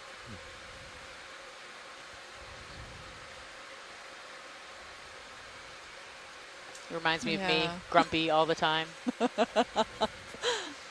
Bridge nav proceed. Thank you. Thank you, pilot. No problem. That's a beautiful. Yeah. So at this point, I'd say beautiful shot. Beautiful of the color. Yeah. Beautiful shot line of the up on grumpy this, fish. try to The look at grumpy this fish. thing. Roger. I think that's the brightest thing we see.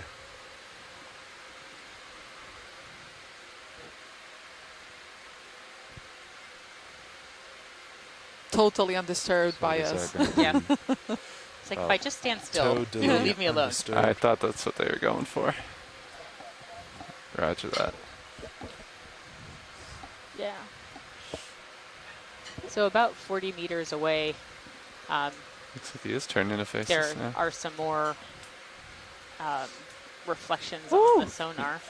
Yeah, it's going one more time. I think he's turning. Wow, I stopped holding the sonar for 1 minute. Woo, what there happened? we go. It's ready for his close-up. Still looks grumpy. Now he's inspecting us. Look at that. And that organ between its eyes is the same function as the anglerfish? I think it is, yes. So I think it will project, like a little, how do you call that, like a pole? Oh my God, look I love at it. that. Seems very cautious. And it's amazing how these fins became adapted for it skeptical. to walk along the seafloor instead of, just swimming around. Exactly. It's... Yeah, he's really not lithe like the ones we see sort of floating through the water, skimming their way along the water. He's sort of, whatever, jump from place to place. All right, sounds good. Thank you. Just settling so he can hang out with us. All righty. So pink frogmouth, the common name for this. I'm hearing here from Michelle. Pink frogmouth. We tend to call it toadfish. Shaunax pictus. So it is indeed within the genus Shaunax. You want to make for the... I think we should go here first. Okay. Rotate, go east. This is the brightest return we've seen. Roger that. Should be this. We have a number of but nice you can returns kind of pass. to look at. You'll probably be able to pick all this up as we go. What do you think about that? Yeah, I like it. All right. I'm going to rotate centered up, rotate starboard. You good with that? Take a bearing on starboard eye. Copy that.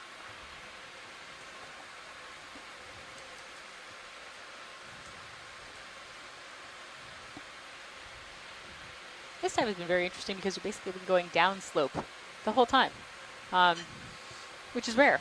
Yeah, it's different than our general mode of operation, because it's a little bit harder to see as you're moving downslope.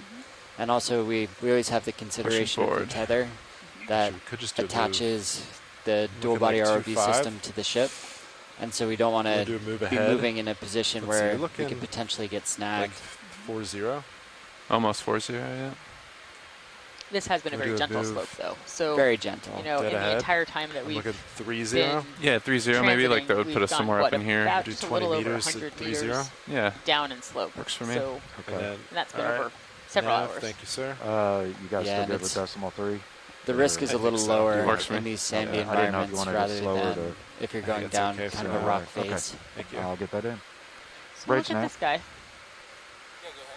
Yeah, we have a move. Polymixia, you mean? We can go for a zoom while we're waiting. Oh, I wasn't looking at the fish, actually. I was looking at 030 at a speed of 0.3 knots. Yeah. Oh, just bumped into that sea pen. Didn't seem to bother either one of them. No. Roger that. Thank you. Okay, that move is in, guys. Copy, thanks.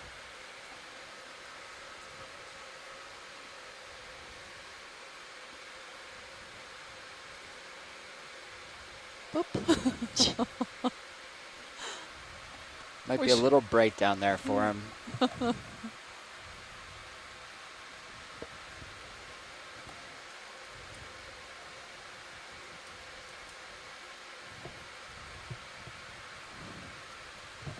So co-pilot, there's some other returns coming in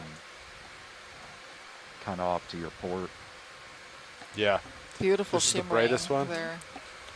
So I think we move there and then just kind of go from there. Yeah. Checking who's faster, if the fish or the ROV. All right, let's pull down, Brian. Yeah. Thanks, sir. I think we know the answer to that. Yeah.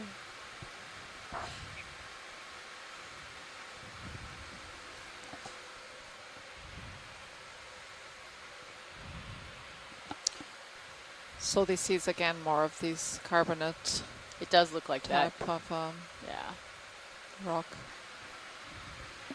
Just so much more sedimented than the previous ones that we've looked at.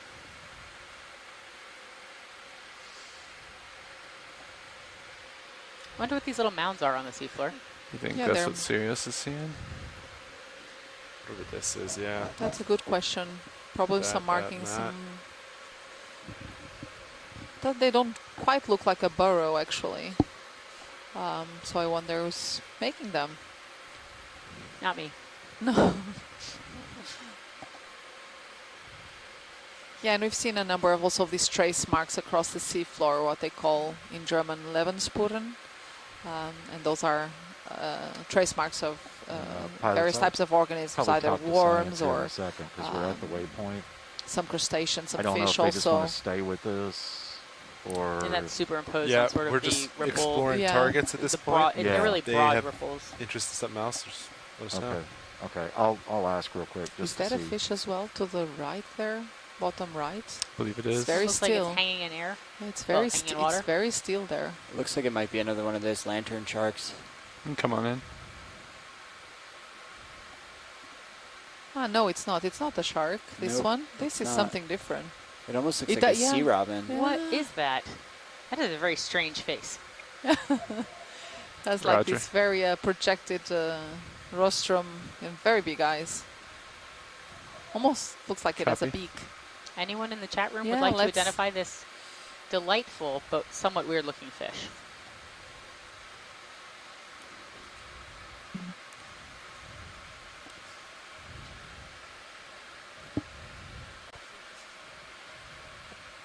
Go ahead, Neff. And yet another instance where it's just resting on the bottom.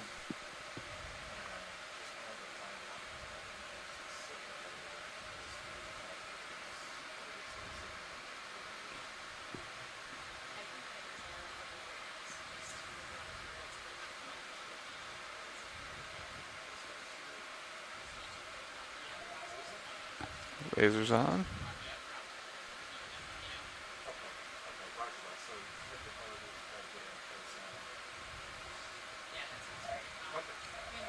Copy.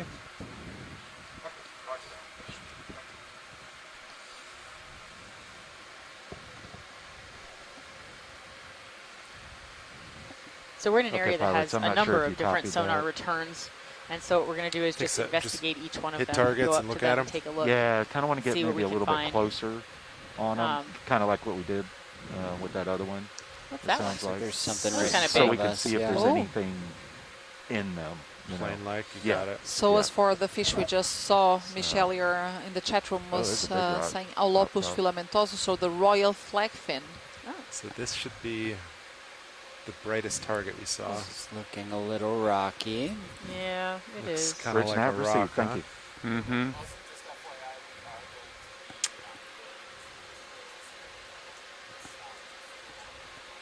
Making sure there's nothing to the right here, but...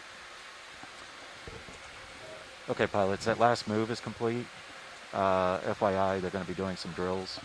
Copy that. So just if we need to get another move, we may want to go ahead and try to do that pretty quick. You want to do 10 meters forward? Sure. You want to do 030 again, or more northerly towards some of these other targets? It does look well, like I guess, why don't we scan real quick? Limestone outcrop with a couple of I think this is definitively a rock. Of it. Yeah. I say we move beyond it, maybe up into this area. Yeah. Do you want to let me center up where you're pointing? So almost due north might work, potentially. Rotating port. Yeah, there's some good stuff out here. Okay. Ooh, there's good stuff out there too. Yeah. I don't know. Do you split the difference? I'm looking 20. Sure. There's splits this and this. What Yeah. do you think? Do we just, as long as we can get around this little feature here, I think that'd be fine. Yeah, sounds good. So I'm looking dead ahead. Should put me on the left side of it. 020? Yeah. Let's do it. 020. And you want to do 10 meters? Do you want 20? 20 sounds Dead good. ahead? 20? Okay. Yeah. Do you want it a little slower just to get around those, or are you still good with decimal 3? Decimal 3 is fine with me. Okay. Let's do it. Just wanted to make sure. Yep, thank you. Roger. Thank you. Some more cans tucked Bridge in now. over here? Yeah, we have a move for you. Yeah, it's coming on. Distance 20 meters, 20. That's a rock. Bearing 0, there we go. 0, Yeah, at lots a of speed cans. of 0.39. And bags. Some sort of bags. Yeah, it's like actually, probably what came out of the bag. Looks like. Roger that. Thank you. Is that a beer can? Why are you looking at me? Medalla. I was not looking at Sam, for the record. Budweiser It says and medalla. It is medalla. Yeah, that's, which is a beer, right? It is. And Bud. Bud as well. Oh, and Looks an like an oil. oil It looks like an can. oil can. Yeah. Oh, Well, that is not delightful. and looks like there's a coconut shell there as well. Yeah. And it seems Something to in have, it? yes, it seems like there's something in it. This is always just kind of Yeah. depressing to find just anthropogenic material, which we would normally call trash, on the seafloor. Always just a bit depressing.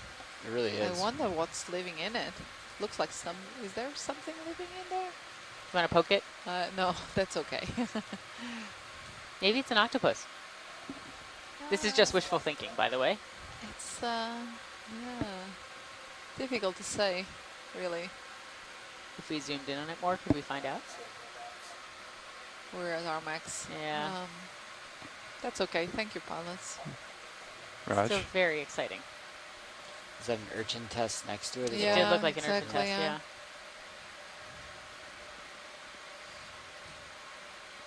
There's some more debris here at the front as well. Yeah, I think a lot of times people, even living in coastal cities and coastal towns, don't realize how much of what is left on the ground ends up in the ocean, and affecting even these deeper water habitats. But also, trash often also gets used to get tossed off of ships a lot. Well underway, guys. Roger that, and thanks. that is no longer the case, but moving to the north. Until fairly recently, that was a common practice. So we can't just necessarily blame the people who are on land. Oh, no. It kind of always makes me a little more conscious of what I'm doing. There. Yep. And making sure Come on in quick, Brian. I'm trying to be a little more responsible. Yeah, the last thing we want to see on the seafloor is trash. Yeah, just trash. It makes it really depressing every time. It does.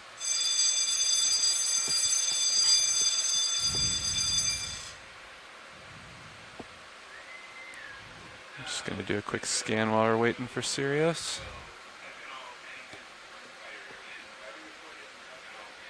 Definitely have more harder turns over there. Quite a ways out. So in case you may have heard the loud ringing on the ship, that was a fire drill that they'll be conducting around us. And as Sam and I were talking about earlier in the dive, there are a lot of drills at sea to make sure that if and when anything goes wrong, muscle memory takes over. Take a quick peek and at you it. do what you need to do rather than flailing about wildly. Yeah, it's a good time too. We can talk about turns in the event of an emergency. Gotta line up quick. So you would turn just slightly to starboard, and I will turn. Yep. I would go port. And that'll take us out. Roger that.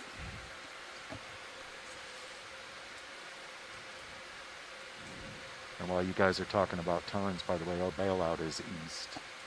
Copy that. So bailouts due east. Copy that. Here we are looking at more of these much more heavily sedimented slopes, sloping rocky outcrops. And we have been moving down slope a little bit, so it's not that surprising that it's catching more of the sediment, catching more of the anthropogenic material.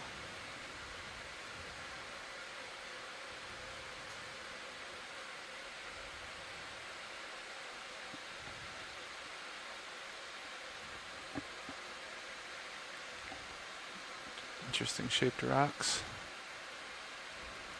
These look kind of blocky. Bridge nav received, thank you.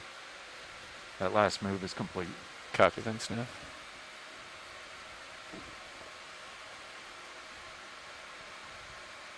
Want to come in real quick, Brian? I just want to see what this is. I'm not sure what that mess is. I think those are seaweed. Yeah. Alrighty. You can come on out, Brian. Yeah, and we have there a sea star to the right. I'm going to rotate down just a hair. Roger that. Starting to overtake so a we're little just bit. continually moving through this field where there have been pushing a number of reflections. Almost all of them a little bit downhill. appears to be are just small rocky outcrops. That's very smooth, though. Very smooth.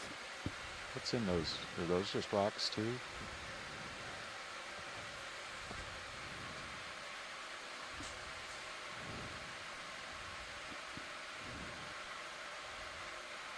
Could we zoom in on right sort of in the center where we're right come now, on and in. then to the left? Video, thanks. Yeah. Right about here? Yep. I guess I can we have convince myself beautiful. those are rocks. Those are beautiful sponges. You see the rock, I see the sponge. Yep. And a stilastrate coral, one of these hydrocorals. But you see, these tubular sponges. Those are exactinalids, so glass sponges, and they have these very intricate skeletons. You see all the different tubes coming from the base. Beautiful. Yeah, they are. And when you look at them under the microscope, it looks like lace, only made of glass. And then I think as we zoom out again, I think there was some more trash on the seafloor just to our left. Roger. And what I find interesting is that when you look above where we were just looking, the rocks looked quite smooth. I'm going to go for a zoom on that. See what, and I don't know if that's just because of sediment. Like I mean, maybe it's not trash, but it looks like trash to me. Yeah, it looks like a cup of some sort, or bit of plastic. And a fish. Little fish coming into view. That's tiny.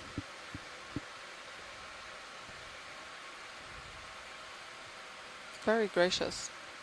Fish in a dish.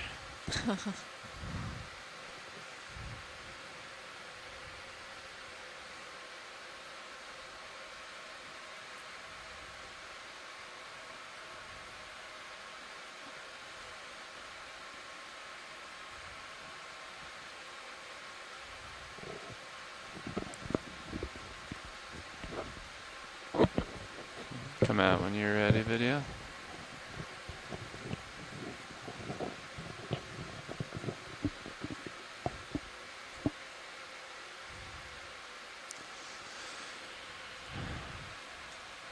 What do you think, co-pilot? Look how smooth that rock is, Joanna, though. It is. You have this. Yeah. That's pretty bright. And I think that's here.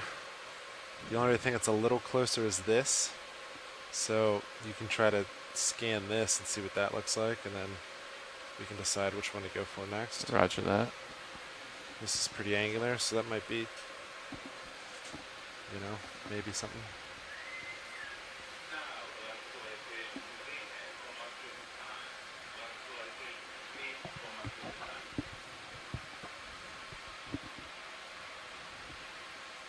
So you're getting a harder turn off here, huh? Pick up this. That's like 60 meters out from me, and then this is bright too. Okay. Kind of equidistant at this point. There's some really interesting structures in the sonar right now. Far out. Copy that. You might need to move. Yeah, one. Which one do you want to move towards? I feel like we're closer to this large angular one. At least D2 is. Do you want to push here? How about I line up with that? Yeah. And let's just head there. Roger that. Let's try that. Rotating port. Copy. Wow. About 010. Stand by.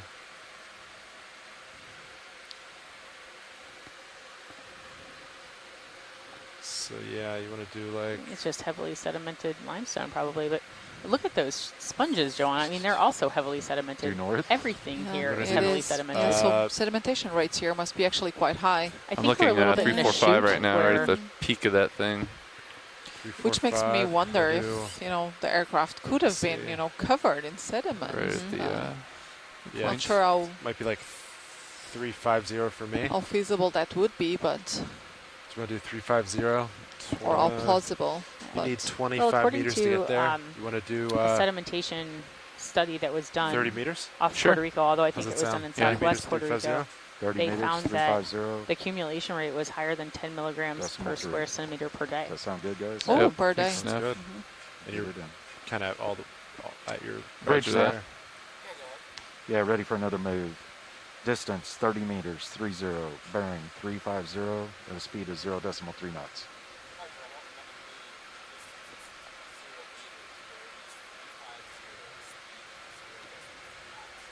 Roger that, thank you. Yeah, but this rock almost looks like a dome there. Yeah, it does. I don't know why. It's these rock features are lining up kind of with what's on High Pack here. It's very interesting. Yeah, I agree. Look at me, that I know. I'm appreciating rocks. We'll get you by the end, Joanna. We'll get you by the end.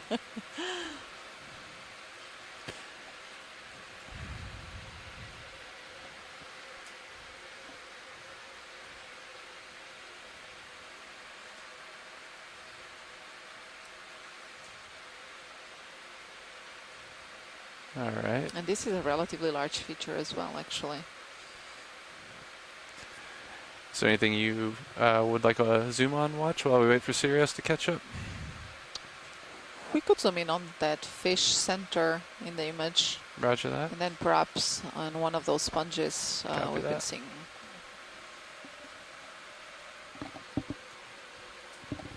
It's funny, it looks different from what we've seen earlier. This fish, only the colors and the mottled appearance is somewhat similar.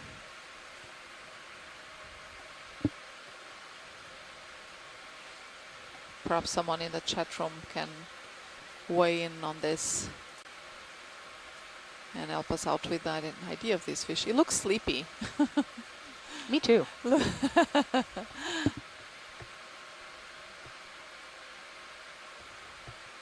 I know, I always just wonder if they're lying low because there's a large car-sized robot staring at them with some bright lights.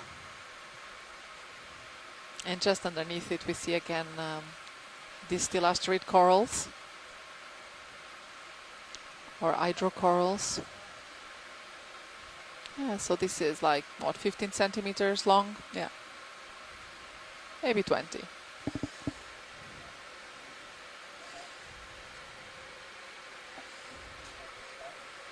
Yeah. Top left. Top left, yeah. There we go.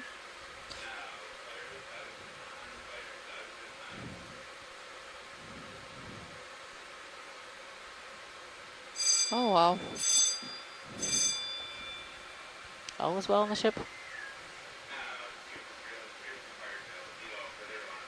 Centering, standby. I'm really curious. I don't know what those very bright white markings on the sponge are. Again, we've seen this earlier. It really makes me wonder if this could be... Sorry, auto altitude. Yeah, we have to pull back. Thank you, Trying pilot. some auto altitude. We can, do you need more look at that, or are you okay? No, that's okay, thank you. No worries. Do you want me to zoom in on your blue view this time? Sure, we could probably range in a little bit. We're getting. Looks like we have a little room to move now as well. Yeah. Things are just ahead of you. Pretty angular from the blue view. Roger. And while we see some biota here, we can also see that it's probably not as diverse or dense as we would expect from a rocky area. Yeah, and that might be perhaps because of the sedimentation, right, being very high. And so not very healthy delta. I've been keeping it. Good for settlement of larvae. Right. Are these white things rock sponges? I don't think they are rock sponges. I think they are probably demo sponges, but not within that group, which is actually a polyphyletic group. So it's not let's say a true evolutionary group. Must be that. And then that's plenty of sea fans right there, or sea pens. Actually, I think those are no. I think if they are what we've seen earlier, they will be possibly some coral stalks with covered with zoanthids. But cool. What are these black things here? I don't know. What are those black things? Quick zoom on this. Is it? I don't know. Camera's at 6-0. Are those more of those leaf-like things that we saw before? Yeah, oh yeah, yeah, they are. Yeah, they are. Gosh. It's attached to a stalk this time. Yeah, they are. So not what we were possibly expecting.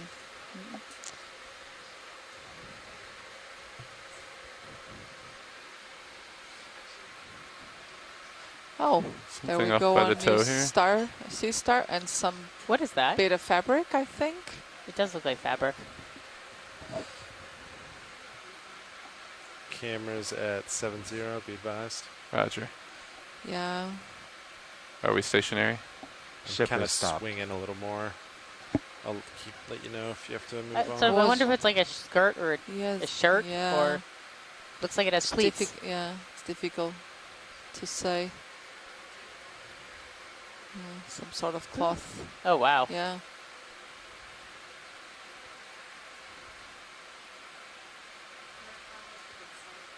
Looks a bit like a scarf. Curtains. Yes, can we zoom in on the sea star? We have time, co-pilot.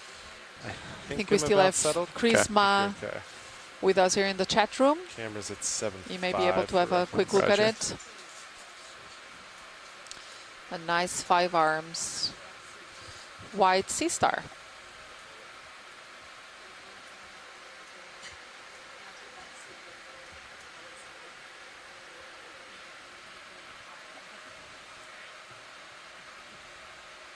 Thank you. That's okay, pilot. Thank you. No problem. All right, push forward.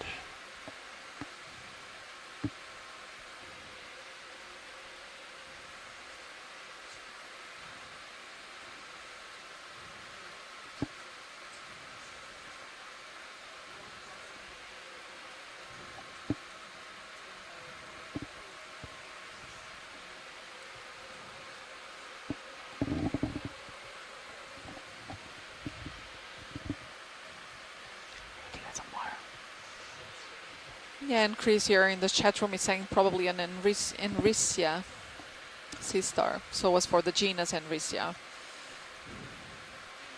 Thanks, Chris.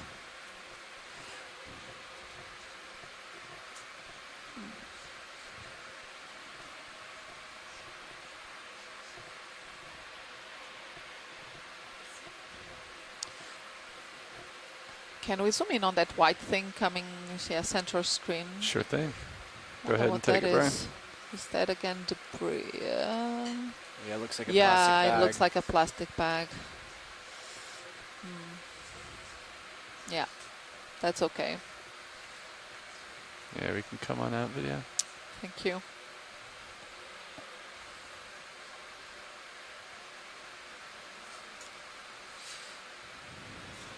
And whenever we have the opportunity, if we can zoom in on one of those spirally things we're seeing on the left of the screen. We've seen a number of those. I just want to make sure whether those are... Go ahead, Brian. Corals, or those look like zoanthids growing on something. Yeah, they are. Yes, they are. Yeah, these are zoanthids. Yeah. Very interesting looking. Yeah, they are. I've never seen them like this either. So I don't know if we have a coral expert here in the chat. I don't think so. Very whimsical. Yeah. It's like they are coiled, like there's like a central axis that is coiled, and then you see all of those polyps coming from that central coil.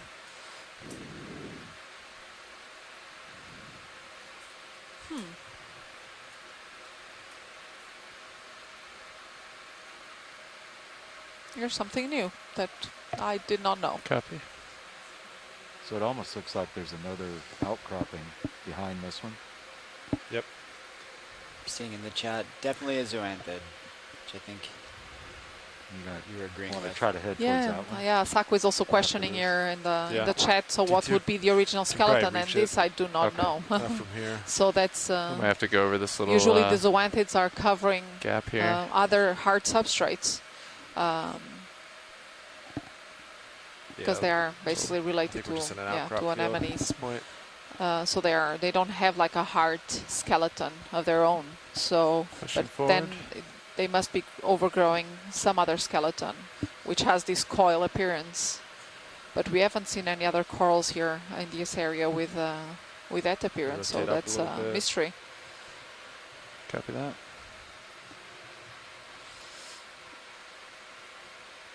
It's 50 degrees. Copy. Do you want me to rotate it all, or I'm kind of lining up? This is actually a large structure, isn't it, Dave? Here, I think. So do we want to make for the one to the left, or keep going? It's pretty bright. I guess we could. You want to see if you can touch it? Yeah. We're getting into an area where there's take a peek over here. It's starting to come to view as you light it up, I think. Yeah, it looks a bit more like a canyon-like thing. That's like a nice, massive Yeah, wall. that's a large wall. Large feature. What's probably limestone.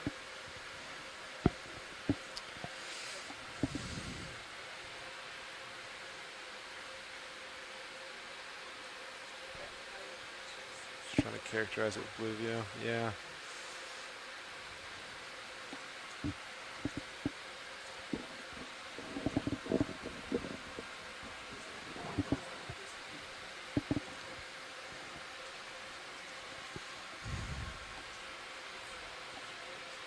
Nav, you want to follow up with watch leads, see if there's any change? I think we're hitting all these outcrops, but they're just big rocks. Yeah. I don't know if there's anything different we want to do, but Yeah, and we can see from the sonar that I'm gonna move closer to your all center. this area now around here, it seems to be pretty rocky. I wonder what that line is. You can see that line that's sort of crossing from the very middle distinct. center. I wonder if it's a hard, like more resistant surface and things eroded around it. Or maybe it has a little more relief, and so the sediment falls to either side. It's kind of hard to tell. Yeah, but what would have caused the original relief? That's a really good question. Okay, but here we are actually starting to see a lot more corals, a lot more density and possibly diversity as well. Yeah. Rotating up a little bit. So some of these seem to be again those zoanthids overgrowing something.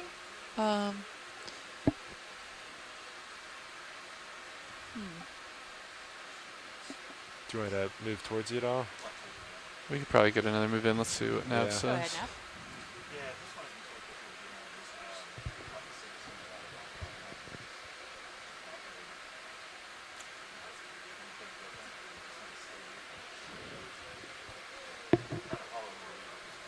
Yep, thank you very much. I think maybe for right now, we probably want to spend, I would say, if we can, about 15 minutes here just looking at the diversity, because we haven't really had a chance before.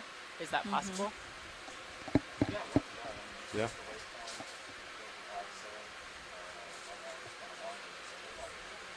Okay. Fantastic.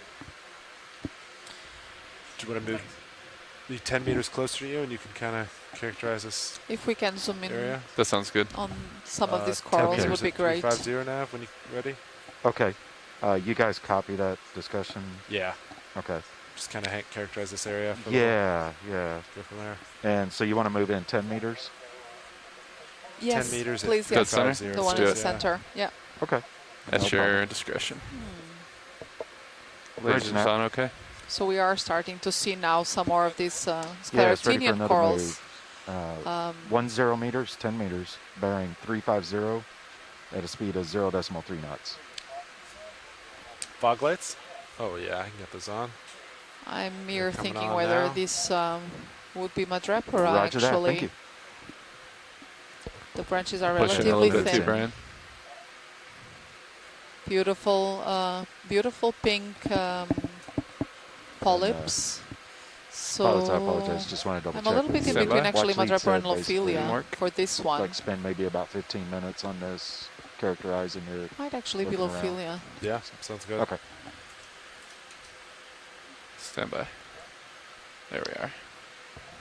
Stabilizing depth. Very nice colony there. There we are. And I think we have a squat. Well, we see here also the a barnacle to the left, and then hiding back there is possibly a squat lobster. Yeah. Locking in auto depth. Stand by. All right. I think I have a better angle on it here. Setting down a toe. And there we are. Yeah. Pilots, it looks like we have... Come on in. Roger that. More fire drills. Looks like we have about 2 hours, 45 minutes. Coral alert. Plenty of time. I'm going to advise watch lead on that. We do need a coral alarm on the ship. But no, you're right. We go through a suite of drills every week. And so a fire drill, an abandoned ship drill, and then occasionally a man overboard drill. Yeah, and we have here also an ophiuroid, a brittle star. Here center. Actually, there's a bunch of other small organisms living here in this coral framework.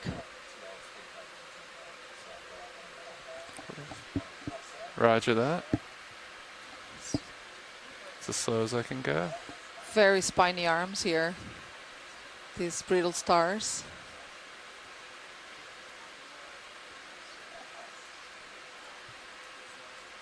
That's a beautiful shot.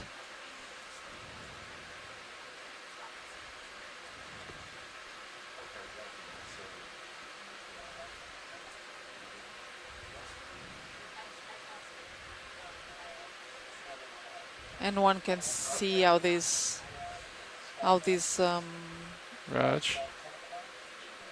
Pan right. I see him. colonies serve as an habitat for a number of other organisms.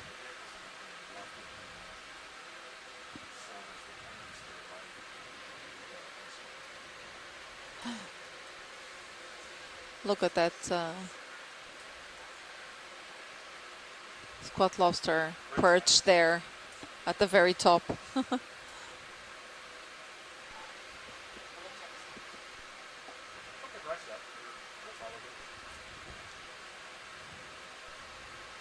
Okay, pilots, the ship move is complete.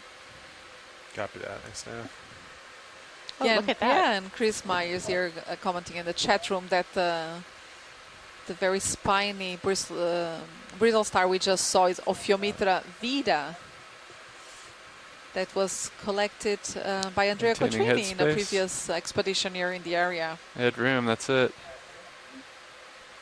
And vida, I don't know what was behind the name vida, but vida in Portuguese means life.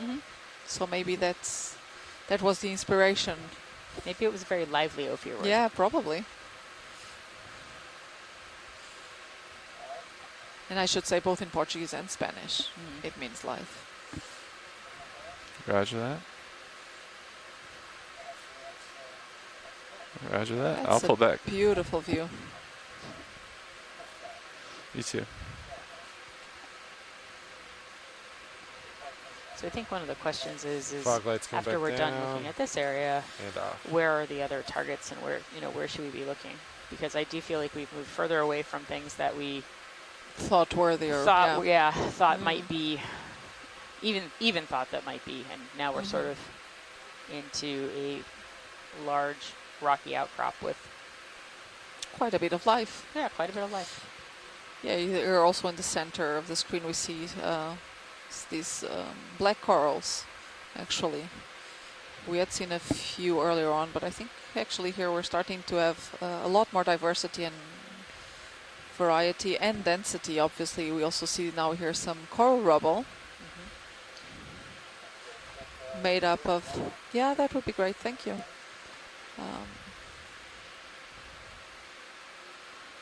Formed by the skeletal remains of some of these corals. Some of them seem to be already colonized by these zoanthids. It's actually quite colonized. Look at that. And all of this makes this 3D framework where a lot of small other species will live in. Just kind of doing a sweeping motion here, Brian. Let me know if we need to pause on anything.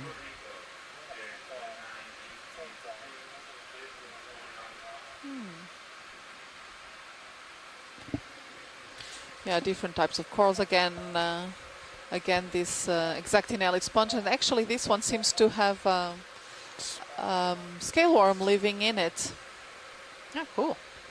And we've seen actually in the previous dives of this expedition that there seems to be a pretty tight association between some of these scale worms and the glass sponges.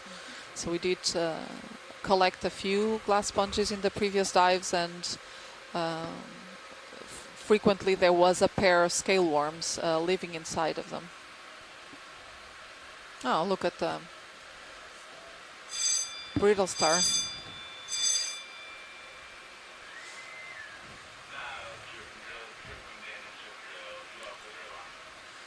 So we're having quite a number of drills today.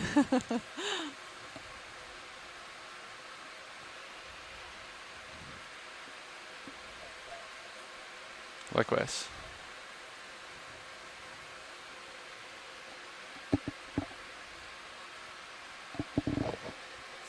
Thank you. Thank you, pilot. No problem. Copy.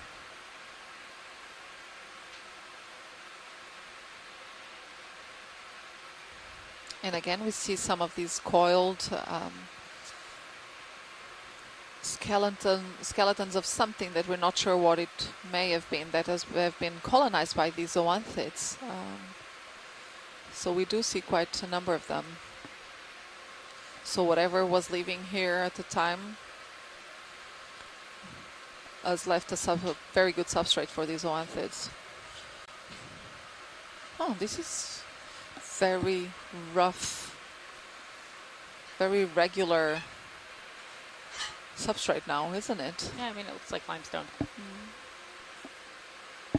And you can All imagine, of I don't making know all about, of these pocks. yeah, I don't know about marks. this particular limestone, but some of this was actually subaerially exposed at some point in time. So some of this may have been above sea level. Okay. At some point in time. I'm not entirely sure about this one, but it does have that very regular texture that you often see with limestone.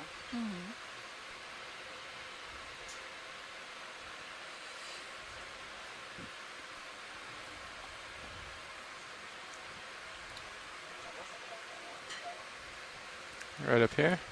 I think we have a fish there sea at the pen or a fish. I think it's a fish there, standing very vertically there on the water column. But it's very far away.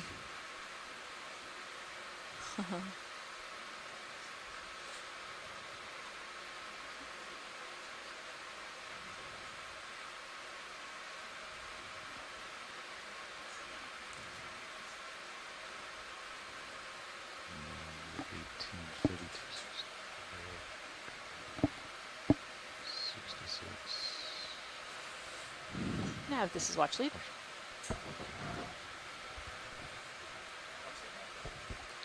All right, so Sam has come back and we were just looking at the bathymetry map, and it does look like if we went to the west that we should be able to follow along this ridge. I know we didn't really see it, it looked like in the sonar, but it looks like there's quite a bit of this ridge off to the west. Roger that.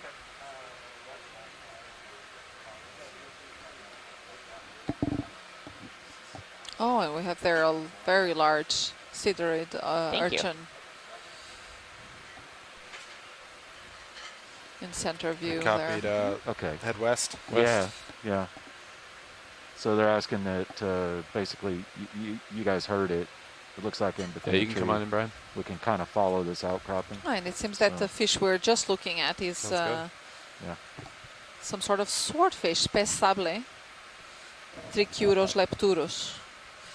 Drew about at it. Michelle here in the chat room. Roger that. So that would be cutlass fish.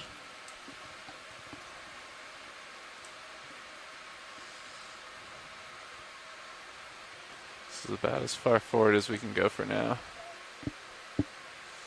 Look at those very long spines there of this Sidaris urchin. And actually one that we've seen earlier on this dive that I said looked like it was colonized by some sort of sponge or something. No, those were actually, its spines were like that. Oh, we did see one of those. You may have been doing your live interaction, but we actually saw one that was a dark purple and it had those inflated bladders. Oh, I did not see that. That's a formosome, I think. Yeah, it was very cool. Yeah, those actually I know also from the Eastern Atlantic. Okay. Coming on. Yeah, Eastern Tropical Atlantic, in fact. So that's very interesting to know that they also occur here. Pilots, I was also just looking up.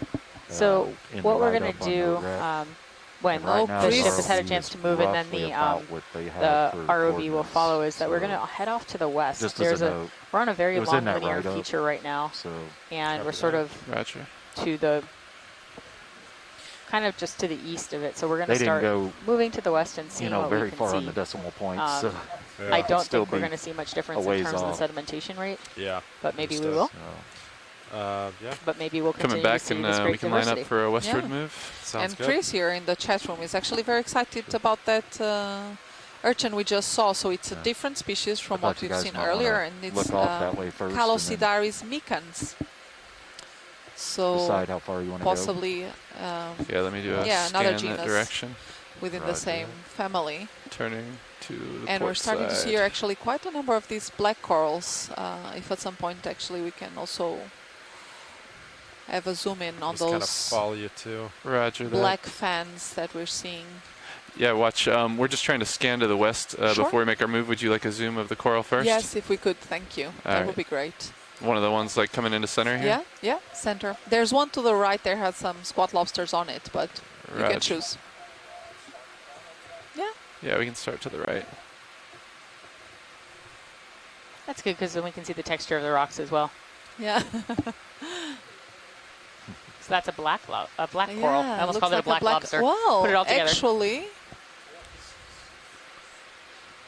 Love the squat lobsters. This is really is cool. Yeah, this is very cool and rather unusual. Why is it unusual? Because you normally see like those central stem and you see then the polyps surrounding it. But here it looks like those are connected by some sort of a network. Are you sure? Or are you sure they're just not growing one in front of the other? They look rather connected. Roger. Yep. Drifting in. Look at that. Wow. Doesn't it? Wow, look at that. And that's a happy squat lobster there. Mm-hmm.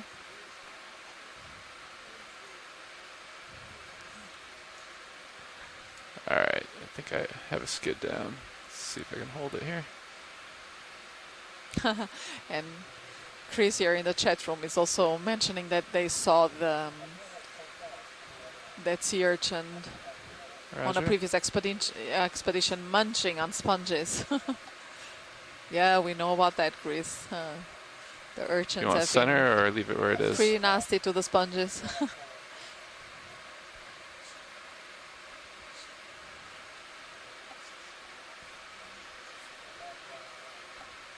Look at that. Roger. I'm going to pan to Thank the you. right a That's little. beautiful image.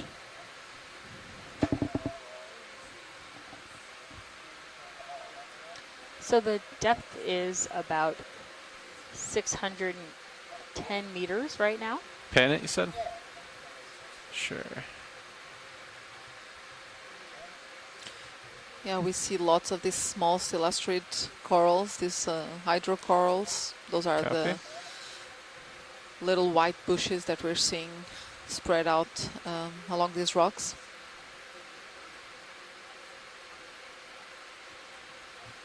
Roger. Nice work. Nav, could you zoom in on HiPAC a little bit? Yeah, the substrate here is very interesting. It Zoom looks in? almost like Yeah, there are just these a little bit. tiles. Okay. Yeah, it does. Isn't it? That's perfect, thank you. Okay.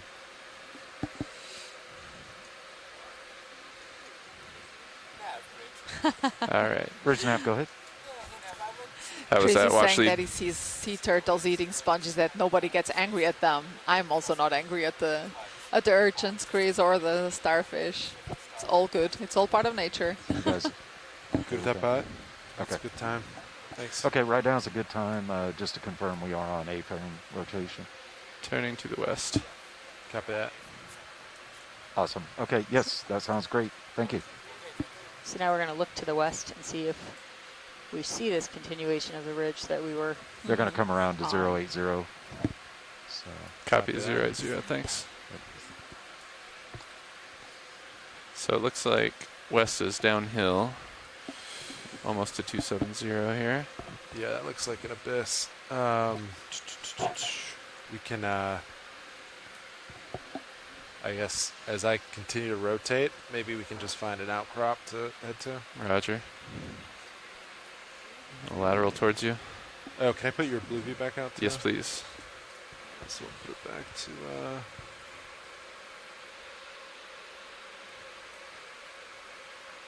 I mean, this just looks... It looks like... nothing, but maybe over here. Right there, there's a little something. Wow, is that a ctenophore coming into view there? We've seen a lot of ctenophores. Yeah. You see that? It just updated.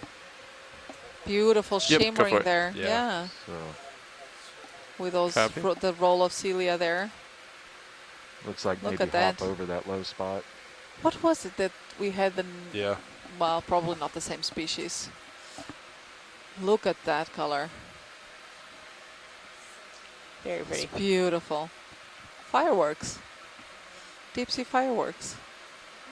There you go. You read my mind. Something up. Oh, wow. That is amazing. Really nice shot. So delicate.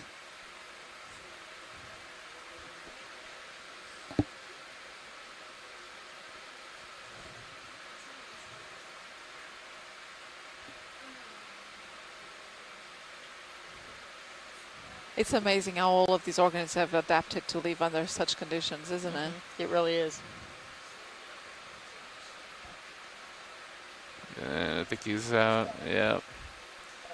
Good job. That was a great shot, pilots. Thank you. He's above us. It's gone no worries. right above us. Bridge nav received. Thank you. Okay, guys, the heading change is complete, so... Copy that. Whenever you're ready. All right, coming back around to the west. Do we want to, you said just maybe crab down here and find an outcrop? I think keep coming over. I still have about 30 degrees to go. Roger. I think if we line up, there's like a sea disc coming in. Yeah. I think that might be our best bet. Copy that. I'll just keep following you over. Looks like I found an edge here. I'm going to back towards you a little. Yeah, copy that.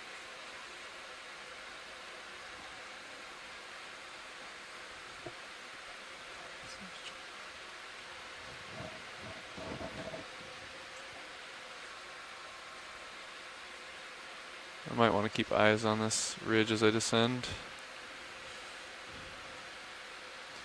Oh, you that could looks lock like a in relatively auto large depth ridge if you now. wanted. Yeah. And then just I don't know if I'd call it relatively large, but Okay. you know, it's and then you might be able to touch for this. the area. a little Get that deeper than view. what we've Roger. seen previously. For the area. Maybe spin to the left here. Auto depth engaged. And we are still, while we're admiring all of the sponges and ctenophores and corals, we're definitely still looking for some evidence just push out to that. anthropomorphic I think that's debris. the best, debris. Well, but not trash. But not trash. Right. That's next We thing don't to want look at. trash. Copy No. that. I'll just kind of center that up. Trash is what we Sound find. good? Sounds good. Just kind of a peek downward. See what's below us. Big blocks. All right, I'll hold this. I'm looking about 255. Copy. Pushing It's forward. places like this where I'm definitely straining my eyes to see if in any of these crevices things have been caught.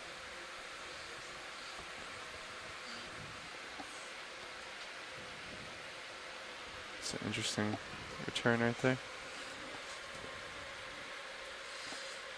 Wishbone. Yeah, yeah, exactly. Good at, 35 meters out. This looks like, again, one of these Yeah, large, I think this is odd-shaped like- demo sponges here. Yeah, so we're on top of this gigantic structure here. Yeah, might get a little awkward as we move ahead. I think you're seeing over it, so I think just kind of hop on top of it and move that way. Do you want me to put a Do we want to 20-meter move in forward? Yeah. What do you think? I think so. I'm looking at 250. 250, that works. Okay. 20 meters, 250 now. Roger that. Thank you, sir. Thanks, Neff. Calling it now. Bridge nav.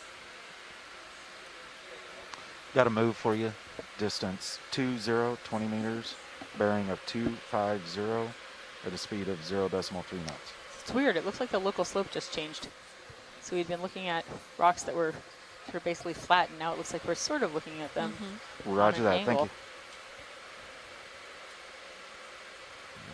you. Moves in, pilots. Copy, Neff. Thank you.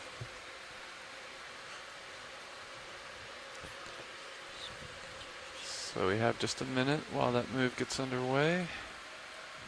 And everything here is manganese coated, so it's probably been around for a while. Yeah, that one At least returns hasn't a had little. recent activity. It's almost like it's really vertical. It's very interesting. Yeah, I kind of want to get eyes on that. Yeah. Yeah, we're heading that way. We'll explore this top of this rock feature here in the meantime.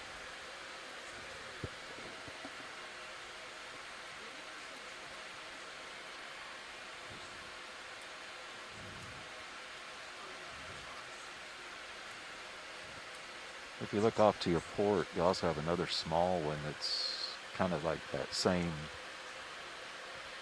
kind of curved. I see that like 30 meters out. Yeah. I think that's where we came from, though.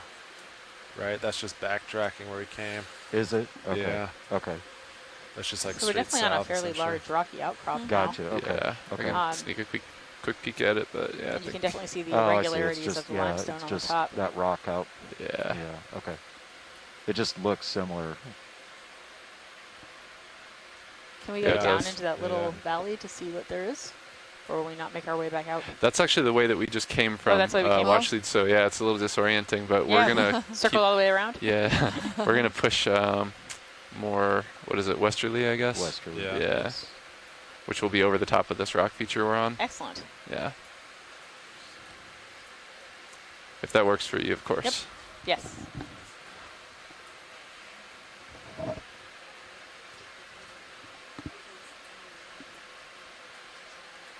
Yeah, we see a number here of large encrusting demo sponges. Yeah, that one feature's even kind of showing up in It's interesting, though, that nothing is very tall. No, that's true.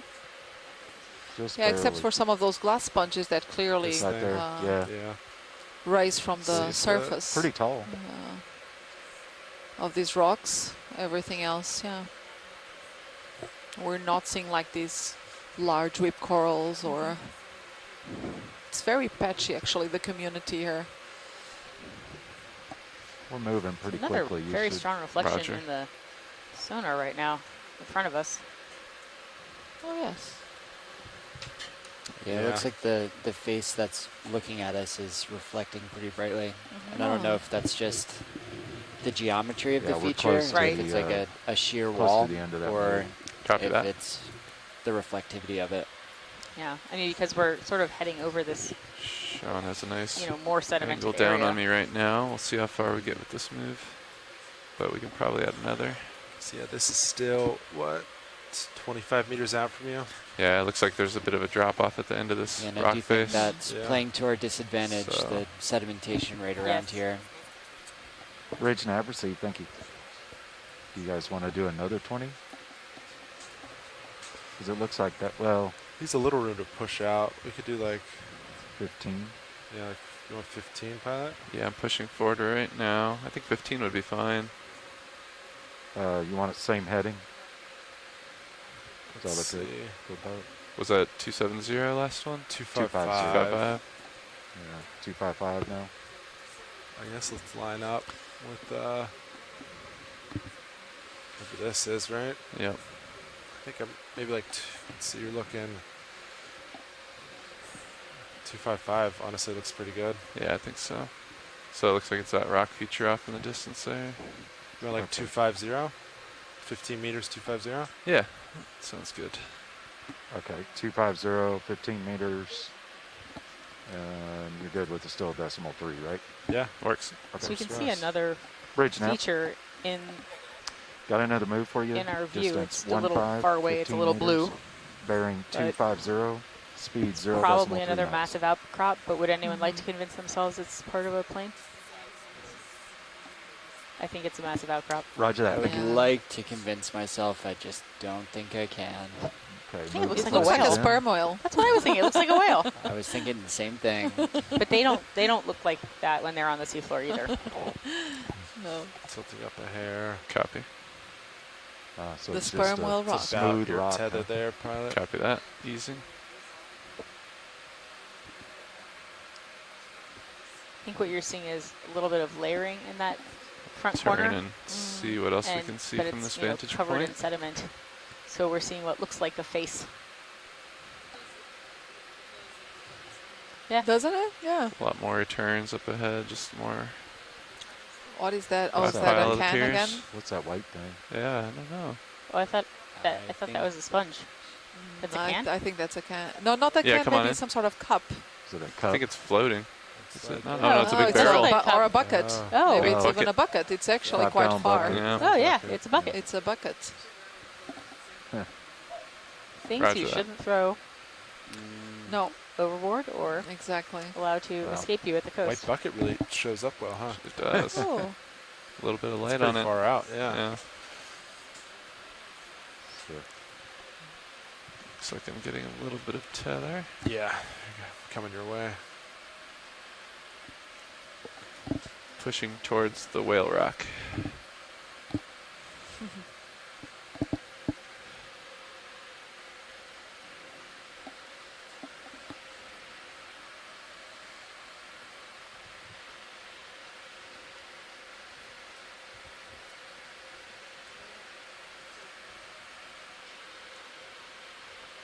What do you have off behind on port side here? Is that just another? Take a quick look. I think it's. It looks like just rock outcropping, Yeah, but does have an interesting look to it though. It's quite long as well. I think it's maybe kind of the backside. Very regular. Yeah, I think it is. Yeah, okay. That's just what you. Because you're kind of looking back on. It looks like it's just a block of carbonate that's probably fallen from somewhere, or it's in place and everything around it is you were looking sedimented. back on Sirius there. Yeah.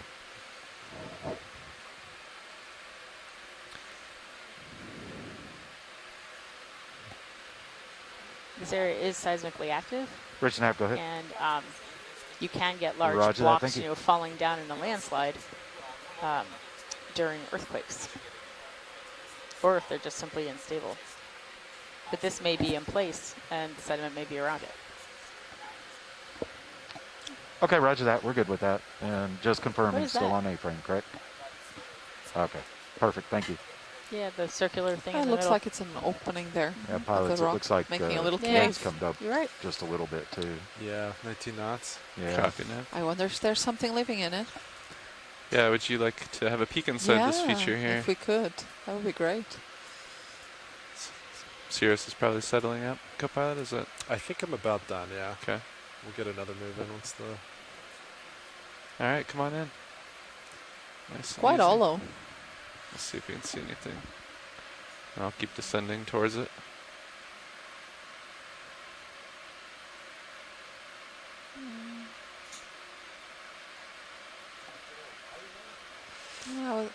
Oops. I think there was some sort of... Oh, sorry. That's my cue. Want some fog lights? Yeah, there's actually quite a lot of sediment also in there. Look at that. Yeah. No, I was expecting to see some fish hiding there, but maybe nope. The sediment got to it first. Yeah. There's some corals. Well, there's a little squat lobster on the ceiling there. And there's some of these solitary scleractinian corals. And some sponges, of course, but sponges are everywhere. So that's not a surprise anymore.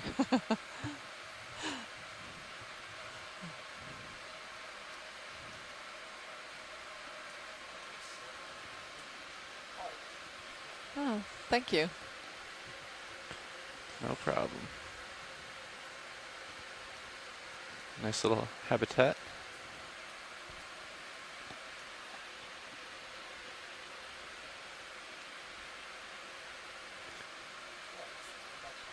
Yeah, the fog light's coming off. And then we're settled out here. Do we want to get another move in when they've completed their heading change? Just went 20 meters dead ahead. Sure. This is the next thing Sirius picks up, about 50 meters out. Pilot, you may want to watch your lower port. Roger that. And more is that a tunicate? In the bottom left? I was thinking. Something different. Bridge nav received. Thank you. Okay, Yeah, their it's heading difficult change to say. is complete, so if you want to could be one of those carnivorous tunicates. Go to 20 meters at 250. Just keep hopping. Sounds good. Just as we go. Okay, and we're good with 250 still. I think that looks pretty dead on for Sirius. Yep. This is about 250, Maybe right towards that next there. feature. Okay, So just roger moving that. from I'll get that in. hard return Bridge to nav. hard return. We basically found a series Yes, of another move. rocky Distance outcrops.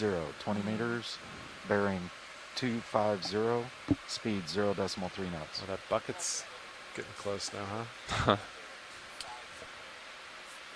Yep, Yeah, right under the us. bucket there. Roger coming that. into view. Thank you.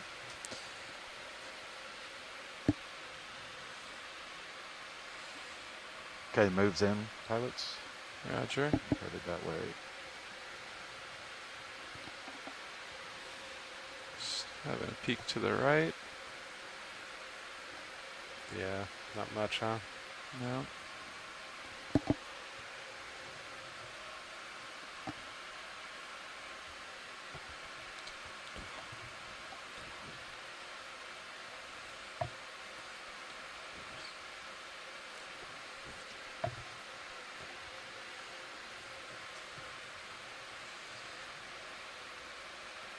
And getting close to end of your leash there. Roger that. Yeah, that's probably again either some sort of fabric or plastic bag. I think. We'll have a closer look in just a moment. Thank you. We can come in. What's this on the seafloor? Probably nothing. You can come in video if you want real quick. Another can or no? Nope. Little It's an sponges? no. An urchin? No. No, it doesn't look like. I'm not sure what it looks like. I think it's a shell. Is it a shell? Like an old gastropod shell that's weathered. I'm looking at the spiral. Oh, I see what yeah, you're saying. maybe, yeah. So what are all the things on it? Like barnacles? Well, there's some tube worms like maybe there, oysters? but yeah, it looks like more like Tiny oysters. Yeah. living on a gastropod shell? I wonder if this isn't something that was more coastal and it floated out here and sank to the bottom. But I don't know.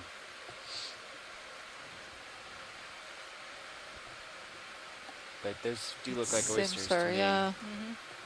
I'm going to shift type back over just a little bit. Sounds good.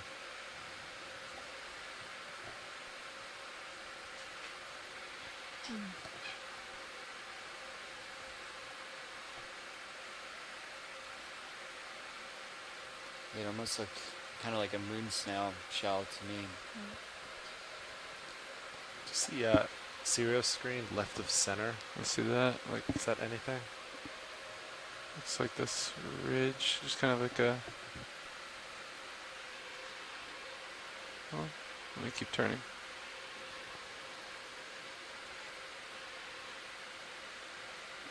Might be nothing, but. Little rock feature. Yeah, copy that. Is this the other side of the whale rock? The sperm whale rock? Yeah. Looks like it.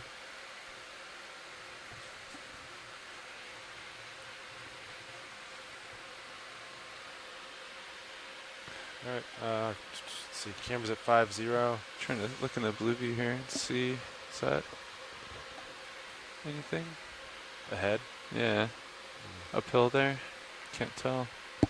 You have room, you can kind of push forward, come across my screen. Roger that. Yeah, let me push forward real quick. You want to range it in a little bit? Just want to see if there's anything up here. Looks like just more rock features. Something colored on the seafloor there. What's that? Bridge nav received. Thank you. Let's go for a seeing some zoom more of these here. ctenophores. Oh. Okay. Pilot set So last yeah, move that's is complete. Is that a again. kite? I think it's a kite. Kite and some cans. Is it a kite? Yeah. Something. Kite and some That cans. yeah, that went a bit further than what was expected. Yeah, some more cans. Quite a bit of trash here. Come on out. Fabric. Thank you. I just wanted to make sure this rock feature up here was. Yeah, you want to come in on your blue view? Sure. Characterize it. Yeah, we see here also some sea pans on the seafloor.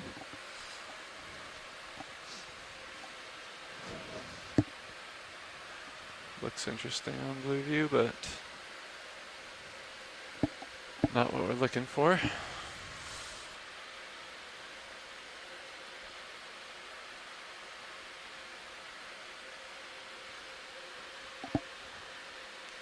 Turn back to the west.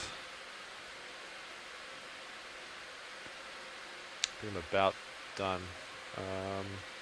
Copy that. Looks like we have another large feature coming up.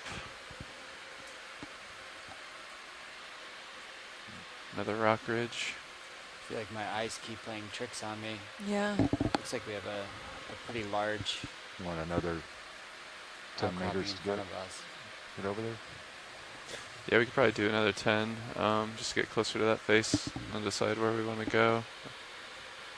And 250 still good? I think 250 work, Okay. yeah, thank you. Okay. That work for you, co-pilot? I think so, yeah. And now we have about, what, Pretty 2 hard to hours, turn, I right, guess. left for Yeah. Give or take. Yeah, cross just search. 10 meters, you think? Sure. Start with 10, go from there. Kind Really of bounce haven't from seen outcrop to outcrop. Roger that. We'll get it. much in the way of Bridge nav. debris. in Yes, any have of another these move That for could- you. yeah, that could come from the 10, aircraft. 10 meters, bearing 250 I think at a speed 0.3 knots.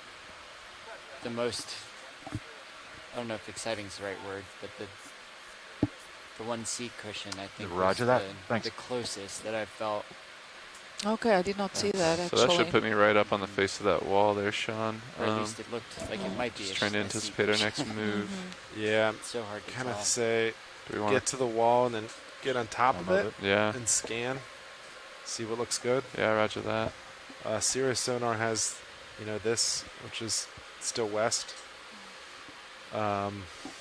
So yeah, that's the best I have so far. Copy. Yeah, I like the idea of getting on top of the feature. Coming across another large feature here, large rock.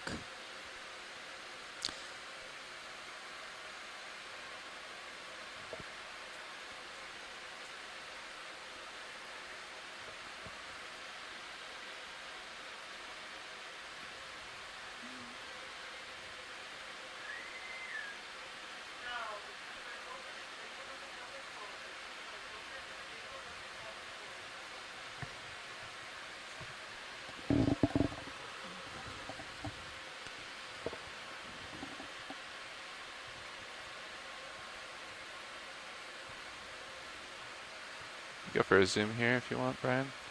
Don't know what's floating in the water column there, but another ctenophore. Or? We have here another one of those ctenophores that we've seen earlier.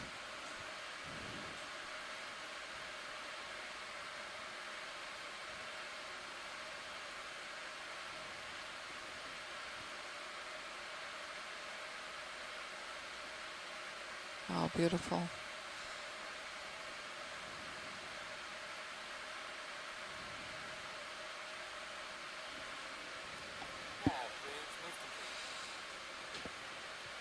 Bridge nav received, thank you. That last move is complete, pilots. Roger. Thanks. Look at those colors. Amazing. Coming up just a little bit. Those never cease to be beautiful. Yeah.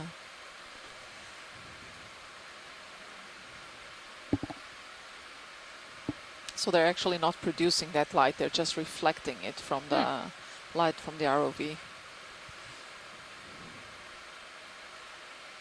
through the beating of those rows of cilia. Look at that.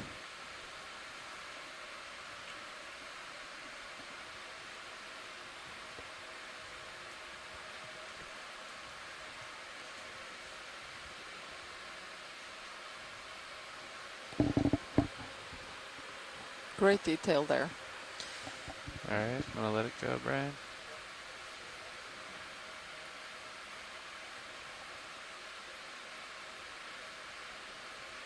We'll do full wide when you can get it. Thanks. Nice focus.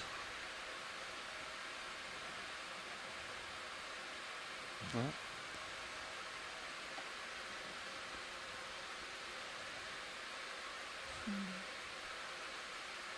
Wants to stay with us now.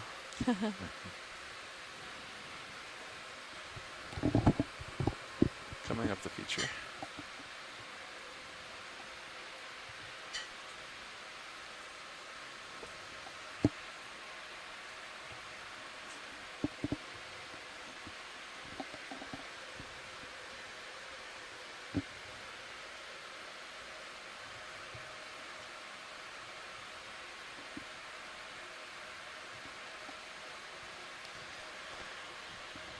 So this whole block that we've been looking at if you'd like to, does look quite weathered, has a manganese crust on it.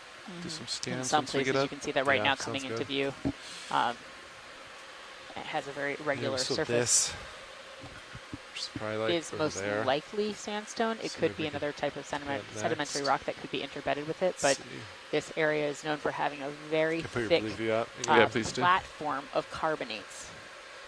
And in this area, regionally, obviously not the rock we're actually looking at here, but this very large carbonate platform is dipping towards the Puerto Rico Trench. Okay.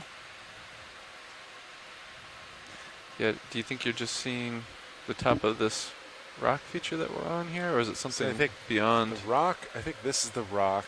Okay. And then, right, there's a drop off or gap. And then this looks, I mean, I think it's more of what we're looking at now. Yeah. But I mean, you're picking it up past this. I think it is. We can kind of just move forward, or we could kind of cheat around this. You know? Yeah, roger that. Yeah, I'd be okay with getting a move in just to get around this feature here. You want to go around it? Yeah, I think so. You want me to rotate starboard? Yeah, I think rotate starboard and we'll see what that angle is. Copy that.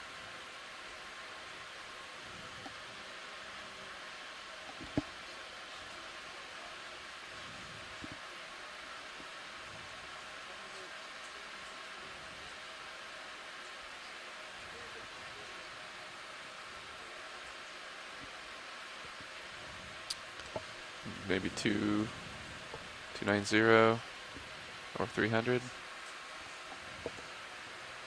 Let's see. Yeah, so do see where some of these areas That'll were more keep resistant it in view, than others. so I can keep eyes on it, but and sort of sticking out of the wall. Yeah, past it. roger that. Let's do 290. It also maybe do 20 meters, think of it, 290. Good very copy. irregular. All right, works for me. In terms of shape. You guys still good with decimal 3 on it? I think so. Sure. Got plenty of. I don't know of if any space. of these could have been subaerially sounds exposed. good. They could have been Roger above that. sea level. I have no Bridge idea. nav. Got a move for you. I think a good question is whether this is in place, attached to the seafloor, or whether it has rolled down from somewhere else. From somewhere.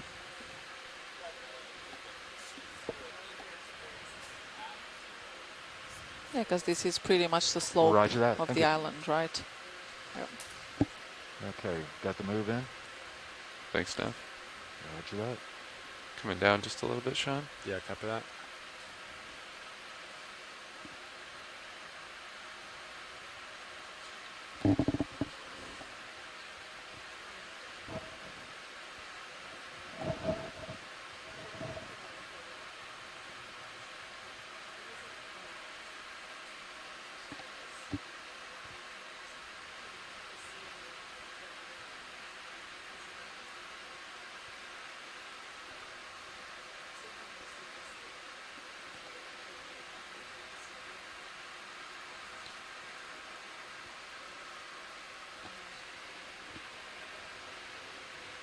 This gives us actually a very good preview of at least some of the organisms that we might be coming across in our next dives. Yeah, what the morphology of some of the geology will look like. Roger that. Very true. We're right about 610. We've been sort of in that same 10-meter depth range for a while. Yeah.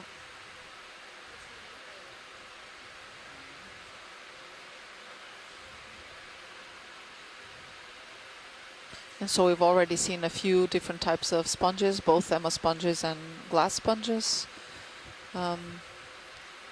Few species of urchins, cedar reed urchins. Not so many corals. We've seen a bit of coral rubble, some scleractinians. But unfortunately, what we haven't seen is an underwater cultural heritage site. No. Which is what we were not doing this Like dive a pretty big fish in the distance. for. We had hoped to find some part of the Clipper Endeavour, which was an aircraft that went down in 1952 outside outside San Juan, and unfortunately, we haven't seen much evidence of that yet. We did see a few things that could have been evocative of being man-made, like a sea cushion, but but unfortunately, not much else. Even though we have seen some trash across the seafloor, mostly soda cans or beer cans. Oh, I think this is again the pez sable. The what? The sable fish. Cutlass fish.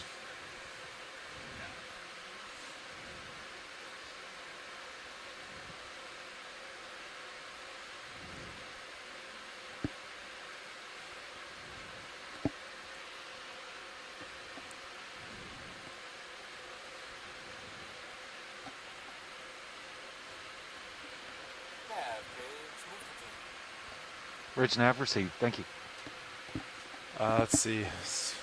Same thing. This is LIC. Do another 20 meters wanna at keep 280. Keep it coming. You want to go 280 this time? I think so. That kind of centers this up. 280 for Sirius at least. Perfect. And 20 meters. Yep. Let's do it. Okay. I'll get it in. Thank you. Sir. Bridge nav. Got another move for you. Distance 20, 20 meters. Bearing 280 at a speed of 0.3 knots.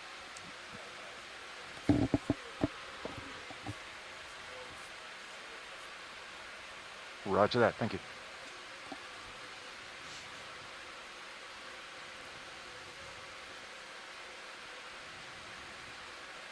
Did see the Certainly less biodiversity in this area, Yeah. but there's still a lot of small things. It's that white thing Yeah. over there. yeah. It's either white rock or man-made, huh? And that looks Might be able to actually get like a closer large to it. sponge there at the Yeah, you distance. blew a Tyler. Coming your way. Copy.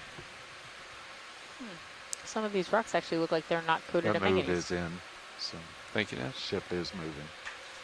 So they would be exposed carbonates, you think? Yeah, or? but I don't know why you'd have one or two pieces that appeared relatively fresh when the rest is so weathered. Yeah. Big sponge with Yeah, the can coral we on zoom it. in? Yeah. Absolutely. Yeah, you can take it slow, Brian, and We have I'll keep actually moving towards another it. glass sponge there, also to the left. That might be worth having a look at. Is that the thing that looks like it's fallen over? Yeah, it looks like. It looks like one of those euplectalids that we've seen. Yeah, but it does really It look looks like that. it's fallen over. Yeah, it is. It's not very typical morphology of it. So we just attached the wrong place. Only goes to show sometimes, you know, the structure of the substrate. It really limits what can grow there. That's a strange looking sponge. Yeah, it's barely. Kind of looks like I think a it. face. Yeah, I think it.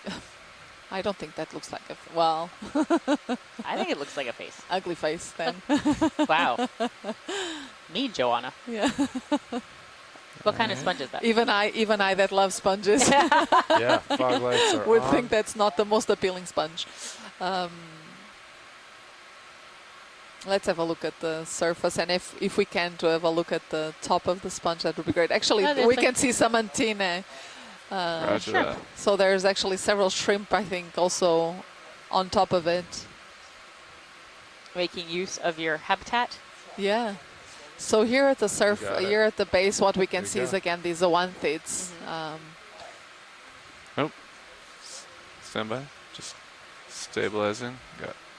Got one skid It down. does have a That's a right. rather All right, let me line it up for you bulgy again. Yes. external surface there, and I reckon that the top is going to be either a large opening or Tilting up. we will see several smaller openings on that top part of it. It does seem like it has a large central cavity. Bridge nav received. Thank you. I'm actually a little bit undecided between it being a Ship tetractinellid move is sponge complete. or Copy that. Thank you. a petrosite sponge, to be honest. Camera's coming down to 5 degrees. Copy. See that? External morphology is not like a very diagnostic character for many of the sponges. We need we actually need to look which into direction would you the like to rotate? internal structure and right. the skeletal parts Let me of it 6'5", to be able still to swinging a determine little bit. I'll let you know if the you have to species. move. All right, I'm gonna try to move just a little bit, Brian. We've got the slope to my left, though. See if we can get a little more light on And there it. to the left of it, there was also a scleractinian coral. Watching the lower swing arm. It seemed a living coral. We see all of these All right, we're smaller still kind of far away bushy from it. corals see. that we see, the white ones branching on the Yeah, if we need to seafloor. move They to are that. Copy these that. hydrocorals, 8-0, but I think we're okay. I'll let you know. Roger that. Keep looking. possibly within Nice, the family delta, so Stylasteridae. we're good right now. Pilot, Oh, we're I going got to try eyes to on your look at the lowers. sponge thank from you. above, No problem. it seems. And you have We plenty also of saw some hydrozoans there on the fringing Trying to get under it, but I think surface it's of the sponge. below our light pool here, Brian. I got a little fogs left if you want it.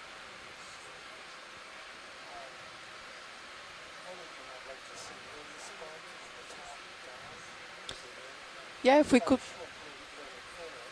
Roger. Yeah, if we could look into it from above, that would be great. Moving into position. Because obviously it has some inhabitants there. Roger. It sure does. Look at them. That's a big shrimp. Is it just one? Oh yeah, maybe it is just one. So one is on the inside and another one on the outside. So maybe the other one was kicked out. That is a very large shrimp, which I guess is okay because it's a fairly large sponge. Yeah, and there's also a gastropod. There's a gastropod there as well. Yeah. Oh, and there's actually also what seems to be a sea slug there on the inside. Is that what that is? Yeah, I think so too. Yeah. Look at that. It's beautiful. So you see, sponge is never just a sponge. I'm not sure I would use the word beautiful. I'm not going to lie. Interesting. Yeah, it's interesting. Interesting. Okay, we've seen prettier sponges. We have seen some prettier sponges. We have been amazed by beautiful sponges before, right, Deb? Stabilizing. I think I might like the euplectellids best. Yes, I know. They are very nice. And we're gonna look at that. A sponge, 2 shrimp, loads of zoanthids, a sea slug. Getting a little too close. Provides a lot of habitat. Hydrozoan and. Roger. So it's an old habitat just there. A little bit of footage there. We're right all on in top one of shot. It now. It's amazing.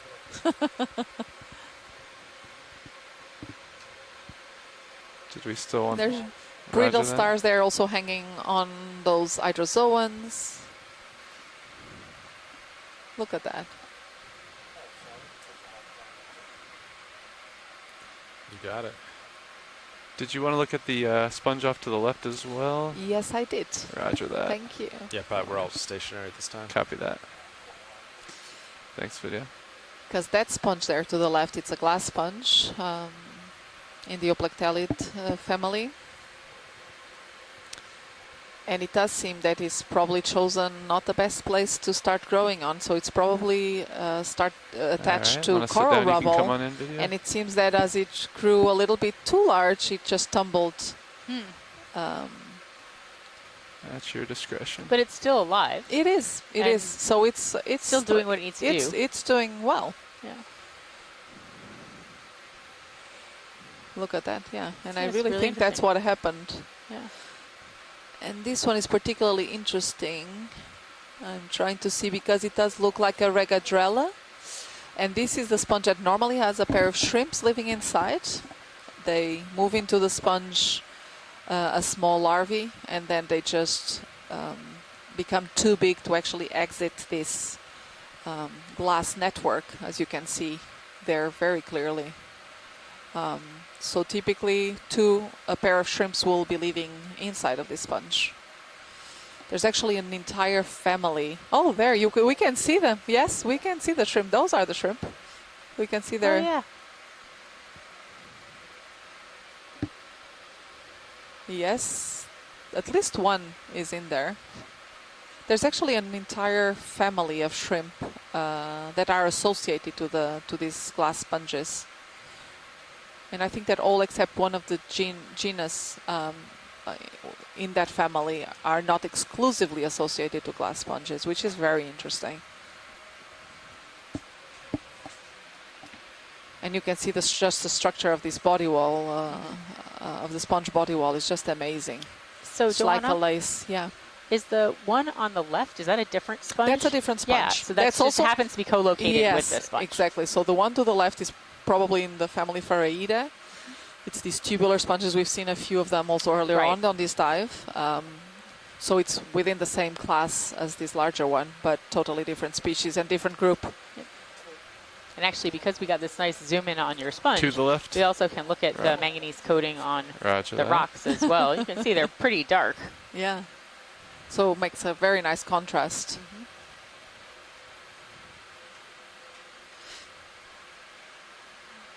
And I still couldn't quite figure out what are those tiny white dots. They're not spicules? Spread.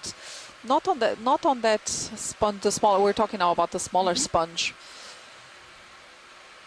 I wonder if there's something living in association with it, but I can't quite figure out what that could be. It would be really small. there. Maybe some sort of hydrozoan or... Thank you.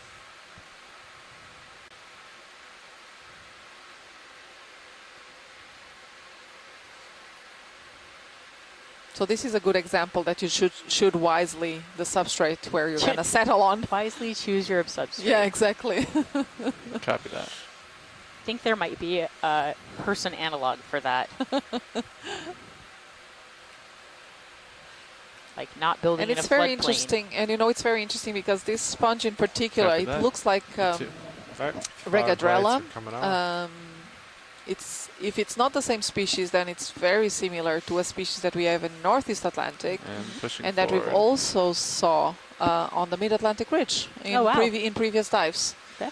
I'll follow you up as you push forward. Copy that. So that's a great observation because typically when we're doing studies on the Mid-Atlantic Ridge or on the Azores Plateau, we tend a lot to compare it with the fauna of the European margin.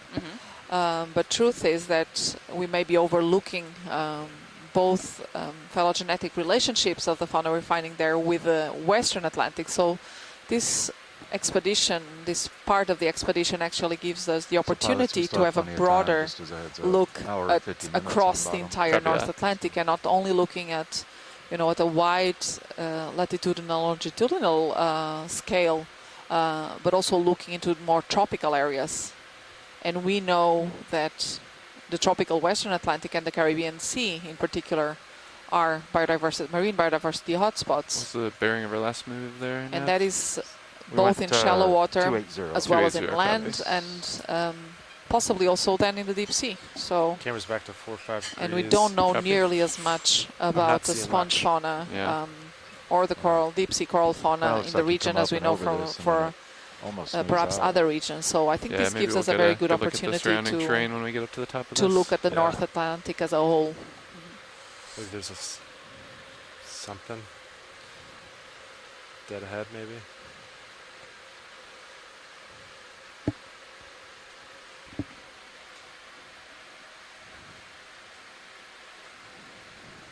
You want to go ahead and get a move in and start following? Yeah, just want to do another 280, 20 meters, like 270. 270, yeah. 270, 20 meters. Gotcha. So yeah, just dead west. Kind of lines whatever this is. Might be nothing now, but it's the best I got. I'll get and we're just continuing to move through. Bridge now. Yeah, it looks like we can see over the top a little. Or yes, along move for you. this hard substrate, 20 meters, probably 20 meters, limestone. Bearing It's very irregular. 270. It has some weathering. 0.3. And we've, I think, been surprised by the amount of sponges we've seen. Some corals. Roger that. Thank you. But we haven't seen those the tube anemones that we saw earlier in the dive Hopefully as it'll plentifully here as they were keep up with you. previously. We've also been very lucky to see a lot of pelagic creatures floating by. A lot of ctenophores today. Some siphonophores as well. So there's some stuff right up here, too. And it's getting even more sedimented At least as we faint returns. head to this spot. Yeah, that'll be the direction of our movement there, so. Most of the rocks are try to get some almost eyes on entirely covered in sediment with just a few platey pieces poking out.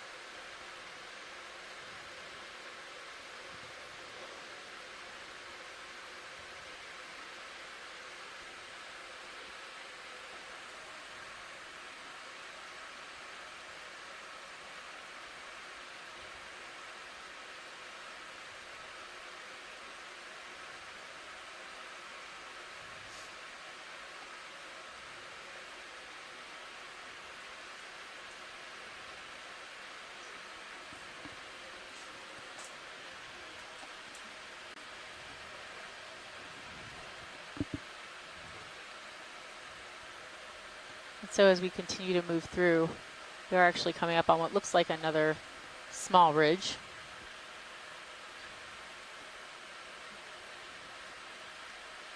Or maybe just a little bit more of the same.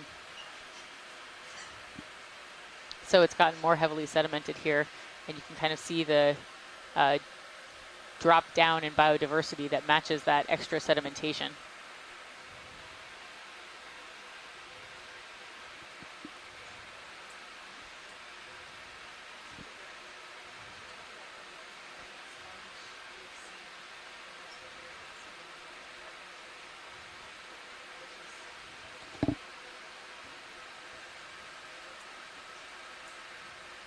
And I think the thing I find really interesting about the limestone here is that it's such a large carbonate platform. So there are very thickly bedded layers of limestone here that can reach up to 2 kilometers thick off the coast of Puerto Rico. And off the northern coast, they dip towards the subduction zone, towards the trench. Bridge Naversi, thank you. Pilots, can you zoom on that yellow thing to the right? Roger, stand by. If you can. Sure. All right, go ahead and take it when you're ready, video.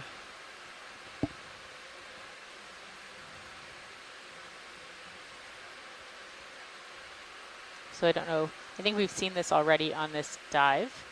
I don't know if any of the biologists in the chat room want to provide an identification. It's very nice, the golden yellow. Nice color. Sure.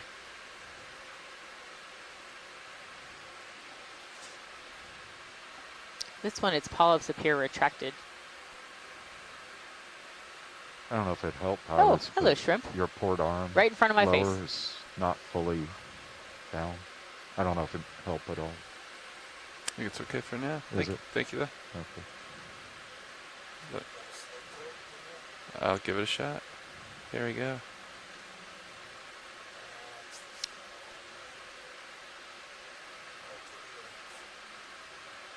What's interesting to me for this one is that there's nothing else living on it. There's no brittle stars. There's nothing that's trying to colonize it or use it as a platform to get a little higher in the water column.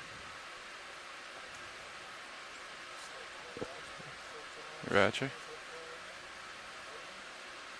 That's as slow as I could guess. There it is.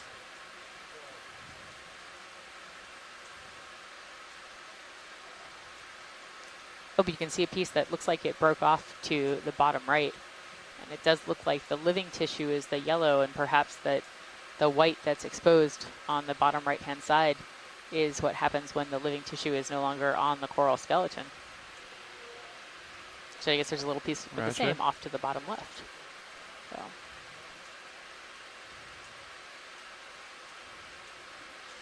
I'm waiting for someone to come and tell me I'm wrong. Bump. Yeah, sorry about that. Slid off the rock. Thank you so much, pilots. No problem. So we're just exploring around and looking at some of the biodiversity on these kind of irregular limestone outcrops.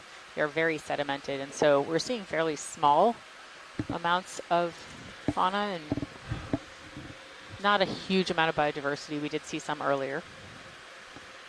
I saw this has turned into quite the coral and sponge dive. It has.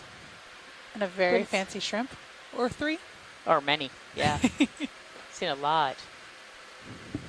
Lots of corals and sponges, but not in huge amounts of abundance except for that one outcrop. This is fairly abundant. Turning back westerly. Not very diverse, but fairly abundant. Drop off we saw. Yeah. I think this might be like this. Do we want to get another move in? Yeah, I was going to ask you. Yeah. What is the black thing? This target for me is black coral. Looks directly 270. Let's ask for I think that's about this here for you.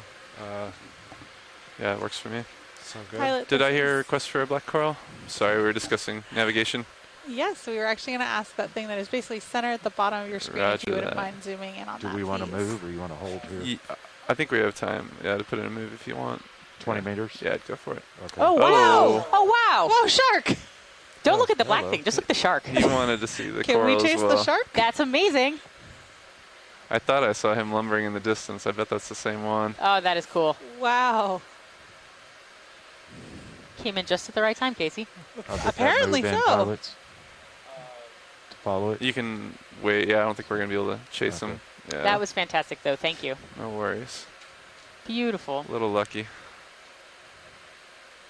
All because we wanted to look at what may or may not be a black coral. Yeah. Maybe he'll come back. So you want to hold on that So that is a 6-gilled shark, full wide and video. it's a male, according to Michelle Shearer, who is in our chat room. Okay. I think we're going to do a short hand over here, and then we can have them look at that coral for you. Well, that was great.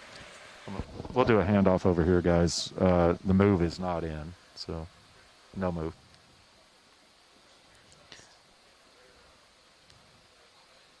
Have you guys done kind of an overview for anyone that might just be joining us lately? We did just a little bit ago, but we can certainly do it again. So this is it's been a very interesting dive so far. This was actually originally an underwater cultural heritage site dive. It still is, but unfortunately, we tried 2 targets at the beginning of our dive that we had been very hopeful from the high reflectance that we were seeing on the seafloor compared to the soft sediment around it might be the remains of the Clipper Endeavour, which was a Pan Am flight that left San Juan Airport in 1952, and unfortunately 2 of its engines failed almost immediately, and when it tried to return to the airport, it ended up having to ditch into heavy seas. And everyone aboard survived the initial crash into the water, but unfortunately, very few people were able to be rescued because at the time they didn't know where the life jackets were, they didn't know if there were life rafts aboard, and they didn't know how to get out of the aircraft. Wow. And this site that we had hoped to find is the reason that we have safety briefings today on planes. This is the reason why it says in the unlikely event of a water landing. And that's what I find really fascinating and what makes this to me of such historical significance. But also it did result in a loss of life. And so one of the things we were hoping to do was identify where this site was because it could bring some closure to the families of the people who were involved. Looks like I got an error on the fence here, maybe unfortunately, an hour ago. Our 2 targets that we were diving on originally, both of them were actually limestone outcrops. One had a wonderful aggregation of fish. Looks like we've got and then good since then what we've been doing is just sort of moving through the area, looking at other areas of high reflectance. Where are we going? Could have been an airplane, but instead are pretty much all limestone 270. outcrops. I think you're just following the local high That's still very along this ridge. to learn about this area. We have a ship move in right And now? we did There see is no some, move in yet. I think we're getting ready to put one in. anthropogenic Looks like I'm at the end of the evidence. tether, so unless A I lot of it was trash, back up, we better get going. There were some Are you things that still perhaps happy one with- could convince themselves may have been a seat cushion or a piece of metal. But Things that were abnormal, like things we don't see with sharp angles in Where nature, was it? right? Off frame right? But far more in terms of the All right, we anthropogenic could material probably that put we've in a seen. move Far more of it in was any case, unfortunately since just trash. He's way out in front. Yeah, sonar looks clear. You go with 30 I always meters. find that very interesting when 270. you are Sounds good to me. out where we work and it's deep as Understood. we work Downhill, and unfortunately. you see There's more. trash. And Bridge, it really Arby, does Dad. bring sort of a Hey, Bridge, would like spotlight to request a to ship move, please. permanence of some of Range the 30 practices that we meters, have bearing on 270 land and how we degrees, have to be speed careful 0.3 to take knots. care of our environment and make sure that this trash doesn't end up in the ocean. Yep. And we talked about, we are fairly close to shore, so of course some of this could be washed out Good copy. from Thank you, land, Bridge. Get a but better it angle on also it. could have been from previous ships because up until somewhat recently, it was pretty normal practice to throw some of your trash overboard with the expectation, well, it's the deep sea, All right, you're never ships on going to the see move. it again. There's nothing there. Right. I think that's probably one of the biggest misconceptions about the deep sea is that there's nothing there. Right. That it's completely barren and it's void and you have no life down there.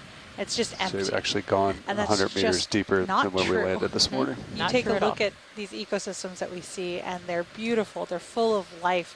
There's such diversity down here. It's such a unique habitat that we're able to explore. It really is just, people need to learn about it. Completely agree, Casey. So I'm just back and I see that I've missed a shark. You missed a shark. You missed a shark. It was great. It was no way. It was so great. I cannot leave the room for 5 minutes and you girls see a shark. Okay, Brian. And a blunt nose 6 scale. Wow. My heels are touching, so I can't get my nose much closer to it. It was fairly large. Unless I come around another and 90. This is again this black coral that we've seen earlier on that looked rather unusual. Very bushy and being guarded by a squat lobster again. So the one we've seen earlier, one of them did not have the squat lobster, but another one had two of them. So, and actually, you know, a blunt nose 6 gill shark was the first shark I saw. So just about an hour and a half left. The first dive, actually, of an expedition I had earlier this year on the other side of the Atlantic. Copy 90 minutes. On the Sierra Leone rise. Look at that squat lobster.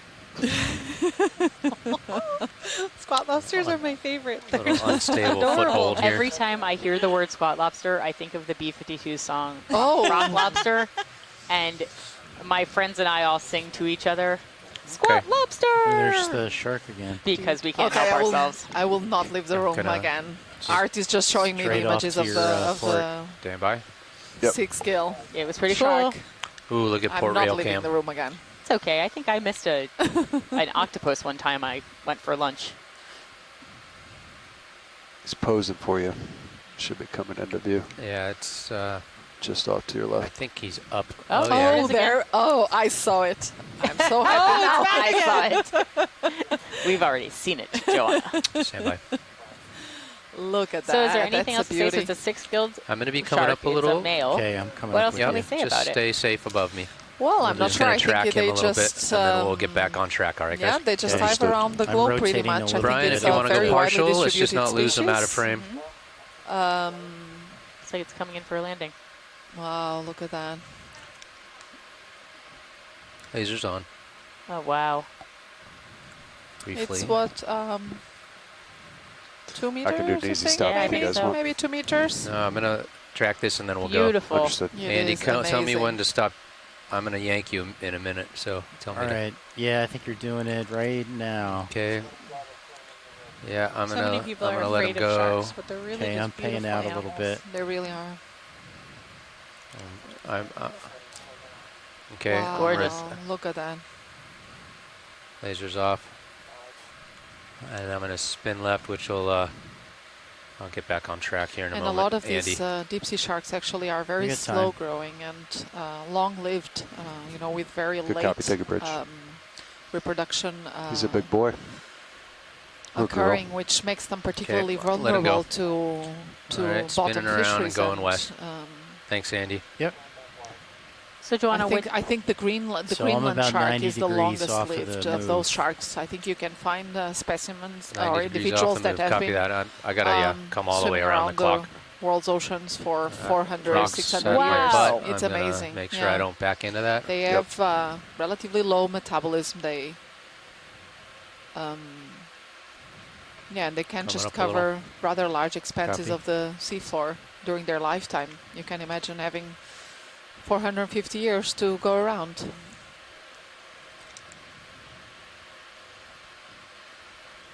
Coming around, guys. Just got a rock outcrop on my tail, so I can't spin quick. There it is. All right. Facing west and pushing out. Down Copy that. I'm going to slowly, as you go over, I'm going to rotate my heading to go to be heading west as well. We have done a little bit of that, but we could certainly do more. What we were trying to do is just follow along. 270. You know what kind of shark that is? Anyone on the chat? I didn't know if there was anything exposed that was interesting. Curious. There hasn't been a lot that's been very exposed. Most of it's been covered in sediment. All right, settling back in. A lot of it has had a manganese crust on it, and it does appear to have sort of a karstic topography, a bumpy and irregular topography with some shallow depressions and holes. I think we're in a good spot. So that ship moves all stop. Okay. Do we want to? Oh, there was something in Sirius's Keep view moving, that I or didn't know what it just was. One poke at a time. Yeah, I mean, we don't have Mildly any either destination, Tinaphorish so or this is sort of just exploratory. Out of the corner of my Yeah. eye. Well, there's a fish right in the middle of the frame right now. Oh, it's another one of those beard fish. Polymyxia? Brian, feel free to take it slow as I settle in. And Is so that a type of goatfish? I thought it was a beard fish. No, is I'm my asking if that beardfish is a type of goatfish. Oh, I don't know. We'll find out what the chat room says. But this one's interesting because the barbels that are, it looks like it's walking around, but really what it's doing is stirring up the sea surface to find food.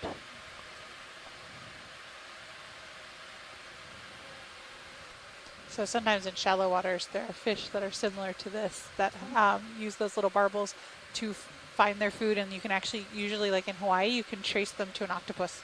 Oh. You just kind of follow them and you'll find an octopus if you follow them long enough. Really? Why? That's what they're looking for. They eat them. Oh. I don't think that's this one, but in shallower waters, there is a species that does eat little octopus. That's very interesting. And so Beautiful the temperature color. is around 10.2 degrees right now, and we're at a depth of 607 meters. And I will say that I think we've achieved a lot of objectives today in that we have explored some hard bottom habitats. We've seen a lot of biology in the area. Just another fish. We've gotten a good look at what the rocks are. Unfortunately, we weren't able to achieve our mission of finding much out about the Clipper Endeavor. He's dark. Which is too bad. Brian, but you still want to try a very to take that dark exciting fish? and intriguing dive where we're getting to characterize some of That's the 10%. diversity of the seafloor. Yeah. Copy. All right, we'll carry on. And so I was reading here now a little bit about this blood six-gill shark. So it seems that it can grow up to 6 meters in length. So that's a big shark. But that was not the biggest shark we could have seen. No. So that's probably just a third of the size, of maximum size that they can attain. And indeed, it's a very widely distributed species.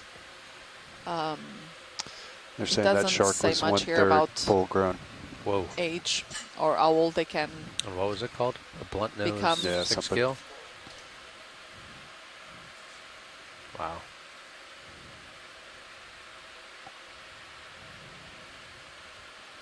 So I saw something Joanna, right ahead. In general, though, so that we find that a lot of species that live in the deep sea are old, and they age very slowly, or they continue to live for a very long time.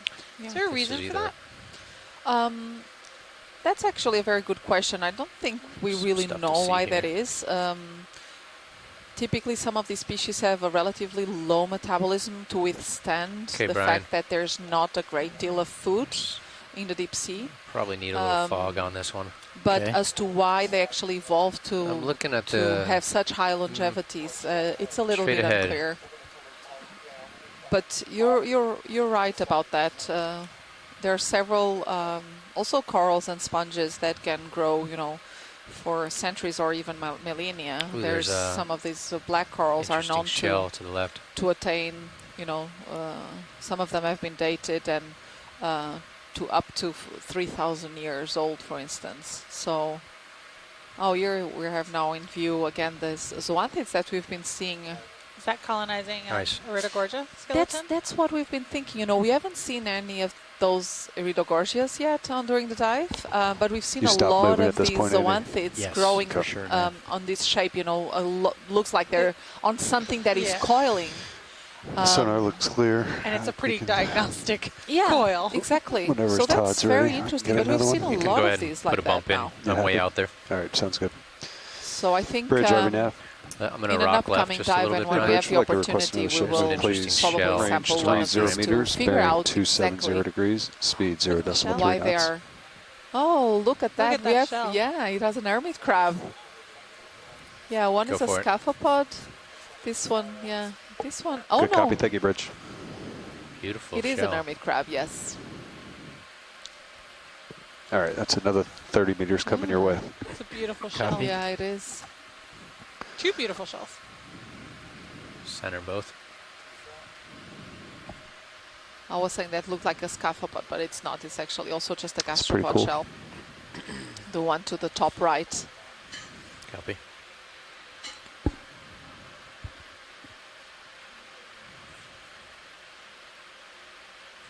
Ooh, there's another. We got a face shot here. Might as well take it. And so we're hearing from Michelle here in the chat room saying that the longevity for the 6-gill blunt nose shark is thought to be 80 years old. So actually not very different from human longevity. Is that full zoom? Okay. Oh, look at that. Looks like it's drumming.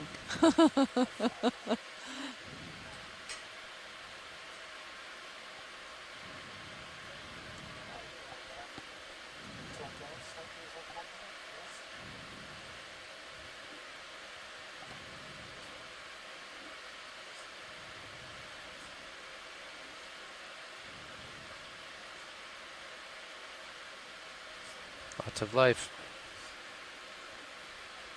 You got a floater here on your port rail. What is that? I'm not sure. It's moving though, very slowly.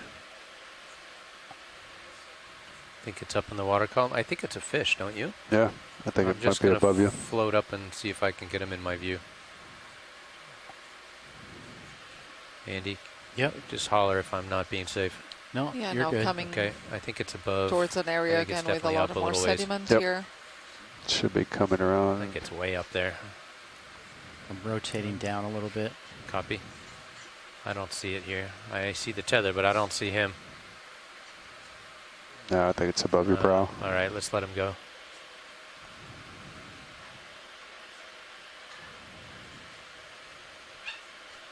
Okay, I see Sirius is moving. Yep, slowly forward. All right, come back around to the west. Looking at you at 6'3" right now. 6'3" tilt, copy that. Ken, perhaps this is might be a good time to make another short summary in Spanish for those that are joining us we have a fish here. from Puerto Rico. Scorpion fish. Muy buenas tardes a quien nos acompaña desde Puerto Rico. Estamos aquí con la NOAA Ocean Exploration a bordo del navío Okeanos Explorer y con con el vehículo remotamente operado o ROV Deep Discover. Hoy el día, pues la exploración estaba dedicada a buscar un avión, el Clipper Endeavour, que se había despeñado aquí a lo largo de San Juan en 1952. Hemos explorado 4 puntos de interés que demostraba unas anomalías en los mapas de sonar hechos y donde esperábamos encontrar pues el avión o algo que nos indicara la presencia del avión, pero desafortunadamente no hemos podido encontrarlo. Good copy, thank you, Rich. Pero lo que estamos, por lo que estamos ahora haciendo pues una caracterización más de la parte geológica y biológica de la área. Hemos visto hasta ahora varias especies de peces, incluso especies comerciales que son importantes, claro, para las pesquerías y la economía de los pescadores aquí de Puerto Rico. Hemos también encontrado una variedad ya de corales, escleractinios y de esponjas. Tenemos esponjas y esponjas de vidrio. Hemos visto justo hace unos minutos un tiburón de profundidad, el Blunt Nose 6-gill Shark. Y bueno, y hemos visto ya una variedad de estructuras también geomorfológicas durante esta exploración. Pues infelizmente no hemos podido encontrar lo que veníamos procurando, pero pues es así es la exploración de mar profundo. De cualquier forma, los datos y la información y las imágenes que hemos recogido serán seguramente muy relevantes para muchos aspectos, tanto científicos como de políticas públicas de conservación de biodiversidad aquí en esta área. Y muchas gracias por acompañarnos. Seguiremos este mergullo esta exploración por creo que 1 hora y algo más. y volveremos luego mañana otra vez. Gracias por acompañarnos.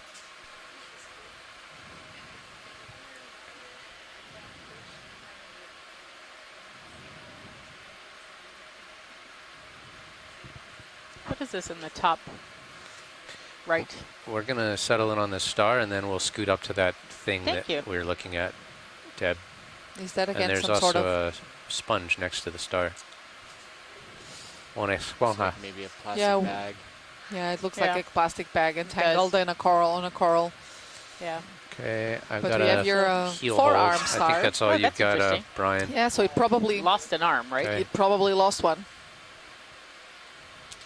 Ooh, it's weird how strange they look when they're missing one arm. It's true. Looks like a headless star, right? Yeah, it's just odd. Odd. Yeah. I agree.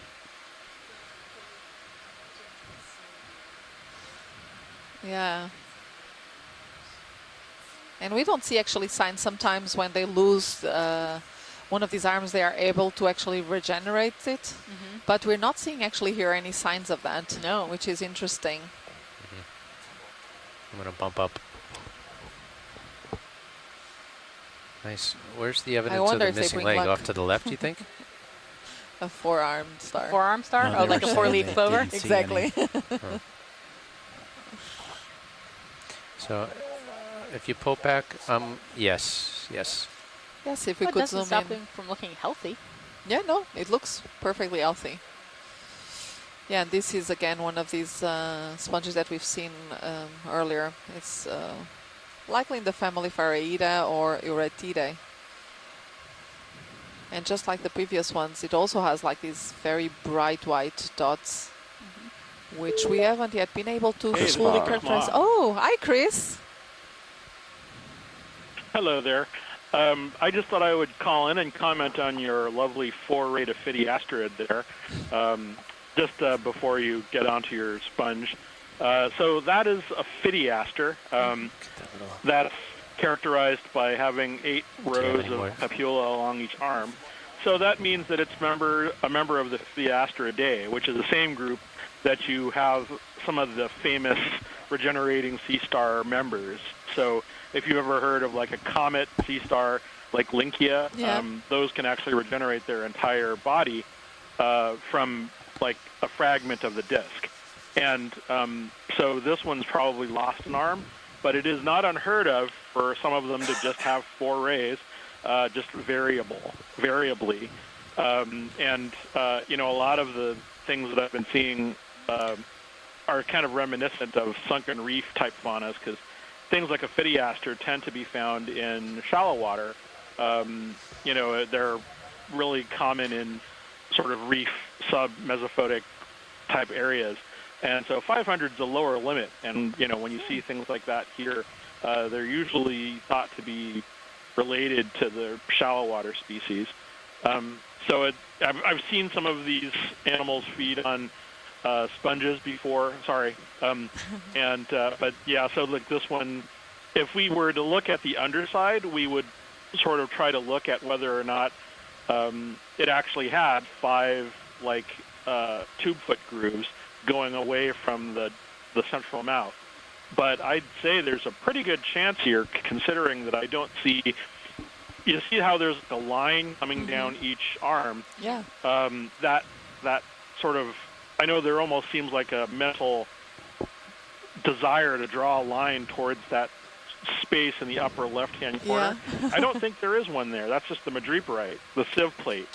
And so that means that this is probably like I wouldn't even call it an abnormality, but just a developmental variation. Okay. Because you do find them sometimes with just 4 rays. So very interesting in any case. And there's a lot of interesting stuff that we've been seeing. So, I mean, this has been for a dive that I was expecting to see mostly archaeological observations, which is important. This has been quite a nice dive for echinoderms. So Excellent. I'm quite happy with it. Lots of sea urchins. We saw that Remaster earlier today. We saw, and I apologize also, that Ophiomitra is Valida, not Vita. I think I just got it into my head. Vita. Oh, and up on the Actually, upper left there. yeah. I think we're seeing, Sorry, is well, that one of those crinoids? But before we go, there's a holopus right there. There's a crinoid, their little green thing that looks like a hand to the left. Do you see it? I think it's off screen right now for us here. Do you want to see this star or the thing off screen, bottom screen? No, anyway, it's bottom off there's a little screen. stock crinoid. But okay. There's a fish there too. Anyway, that was a stock crinoid, which has got a short stock, and we're that's gonna cool too. we're gonna go back to it, Chris. I think. Is that what he's looking for? Yeah, right in the center. Okay. Yes. Oh, and there's below that. Yeah, below that large brittle star. Yeah, that thing that looks like a hand. Yes, exactly. Is it a brittle star or is it just a bunch of rope? That's it. It's moving. Oh my! What's that? Oh dear. Echinoderm bonanza, Chris. I'm kind of torn as to which one to look at now. Well, we got a great gamer angle on this one right now. Let's take it. Well, okay, so the reason that I wanted to look at the so there's that little green thing that's at the bottom that looks like a okay, so there's a brittle star, which is huge. I'm kind of, is that Ophiomitra? Wow, what is that? Okay, so I think this is a puffy Ophiomitra. I was literally just talking about it. I think this is a puffy Ophiomitra. There might be one other species in this area. I'm not sure, because I think there's another one from this region called Robusta. But this could also just be a variation on Ophiomitra valida, which is the species that I had originally miscalled. What do I call it? Vita? Yeah, Vita. Vita. But the disc is really inflated, and I'm not seeing the spination. So this might be another brittle star altogether. It's quite large as well. Very long arms. Ophiomitra. Yeah, and it's not associated with coral, which is what Ophiomitra was. That is really spectacular. I kind of and then this is a I think there's another name for it now, but this is holopus or a holopodid. This is a stocked crinoid. This is a really weird little thing because people thought they're still not entirely sure how it feeds, but people have argued that this feeds by. So basically, each one of these they're arms apparently. And so they're the equivalent of the feeding arms in feather stars, and except that they're these big, kind of archaic finger-like structures. And people have argued that they use these big finger-like tentacles or arms to capture food when it comes by. Like as in fish or other kinds of small prey. How it does that, because it doesn't seem to move quickly, I am unsure of if that's even true. That's been speculation since, a lot of these are collected without the benefit of in situ observations, without the benefit of seeing them alive. And so seeing how they live is a delight, but also clarifies a lot of their basic biology. But we've been seeing these all throughout the dive today, and they're just tucked away on these hard substrates. And I'm not sure, but I think these are also seen in the fossil record. So that's what I was thinking. That's why they have this really kind of, I mean, more so than the stocked crinoids are in the Paleozoic, but there is just something very strangely old-looking about those, and I think a lot lot of people hone in on the them, fish in case he goes. Yeah, they almost look like this really, bionic fist. Yeah, well, you took the words right out of my mouth. I mean, the first time I held one of those, it's so surreal because they look like they're made out of ceramic. I mean, they feel like they're made out of like smooth ceramic, and and so they don't feel like animals at all. No, it's really interesting. So, and how they move, like if they're even capable of really active movement is unclear, because echinoderms have that sort of interesting catch connective tissue which allows them to move suddenly if they want. They just unlock and lock the connective tissue. But no one's, I don't think, ever actually seen one of these holopus things actually like capturing active prey, but then we assumed that brittle stars couldn't capture prey until we did. So, so it's hard to say. Anyway, we're looking at a fish now, so meh. Okay. Great. Thanks so much for allowing me to look at that all that echinoderm love. Great. Thank you, Chris. That was awesome. Thank you. Bye-bye. Okay, tilting Bye. up. Yep, and there's a little brittle star there on the right, and they're just down and to the right there was it seems this really has been cool also urchin. a bit of an echinoderm bonanza for Chris. It was very interesting also what he was saying about this Ophidiaster. It's the four-armed star. Because we do have also a species, an Ophidiaster species on the Northeast Atlantic, and particularly in the Azores where we came from, but in much shallower water, and that's Ophidiaster ophidianos. It's a bright red starfish. We typically see it with 5 arms. Plastic, you think? But as Chris was saying, it's we only find it normally in the Azores in much shallower water. See, this looks like a plastic bag wrapped around this coral. Yeah. And the coral doesn't seem to be doing particularly well, actually. I was going to ask you because it's brown, and I didn't know if. Yeah, it seems it's still that's the living tissue, right? Yeah, but it still seems like there is some live polyps there. But this coloration is not very usual. Yeah. So I wonder if there's something already covering it.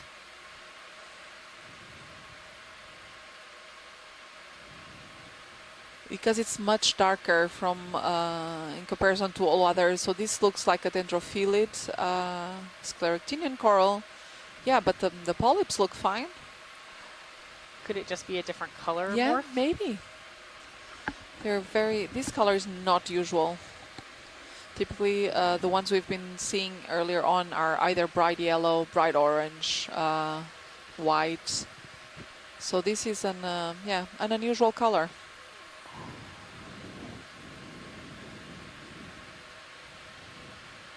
Okay, if you go wide, I'm going to bump down and get a view. There's a really cool urchin just just next to my starboard toe. Stand by for reposition. And this Holopus crinoid reminds me also, remember of Darth Vader that we saw? The Darth Vader crinoid. The Darth Vader crinoid that we saw on the Azores Plateau. They actually they both, I mean, they were different, but still both have this very strange, somehow ancient look to them. So that's a sea urchin test, right? Exactly. So without the spines are right there. yes. So that does look like perhaps he has been predated on. Yes. Someone spit out the dinner after they were done. Very much. Very clean. Wow. It was a clean meal.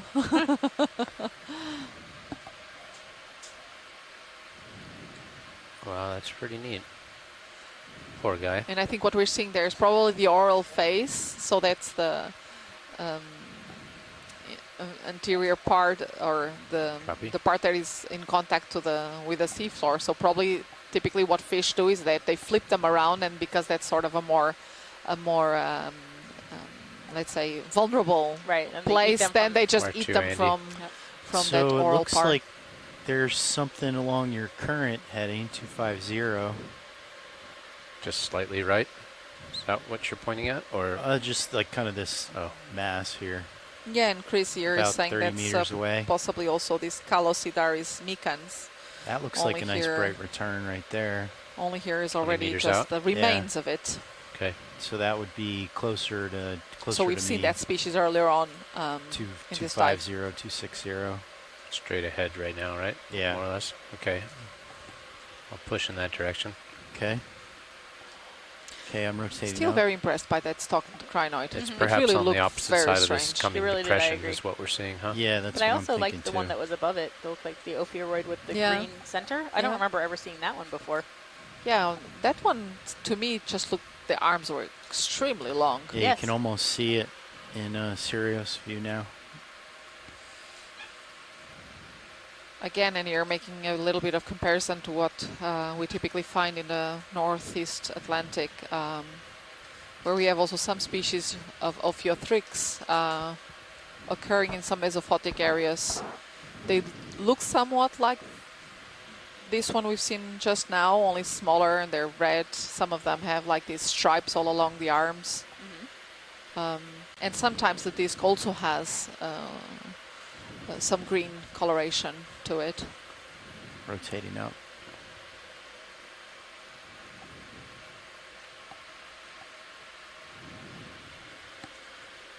Doesn't seem so dramatic on the sonar now that we're up. Yeah. Well, maybe along this line. Looks a little bit rockier. Or I could just spin a 180 and look at this outcrop for a moment while we're set up here. Spin right.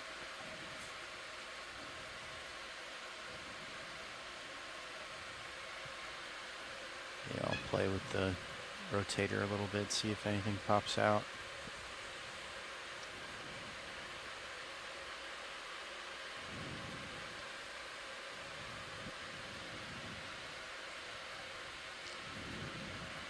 Some sort of trash there, perhaps? Bottom of that slope? Do you think? Yeah, looks like some rags there. Could we zoom in on it when we have a chance? Okay. I'm seeing a crustacean straight ahead. Pinkish, peach color. Stand by. I see fishing line. I'm going to back off. Yeah, a whole bunch of it. Backing off. Yeah, it's just one little cluster of fishing line, I think. Do you guys see any continuous?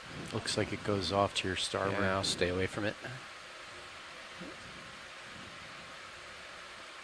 So that's a little cluster of fishing line in the right-hand side. The thing is, monofilament is not terribly light, right? It doesn't just... Well, let's have a look at this detritus. What do you say, guys?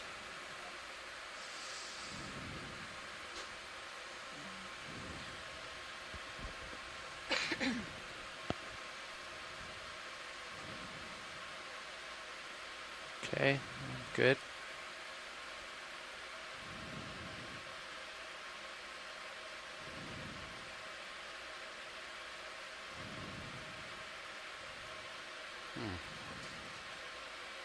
Type of cloth, maybe? Oh, it definitely looks like cloth. Yeah, maybe like a sweater or something. It's hard to tell. A towel? Could be a towel. Looks hardy though. It could even be like a bag. Yeah.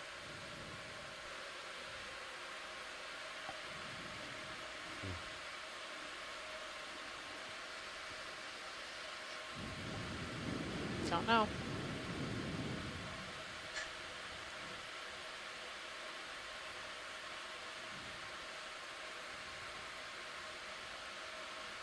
There's a sponge right up here as well. We can so this is so this is the same sponge we've been. All right, so we can just do a snap zoom and keep yeah, moving. sure. Oh, it seems like there's a shrimp. There's a shrimp living in it. Oh, that's cool. Sorry. So it's really interesting to see that this association between these glass sponges and this shrimp is, you know, we're finding it all across the Atlantic.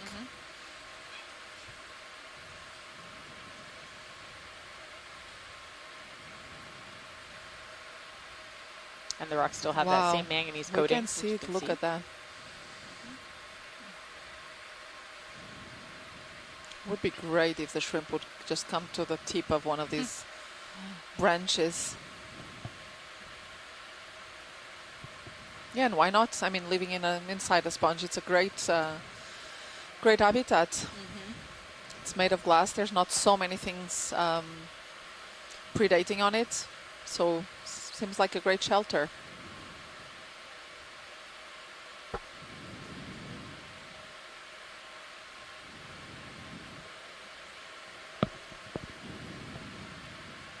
There's a shrimp. And mucus threads. My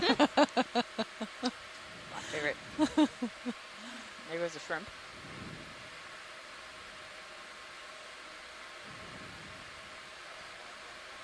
Okay, I'm going to tilt up and see if there's anything worth staying here for.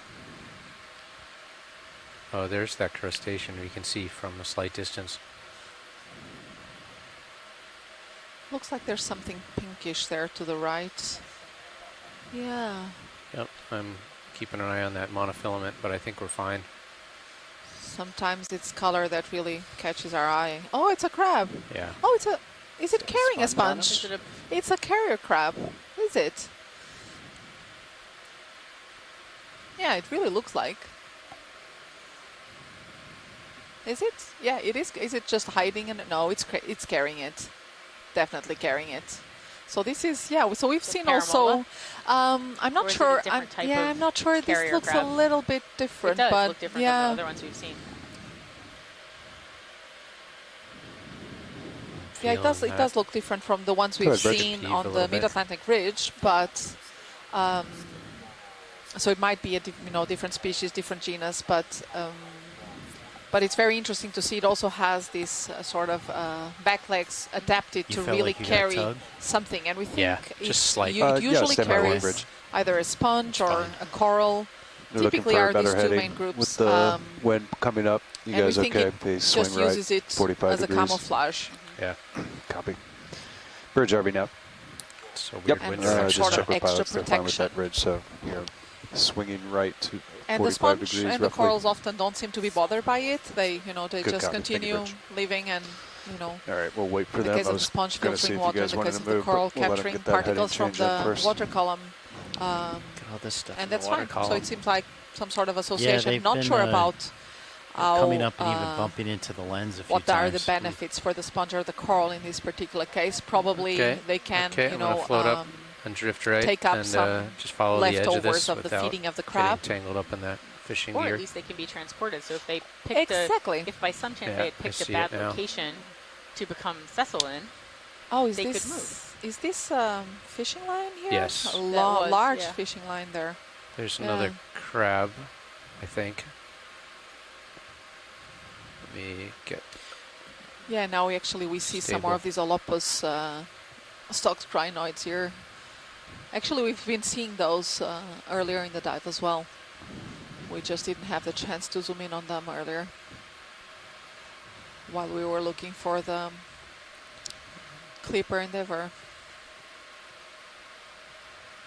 Brian, you want to just see, is that the same species of crab? Let's have a look.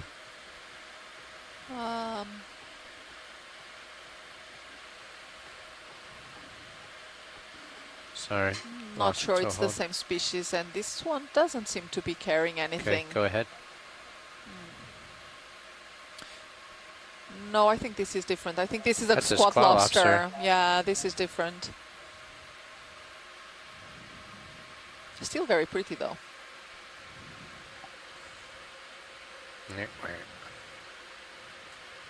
There we go.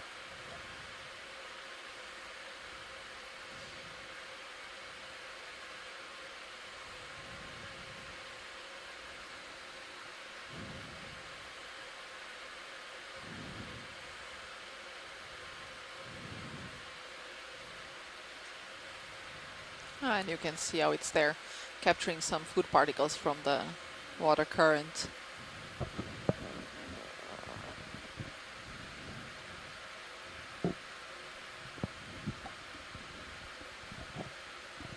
That's a very cool shot. Thank you, pilots.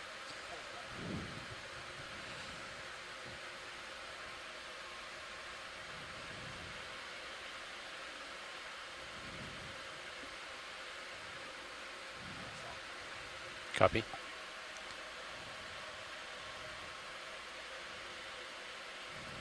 Oop, got a little dust cloud.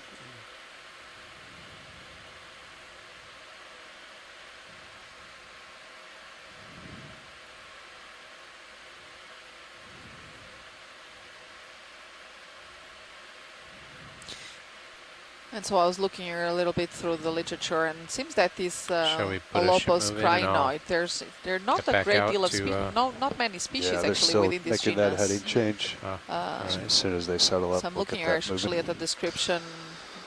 Well, made some years Seems ago, like back in 2008. Take a bit. Yeah. Of Olopus They've only done mikihe. like 15 degrees, 20 Here degrees. from the tropical Western Atlantic, from specimens collected. Spot. I'm all dirty up here. collected off the Bahamas, I think. That last tow hold created a little dust cloud. And at least back in 2008, there were only keep sidling 6 along species. Okay, I'll rotate over within to this keep you in genus. view. So. All right.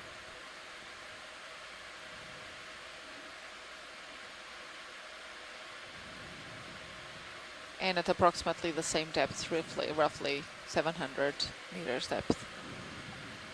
Although right now we're at 605 meters depth. Yeah. But I mean, for deep sea, that's not. Oh, I know. I just wanted to mention particularly different.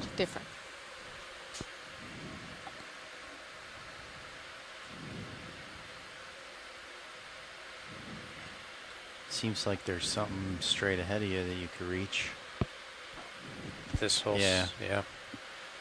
Just slide along it.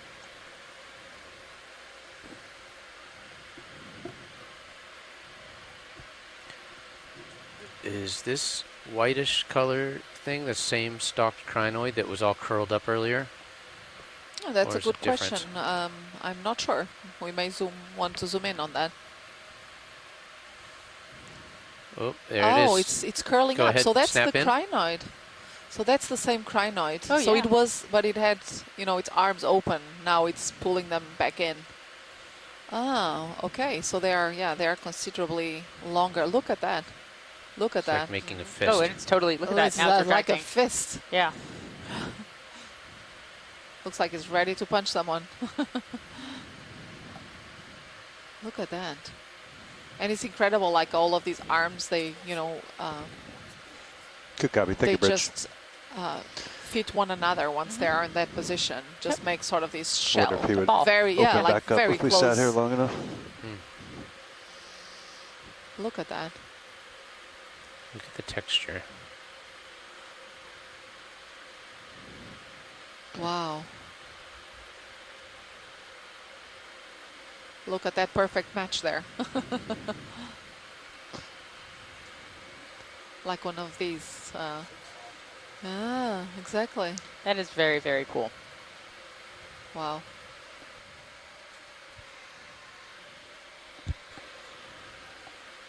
And we've got there also an anemone to the left there. All right, so ship has finished their heading change, so you guys let me know.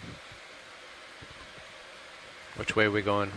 Further west? Yeah, we were heading west. Okay, I can spin So around maybe and we head will west. have the opportunity actually to, now that we know what it is, Still happy to with 270? actually have a look at it when it has its arms open. Andy, you good with that? Yeah. Okay. Do another 30. Copy. Bridge, are we now? Bridge, we'd like to request a ship move, please. Range 30 meters, bearing 270 degrees, speed 0.3 knots.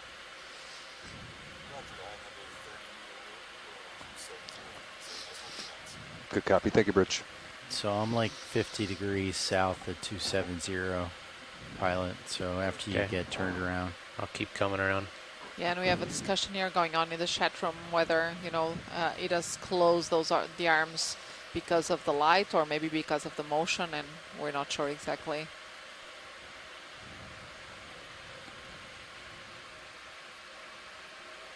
Yeah, and Chris here is saying in the chat also that the known species in this area is Olopus I'm starting grangei. to swing over. Okay. I'm going to spin a little further right than west, just because I see something in my And Asako starboard is rail mentioning cam. actually another species, Yathidium, and that's the one we've seen on the Mid-Atlantic Ridge. Kind of going downhill right now. Which had some similarities to this one, actually. Okay, I'm almost there now. I'm at 260. Okay, good. So you got about 45 minutes about of time left. All right. So we have roughly 45 minutes till the end of this first dive of the second part of EX2206. We are now roughly at 605 meters depth on the slope northern Puerto Rico, just off San Juan.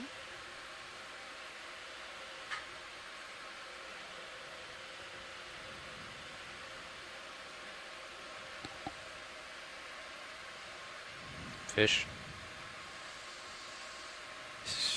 Shall we snap in, Brian? I'm going to try to let him slide left as I Is that spin left. one of those dory fish? It does look like that. Yeah. It's beautiful. Mm-hmm.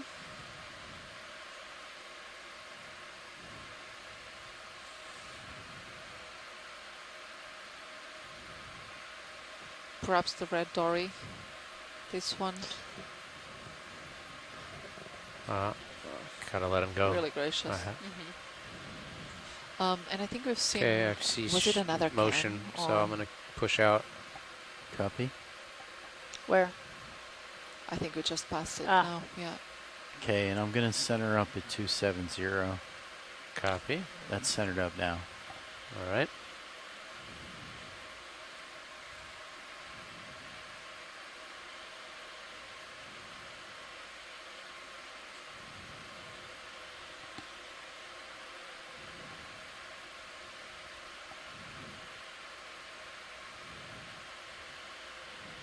Looks like you got a little slope to your starboard there, your rail cam, showing you a little elevation up.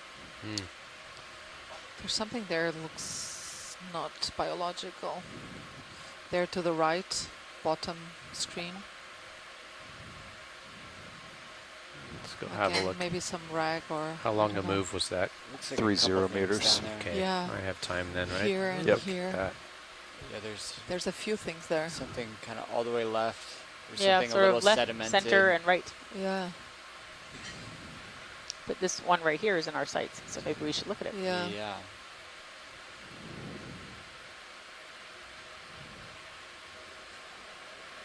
It almost looks like a piece of a barrel or something. Yeah. Okay. See what that thing, that label, there's a label on There's this. a label actually on this bag. It looks like a nutrition label. Yeah. I don't think they had those in the 50s either. Yeah, probably not. Good copy. Thank you, Rich. Ship's all stopped. Pasteurized? Something pasteurized? Copy. Were they cheese balls? Cheese balls, yes. What? Really? Yes. Where? It's I think something it balls. is cheese balls.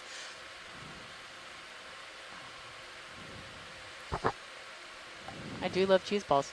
Yeah. Probably not the ones that have been hanging out here for a while, though. You're over me? Just Yeah. about? And then whatever's on Yeah, left, we've it got a looked good like it might have delta been though. rusting. You're fine. Yeah. It does. I don't think I'm moving anymore. Okay. There's some interesting stuff on this big rock here. Look at that. Little tiny escarpment with some nice biology on it. It's like a little tiny definitely. local high. Yeah, definitely some scleractinian corals there at the top.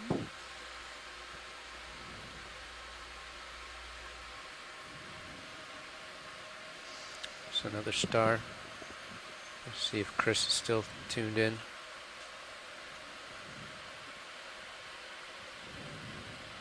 There's some fabric. Oh, wow. There's oh, a even big more fabric.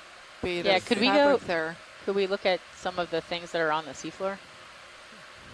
Yes. Would you like When to you have see time. the star or no? Sure, why not? Let's take a look at the star. Just mind your starboard lower. Starboard lower. There's Copy. actually quite a bit I'm going there. to pull it Yeah, in. maybe that's I'll what, bring the it one up a top little. left, I think. Yeah. Just in And case. there's also, I think it's yeah, in further the than center. well, it's on not the- that much on the farther. left. Okay. Oops. Let's have a quick look, and then we'll go over and. Yeah. What is on that? Is that another crinoid? Or is it something hanging down What's from hanging in above? front of this sea star? Don't know. It's obscuring whether this is a Yeah, it four-arm is. sea star It seems or like it's a 5-arm. it does, but doesn't one of the Yeah. legs look very small? And it actually looks like the same species we saw Yeah, it with does. just 4 arms. Whatever is called in front of it might be what the zoanthids have been colonizing, but I Don't can't know. quite make it what it is. Maybe Okay. the skeleton of some coral, golden coral maybe? Because it does seem like it has some shimmering. Okay, watch lead. What did you want to see? The man-made stuff to the left? Yeah, Yes. the large Okay. one to the left there. Copy. I'll sidle over there. Yeah, it's big. What is that?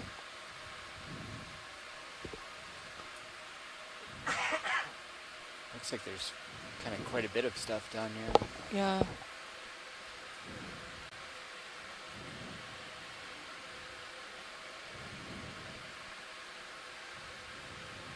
Yeah, and Chris here in the chat room is confirming that that was indeed like the same as Phidiaster, but now with the 5 arms.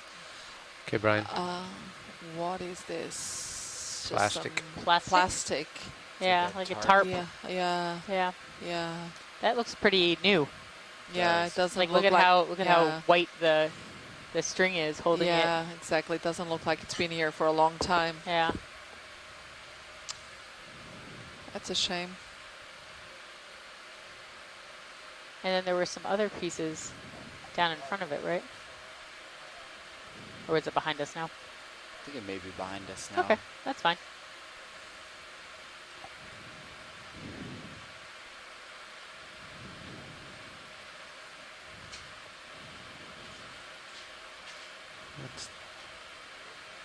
Is that debris? Yeah, so we're straight trying ahead? to document as much as we can, you know, even the debris that we're finding, just for the possibility that it could come from that aircraft. I don't think that could have that. It's far too modern looking. No, exactly. But so far we haven't seen anything that's really looked like it. This center field of view. Yeah. There's a 7-Up can and some other stuff next to it. Yeah. I'm gonna. More cans. Yeah. Yeah. But some of them look much more weathered than others. Yeah, it's true. Could also be just the composition. No. Oh, it's also a glass jar there. There's a lot of trash. Maybe this was a trash bag and then the bag sort of disintegrated. Yeah, there's lots of glass.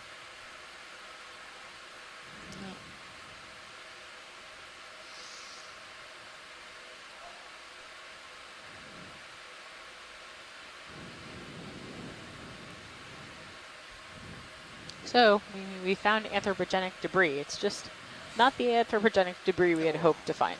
Yeah.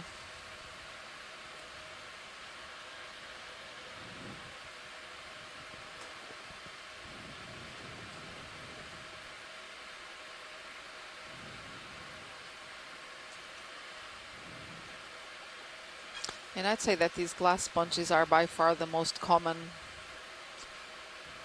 megafauna that we're finding here, or benthic megafauna that we're finding here. It's the coral off the edge. It's pretty. Seems that we cool. have here also again one of these Ophidiaster sea stars that we've seen earlier on, and at the top there,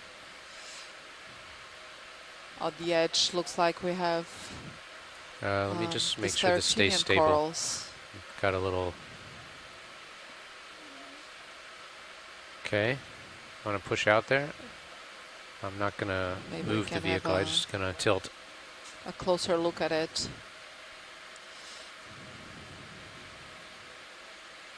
Some healthy polyps.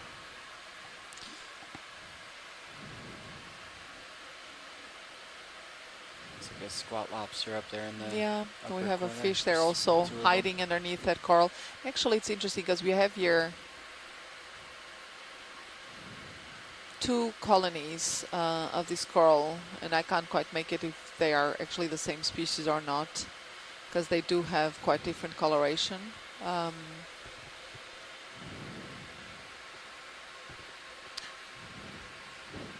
They do look like Clophilia, or should I say now Desmophyllum, actually. Oh, and to the right, that white branching, much finer branched coral is actually an hydrocoral. I can it try. reminds a bit of Cryptelia that we've seen also Make sure I don't lose my toe hold. On the mid-Atlantic ridge, but I wonder.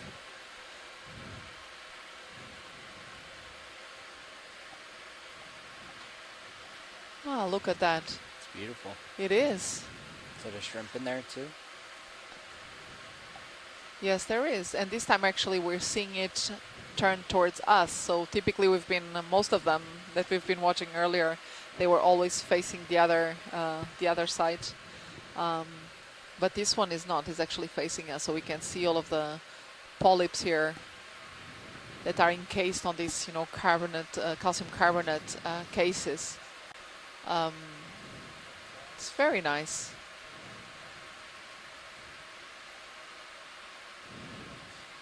I'm not very familiar with coral fauna in this region, so I'm pretty much trying to, edge of the by comparison to things that we know from the Mid-Atlantic Ridge or from the Northeast Atlantic in general. Okay. Seeing if there are some similarities. Nice job, Brian.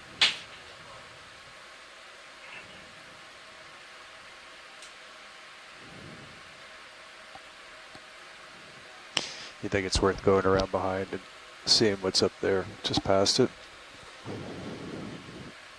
I think we've got the tether. Could do that. I don't know if it's worthwhile. There's a little bit of... Just do a little... Yeah, a little pirouette. Sure. Let's see if Roland or anyone see anything in this view that they want to take a closer look at?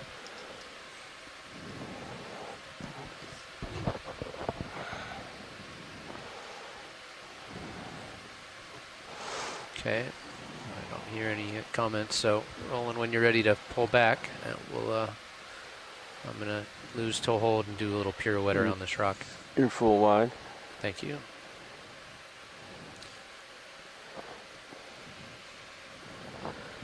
Okay, so we got the HPU. And so we now have roughly 30 minutes I put of it bottom on. time Okay. In case we till had the end of this dive. move the lowers quickly. Got it. I just secured it. In case you reach down to move the lowers quickly. No, I think we're pretty clear right now. Yeah, I agree.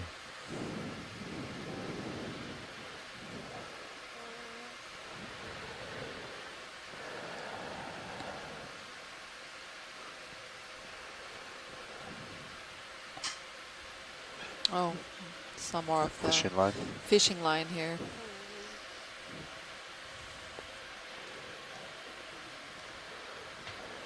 I don't see anything in the water column. Do you guys? No.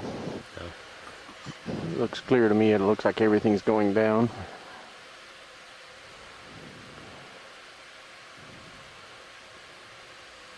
Yeah, this fishing line looks pretty much entangled there all around this block.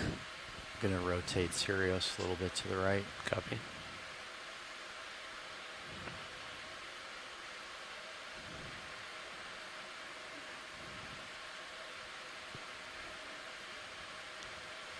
Plenty of sponges. Yeah, it's actually a very pretty view here with all of the different individuals of this glass sponge.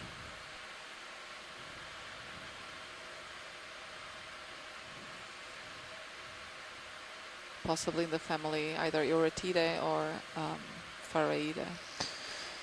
I could get us moving again if you guys are ready. It's beautiful. Yep, I think looks so. like You still happy with due west? cotton candy. Yeah. Doesn't it? I find it interesting that there's those like little ridges That that works look like for the me, manganese Andy. encoded You good with that? on the top. Yeah, on I don't top. see Yeah, but anything you know, really. it's not necessarily You see those everywhere. straight It's lines just lower right where the these skid is, highest, right? you know, There? sort of Yeah. the highest relief on that. Didn't know if it was line. I just saw something straight. You guys good? We're good. All right. Bridge, over now. Hey, Bridge. I'd like to request a shipment, please. Range What's on the 30 bottom meters, center right bearing now? Yeah, I don't know. 270 See, degrees, it's speed 0 center. knots. Or cylindrical. Or in the Hard to middle look at somewhere that. right yeah, now. There's Okay. just Thank so you, Bridge. I rotated over a We've little been seeing bit. I'll quite a line bit of back up to debris. 270. we're always Okay. Rolling. I'm going to settle in. Looks like a filter. Oh, man. what is that? Plastic? Yeah, it Some doesn't sort look, like doesn't look natural.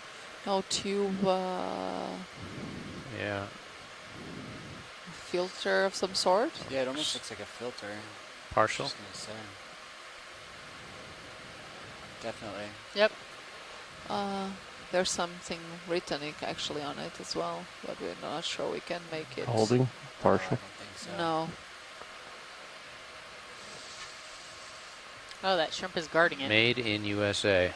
Oh, it says that? Yes, Do we it have does. the year? Wow. Yeah, look at that. Cat. New. Caterpillar. Diesel filters. Probably 1R0659. I bet you could Google that and figure that one out. At least we know what direction it goes on. Okay, I'm going to tilt up a little. It's definitely a filter.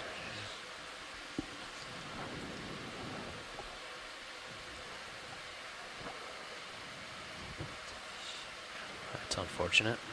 Let's get a full screen. Okay.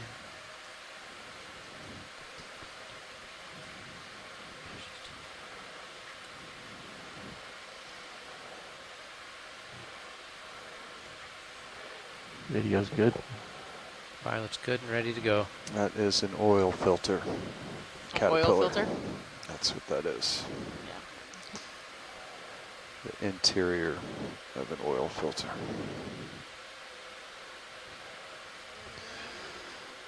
Spinning west. So unfortunately, although we found a few tantalizing Yeah, I'm clues, lined up at 270. like a seat, what looked like a seat cushion, we really didn't see enough to ever definitively state that we've seen any remains of any parts of the Clipper Endeavour, which was the aircraft we were looking for that had been downed in 1952. So instead, this has turned into a very interesting dive, looking at some of these isolated hard bottom areas off the northern coast of Puerto Rico. Yeah, and a good sneak preview for the next dives. This is the We first don't have the of fog 8 lights planned on, do we? dives Yeah, in they're this on. segment of there our we go. Thought I saw expedition. some extra reflections going on. Having done 3 in the Azores and 1 of them All in right, you Atlantic got 30 Ridge minutes about a time proper. left. Right.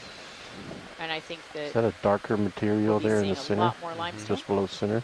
And hopefully as much interesting biota as we've seen on this dive so far.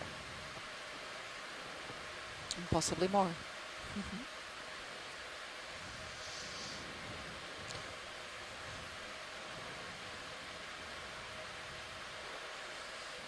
Is that a piece of rust? It seems like it from here. Let's have a look. Watch the line in your left, near your left foot. Yeah, we've seen quite a bit of that. Little wuzzles of monofilament here and there. That looks like it's streaming down right, that rust. It looks something rusty here. Yeah. Is that a rock? I don't know. It looks awful rust-like, doesn't it? It's a piece of looks chain. like it rusted in place. Yeah. Ready for zoom? Go ahead. I do not know what that is.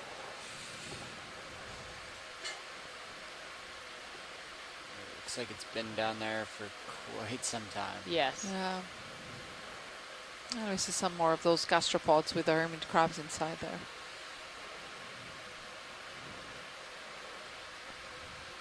I don't know what this once was. That could be anything. That's your max tilt Go ahead, down. Rich. Good copy. Take your bridge. No. I can give you a little bit more. Yeah, why don't you go ahead to the bottom. All right, ship's all stopped. Okay, I'm still swinging. I'm tilting down a little bit. Oh, and the Plenty of tiniest time though. ophiuroid there. Clinging to that. Yeah.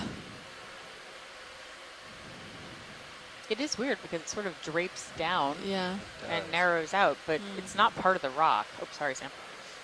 That's why it almost looks like some sort of chain that I is just see. rusted Skip full screen. together and fused. Yeah. Yeah. Yep. But it's pretty Lasers. indistinguishable, at least Yeah. to me.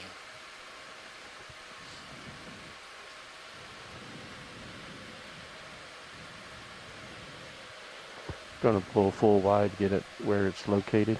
Copy. That's max wide. Okay. Andy, are we cool if I back up and come up just a little? Yeah, I'll rotate over. Did we drop I'm a still target on swinging that? a little bit. All right. What, Roland? Did we drop a target on that? No, we haven't. Really continue to be very intrigued about those coiled structures there with the zoanthids growing over them, because we have not seen any of those corals yet. Lateral right at an angle. Oh, and we see again one of these anemones that we've saw very early on the dive and didn't see them again then for a long time. Very interesting structure here. Look at this area seems a bit more broken up. It's a great view from Sirius. Also heavily sedimented. It's quite a little drop off right here. D2 has a 7-meter altitude right now, even though we're right on the edge of this feature. Huh. Altitude measurement being at the back of D2, right? So we could move Sirius like a little bit, like say 030 or something like that. Beer can on the lower bottom. I can yeah. Yeah, that's up to you guys. You want to get back a little bit? Yep. Yeah, maybe like 10 meters, 030. Finish off the dive on this feature. Is that? Oh, how you cute. got a little bit more time. But okay. All right, Andy, I'll get you moving back. Get an age on that Yeah, beer that looks can. like an Alfonsino, yes. You want the beer can or the fish? Bridge over now. Maybe not. Hey, Bridge. I'd like to Actually, request the a ship fish is move moving. to range 10 Cans are meters, not. bearing 030 degrees, speed 0 decimal. Yeah, I think it is one of those Alfonsino Ooh, there's a fish or eel. Ooh, and this is again the one we've seen earlier on the dive. All right, Amy. That was, yes, See the cutlass fish? Got you coming back 030. Thank you. Look at that. It's very cool. Looks like a spear. Yep. I think that's what you saw on the rail cam earlier. A very long, You can very see, thin body. and you can see the eyes there on the. Are we okay with our on the side of lower the body? swing arm? Yeah, you want me to pull it in? Yeah. Ooh, Oh, that's an excellent shot. it is. Look at that.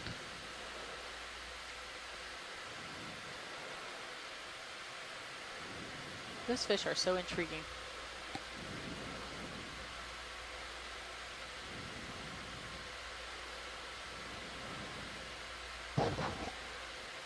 Go ahead and tilt down. I wonder why they swim in the water column like that on that vertical position. It's almost not a very common. Copy. Oh, look, more bud.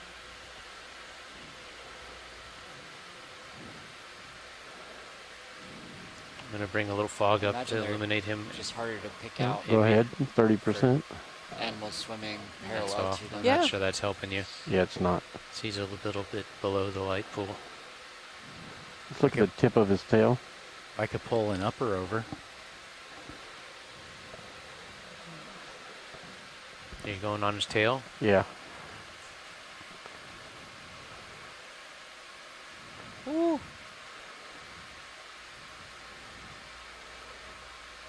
Okay.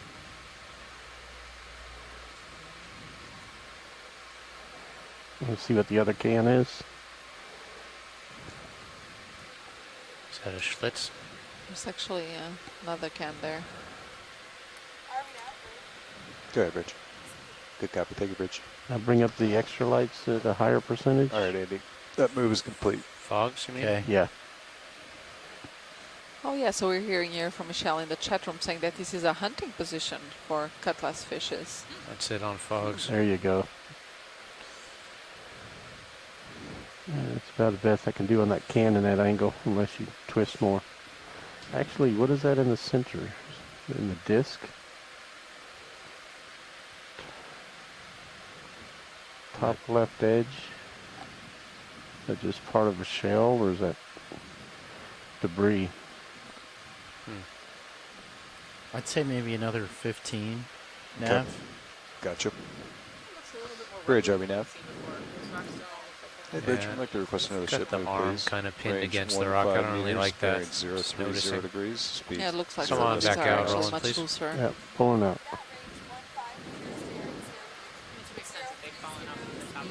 Yeah. Good copy. Thank you, Bridge. Actually, nav, I think it might make sense to go 000. Sorry about that. Bridge, are we nav? And there is the Alfonsino fish hiding there on that please, and change crevice. that. We'll do a 1 overhang 5 meter of the move at kill the fog 0 rock. degrees. Fog's Speed off. 0.3 knots. Yeah, I think so.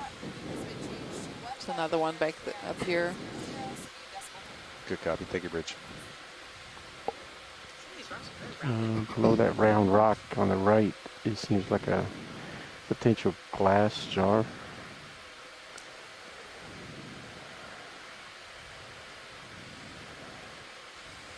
I'm not following directly you. below center. Those two big round rocks just left of center, the lower, smaller that one. Slightly shiny thing. Coming back into center now? Yes. There's something shiny there. But the smaller right rock. You now see a little hole at the bottom of the screen. I don't think we're looking at the same thing. I don't think so either. I'm coming in on a center field of view that's bottom another right. can, I think. Just go tight for a second. Oh, that's another can there. Not that tight. I didn't know that one. Okay. Yeah. Very stuck there. Wow, he's in that crevice. Okay. You want to lead me in where you were talking? So that big rock there, that rock just below the right. There's a six. What are those called? Six-pack holder thingy. Plastic rings. Yep. Plastic rings. Okay, I'm backing off. Right below that rock that's coming about to full screen bottom. Right there, hold that shot, tilt down.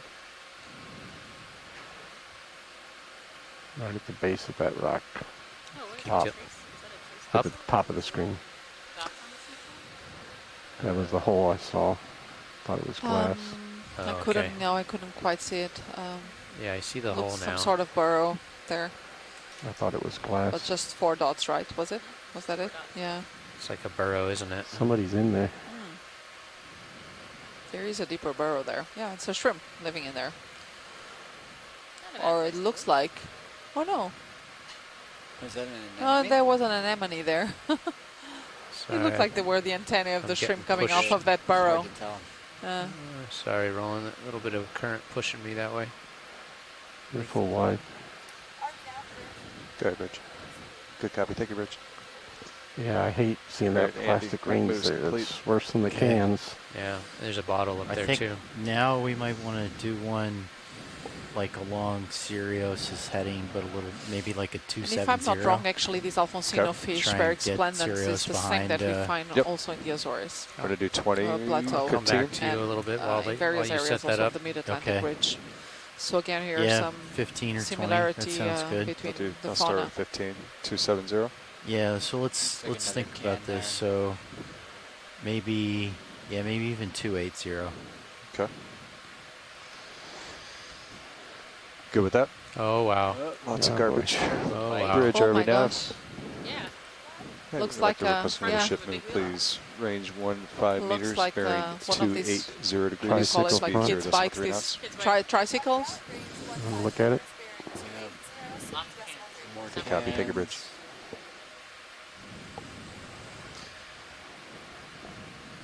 I just feel I have to remind those of you who are watching along, it's 610 meters depth.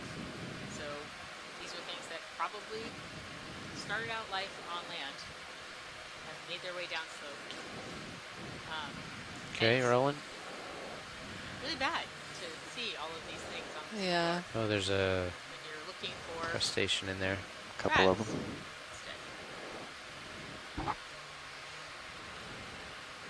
And this one doesn't seem like it has been Talk here to me, also for a Roland. long What do you want to see? time. Yeah, it's Up, down, left, it's a right? bit more I'd sediment, just say but full still. screen on this. I It's don't not see like any heavily markings colonized, other or than maybe the just the petals. substrate is not ideal for. it's nearly impossible to just do Yeah. deep sea cleanup. It's not like you're going to send Fogs? ROV down to pick up Yeah. all of the trash. Fogs. It's very 30%. All right, 15 minutes left of No our time. change. It's hard to tell from my angle, pilot, but it looks like Biking your in the deep. port upper might be kind of close if you what would be a unicycle get Yeah. up and translate over. I'm gonna back out.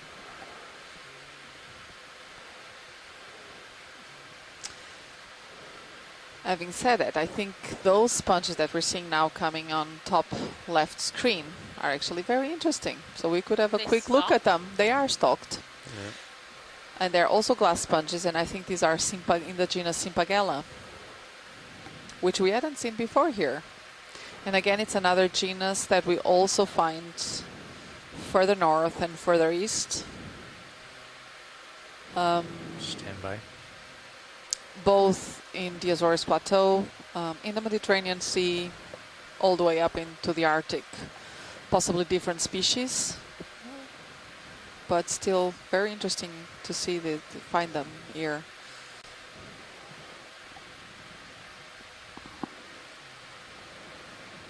I think the Caribbean species within this genus would be Sympagella nux, but I'll quickly check that.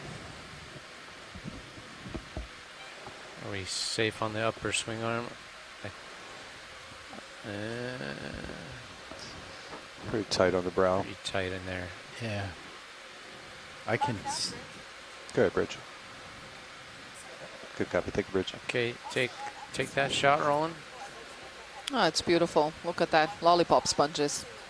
Andy, I can give you a zoom on Sirius Main if you need it. Named. Yeah, I think that's good. Good copy. Thank you, Bridge. I'd like to go wide, Roland, please. We can see there like a central body, which is this ovoid form, and they will have an apical oscule at the end, at the top of those. I'm just gonna get out of that hole. Of those orbs. And I can stow the uppers. Yeah, can you do that? At least the left one for now. Ship's doing a heading change. Be advised. You're probably okay. That's actually a cool finding Andy. here. I'll just let that one go. That's not a great spot to try to get into. Yeah, okay. There's a fishing line there on your left toe as well. I think I'm feeling the move here, so I'm going to back off this wall. I'll trade out with Sean. Lose the fog lights. Okay, pilot's going mute. I'm going to pass con to Sean here in a moment.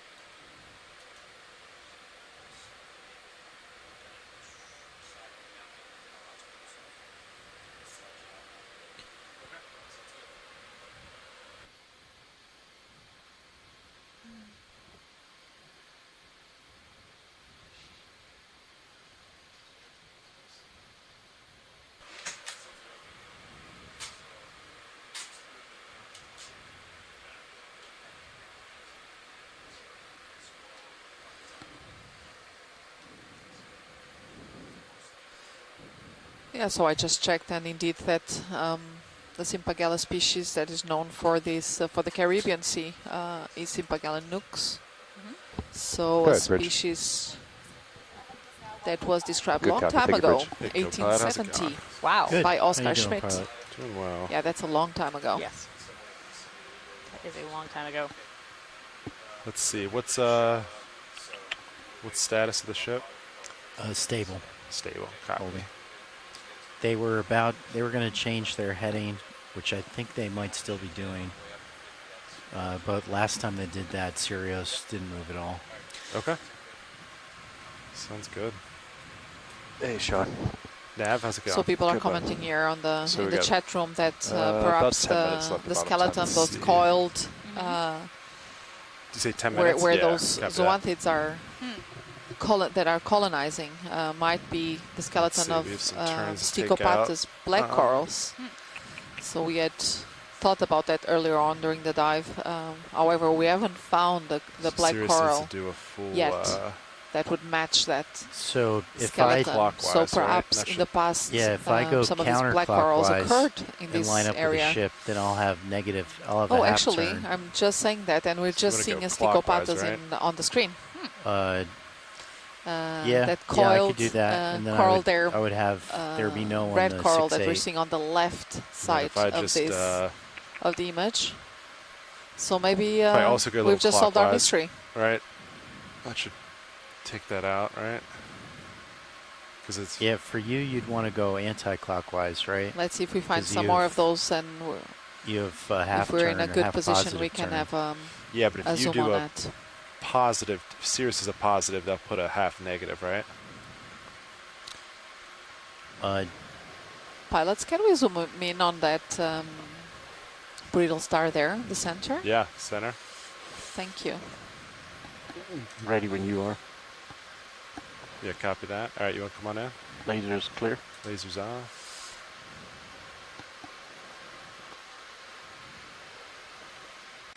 Okay, again, one of these really, really spined, armed brittle star. I think we still have Chris here with us in the chat room, so he may be able to tell us a bit more about it.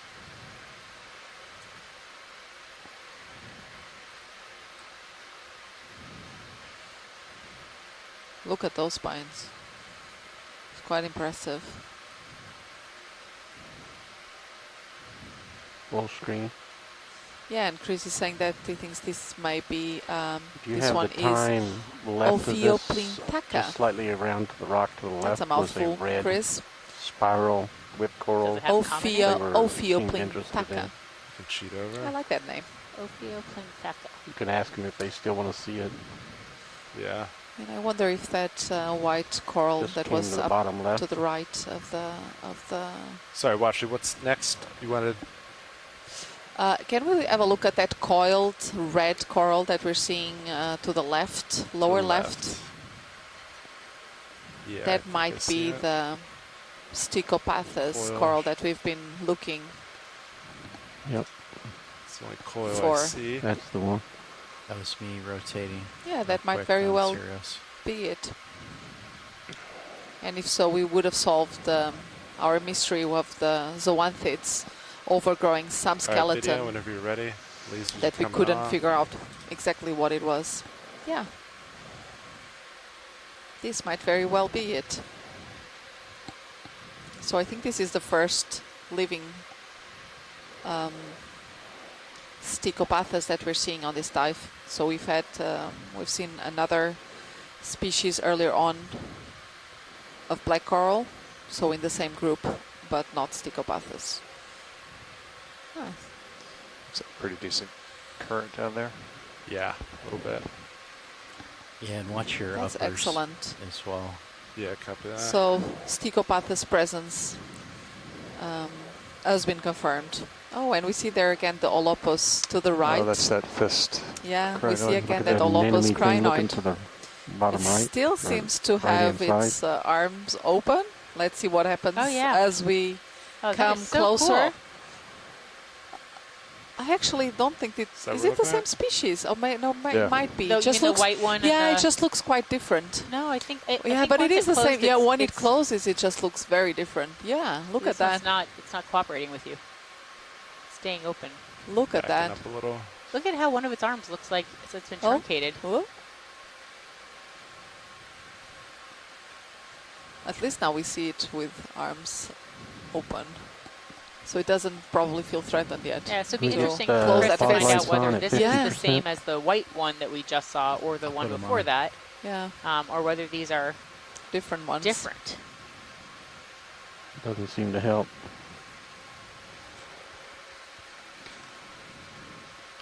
Okay, we're clear with that. Copy that. Lasers. Very nice.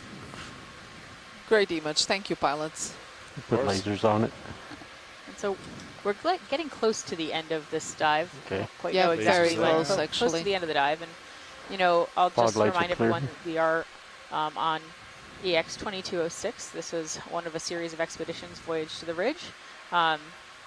We had some operational challenges, and that's led us to Puerto Rico, and we'll be doing about 5 minutes left, 7 more dives Copy around that. here. And this one was a dive on an underwater cultural heritage site, target. And while we weren't able to find the target itself, the Clipper Endeavor, we at least eliminated 2 possibilities where people thought it might have been. So there is some, certainly some value to doing that. And then we had a delightful time looking at these hard bottom pieces of limestone that are proving a great place to find biology. Yeah, quarter turn. And here we have a salp, actually. Oh, wow. So this is a colonial tunica. Then it lives held down by the zoanthid? It is. So it lives in the water column, and you can see each one of those little dots, red dots that we see, is a zooid. So this is a colony, cool. And it will float around on the in the water, and it just seemed to have been caught by these. Zoanthid here. That's fascinating. It may take a while for it to get disentangled now. Maybe we can blow some water at it. Yeah.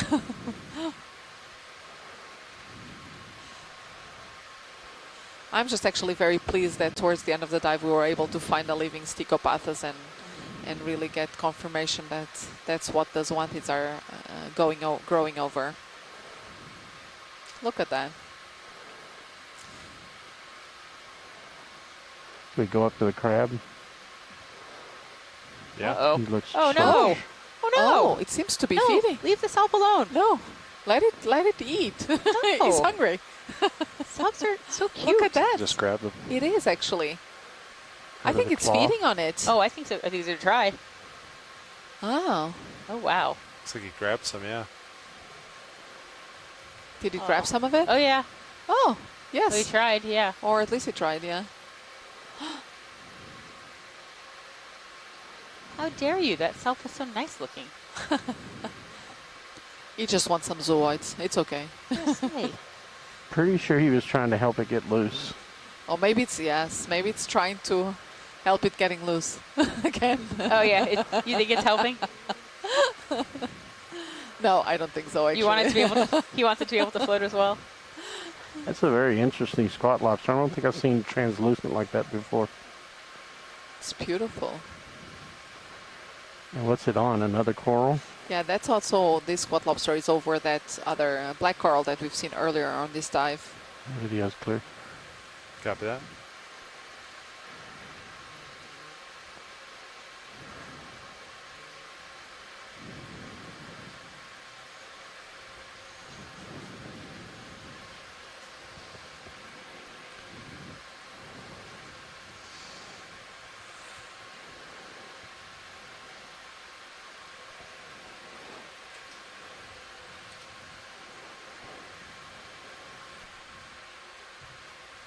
As far as geology goes, that's quite a lively rock.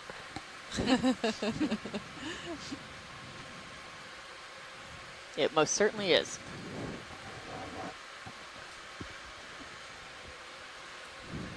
And so we've definitely seen,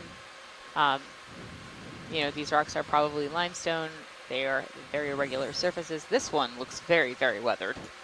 And there's lots growing on it, so it's sort of hard to tell where the rock ends and the biology begins. Many of the ones we saw were fairly heavily sedimented as well, which isn't surprising because the reason that we had the targets to begin with was because it was sort of a bright, highly reflecting object on the seafloor compared to the soft sediment around it, which does not reflect as strongly. Now, unfortunately, those two targets that we looked at did appear to end up being rocky outcrops, but nonetheless, still very, very interesting. Should we put a small move in to get a little Sirius a little bit closer? You're going to keep. I think we got like 2 minutes left. Yeah. Okay.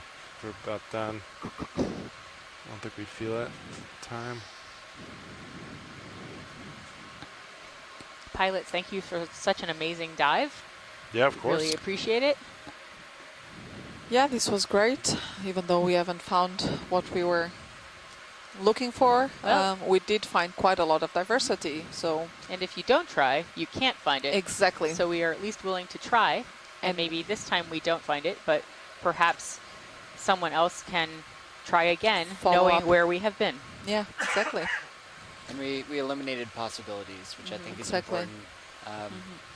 So hopefully next time we can focus on some of the other hard targets that we're seeing in the area. Exactly. And actually, I just want to thank all of our shoreside scientists, the archaeologists and historians who were on earlier in the dive, and the biologists who have been on pretty much the whole time, helping out from the shoreside. It's been great. And sharing a lot of information, Absolutely. And knowledge, their knowledge on the biology and ecology of many of these species. So this is great. This is what this is all Looks about. like a We've been very lucky to have a couple of people who work in Puerto Shiny Rico silver. waters Yeah. to join us, especially on the fisheries side, Definitely. to provide some identifications of the things that we were seeing. This rock is full of life. Yeah, it Look is. at all these Another things. Stichopathus there. Look. Snap it. Yeah, go for it. Another urchin. Now we found it. You don't have a whole lot of tether left. And a tiny pilot. fish. Yeah, I'm just gonna. It's a nice kinda way to end the maintain dive. this, Not push forward anymore. Okay, I'll pay out. I can give you a couple more meters at least. That's already snapping at. All right, Sean. That's your time, this is, buddy. Russ Matthews from Air Heritage Foundation. I'm still with you. I stepped in for I'll back up a little bit to you. Science as well. And then I'm thinking, do you just want to come up a just little wanted bit? to jump in and say, I mean, maybe let's come it's up. been an amazing experience. Let's see until we lose sonar. Maybe 50 meters. Then we'll, last Thursday evening, do our formation. Sounds good. I was running Google searches on search assets in the Puerto Rico just going to back up area, drop a little bit, and get back Florida, trying to figure out a way that we might hold this get a chance to visit these sites until you get a little closer, so and then I'll haul to hear in. now, Sounds to be good. now, less than a week later, sitting at my same laptop in my study, watching live video from 500, 600 meters, beneath the ocean, off of San Juan is really thrilling, and it's going to start coming up. We'll do like 15 meters a minute.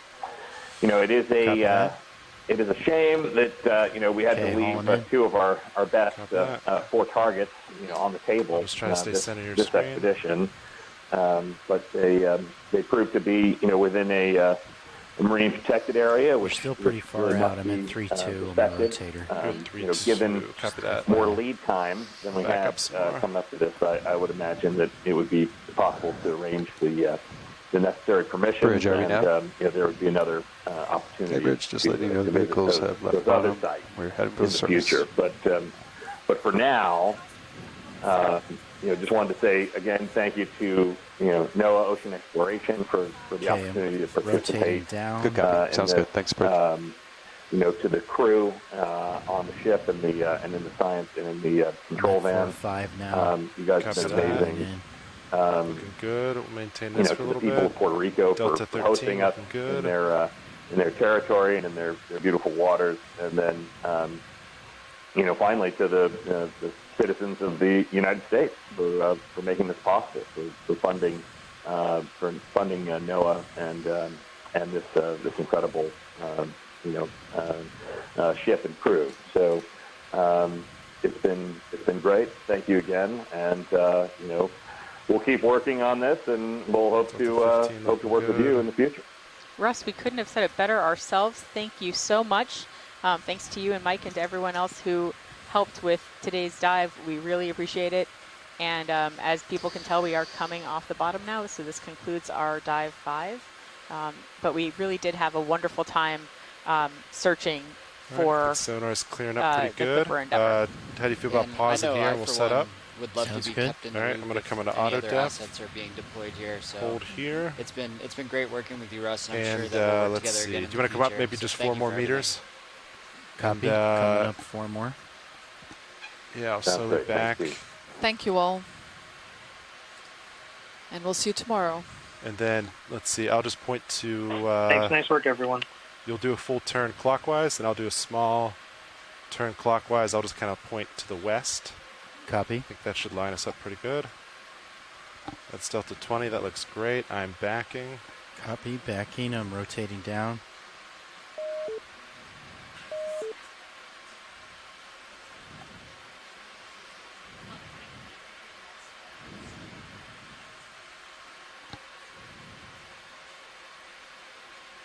That's great. Tether's going on that side of me.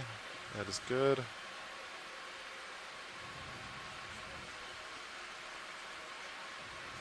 Rotating down some more. That's straight down, 90. Copy that. All right. Ready to turn? Ready. All right. I'm going to the west. I'm doing a full one. Okay, I'll let you turn and then I'll turn. Copy. I'm going to stop there. I'm pointing west. Okay, I'm turning now.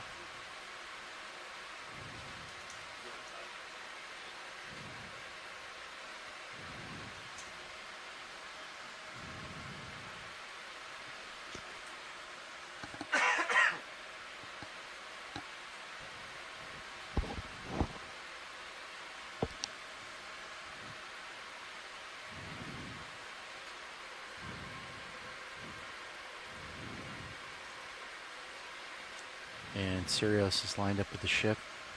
Copy that. Hauled in a little bit to get the tether out of my face. Copy that. I'm going to